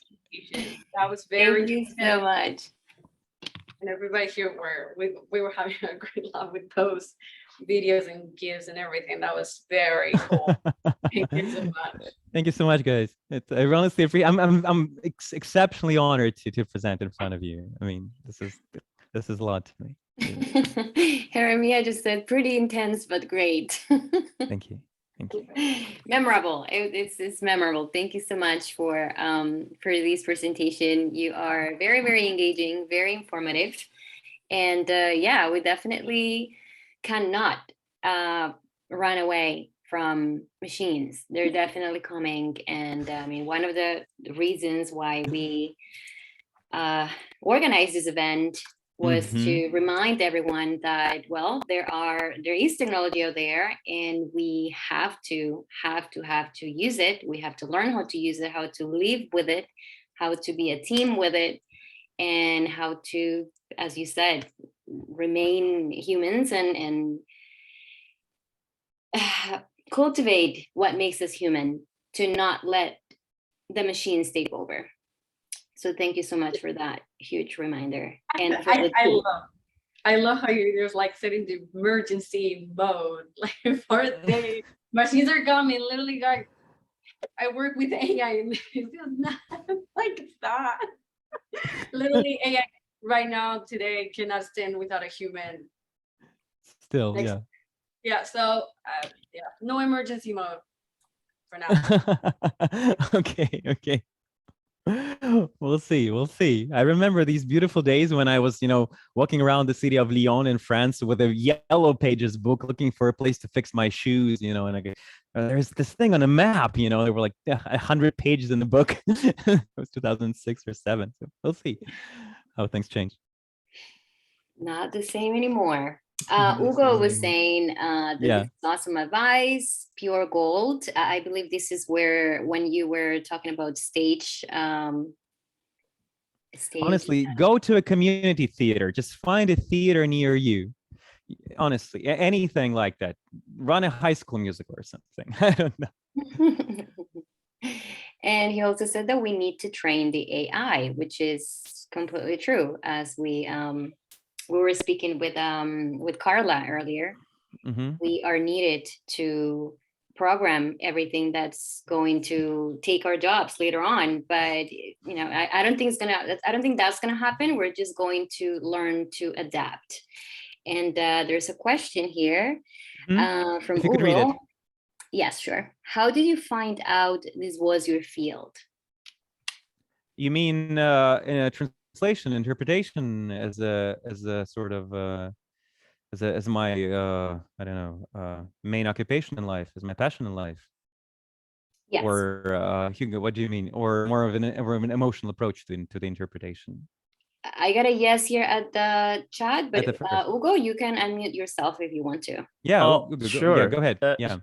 Yeah, I'm just curious, how do you, I mean, you're just so fit for the job that you do. You're amazing. And thank you. I just want to know, I mean, obviously you're not the same person as when you entered or encountered the field. So how did you find out this was the thing for you without knowing that you were going to be like awesome at it? Oh, well, I don't think I will be able to give you a thorough response to that. Ever since I was, there's a very important point here, actually. Ever since I was 14, I wanted to be a translator. And my dad asked me, what do you want to do in life? And when I was 14, and I said, I want to be a translator. And he said, okay, go play your Nintendo. Hugo knows what I'm talking about. I also used to play Nintendo. Yoshi's Island is the best game ever. So, and then I turned 16, and my father asked me again, what do you want to do in life? And I said, I want to be a linguist. He said, you're not going to feed your family being a linguist, which I think was a ridiculous thing to say. I said, whatever, pick a major, I'll go and do it. And they picked economics. And I think that was a very good decision, because I studied economics in Russia. Then I did a double diploma in France studying marketing and brand management. And I've always been close to languages, and that helped me to learn professional vocabulary of all of the aforementioned fields. Then I returned to Russia and did another master's in contemporary art and video production. And yet again, that gave me a bunch of knowledge and vocabulary. And in the meantime, I always wanted to be an interpreter. And then I had to earn my living, and it just happened. It started with me translating and interpreting the big photographers who were coming to Moscow. There was this trend of bringing big photographers to Moscow back then, and that's how I began. But my point here is it's very good to have another degree. economics, I don't know, healthcare, law. It's even better to having had worked in the field like I did, because I did work in marketing and brand management, and I did do shooting and video production myself. It's the situation when you can sort of tell the presentation without a speaker, or when the connection on Zoom is very, very bad. You can just close your eyes and sort of conjure the talk based on your own knowledge. This is especially priceless. Of course, you cannot be an expert in every single field, but having a sort of a major in other domain helps you tremendously in your job. But honestly, I just really loved languages ever since I was a kid, and I really wanted to be a translator since I was a teenager. That's how it happened. I just really loved languages. Thank you. My pleasure. There is another question here. It's from Anna. Have you ever had any clashes or disagreements with more traditionally minded interpreters? Oh, all the time. It's happened in Russia. This is a super annoying discourse, and I don't even understand why it is there. Because people sometimes don't like me, and well, I sort of lost. I don't know. There's this competition called Cosmo Spy in Russia, International Interpreters Competition. That's how the guys found me, by the way. And I got a second place, and I got, well, not because of this. It's important to say that not because of, I got a 2 for delivery because I was too flashy. I was too flashy. That was the opinion of one of the judges, and I got 2 out of 9 for delivery. And that's not the reason I lost, but still, it was sort of very, very discouraging. And it was like, we don't like the ones like you. It was pretty much straightforward, telling me into the face that this is the wrong way to do this. And obviously, when I'm translating in an official, we're not idiots. When I'm translating in the official context, of course, I'm being very toned down. Of course, I know my place. I'm not doing a stand-up comedy with the Minister of Finance of the Russian Federation. But even when I'm doing online seminar on organic chemistry and production of olive oil, I'm still making a bit hooky, I'm still making it fun. I add a joke or two, or something that hooks the listener up, doing something with my speech. I'm still making it interesting and exciting for the people who are listening to this, because that's what you should be doing for the people. That's just my opinion. It's okay. We'll give you a 10 out of 10 on it's okay. Thank you. Appreciate it. This whole talk made me remember about the beginning of interpreting, which dates, we can trace it back to the UN, when whoever was speaking was delivering the whole speech, like hours, and then the interpreter was not interpreting exactly what was said. It was interpreting the essence, and it was making it better. It was the purpose of the interpreter was to make the speech memorable for the audience who didn't speak the original language. So it ties back to the very origins. So yeah, let's go back to the origins. Didn't know that actually, so but thank you. I will mention that as an argument next time I have a clash with those more traditionalist guys. Are there any more questions? I don't think here we have more questions. Yeah, I don't see any more questions here.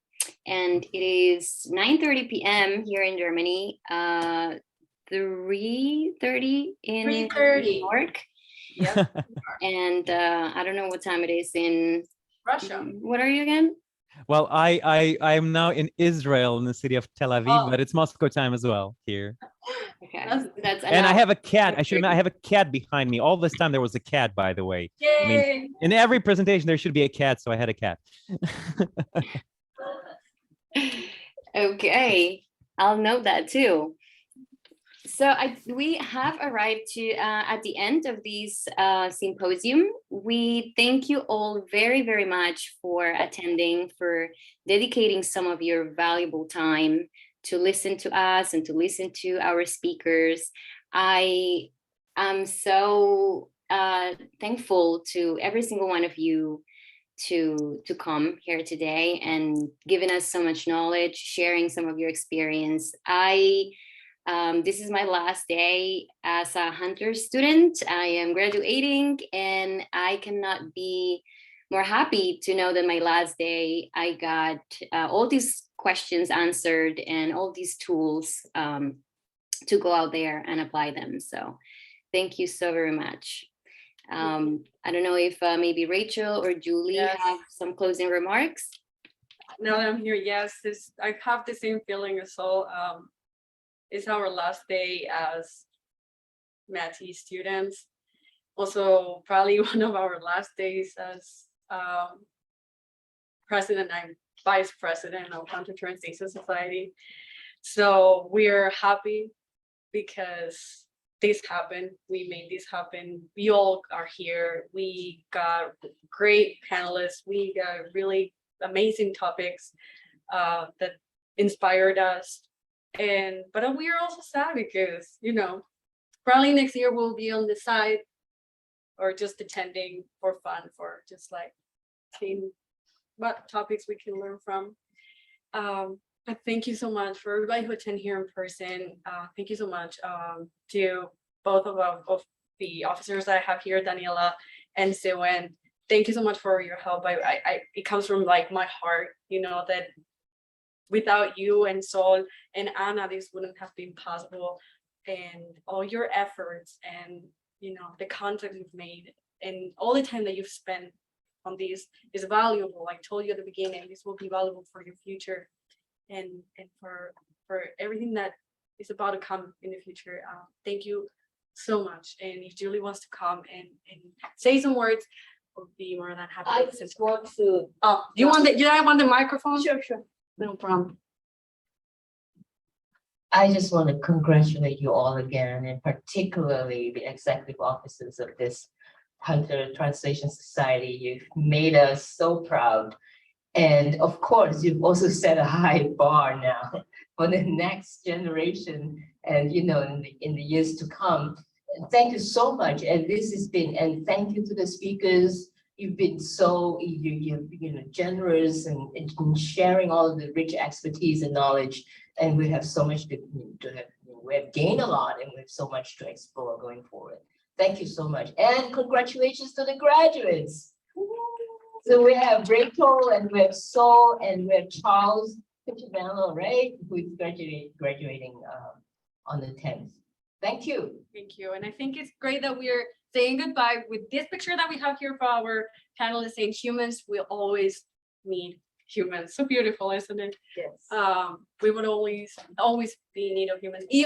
Even the machines that are coming, they need us, because without us, they would have never existed. Somebody had the great mind to come up with those. So we will still be in need of those great minds to come up with the next amazing thing that will revolutionize the world. Because I believe in linguists. Okay, I do. Thank you so much, guys. Thank you so much. And if you have any questions, anything, if you're interested in Hunter Translation Society, we're here. We can just send again the link for the for our website, anything. We're always in contact for resources, help, inspiration, whatever. We'll always be here. I have a last remark.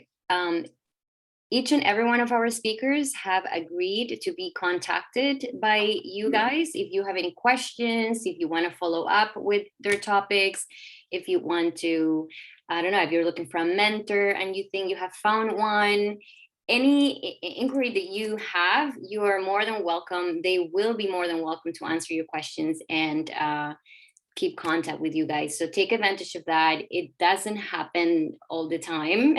So I would take advantage of that. Our website has all the contact information for the speakers. So you're more than welcome to go, leave us a comment, subscribe to our newsletter if you haven't subscribed yet, because more things are coming. Thank you, guys.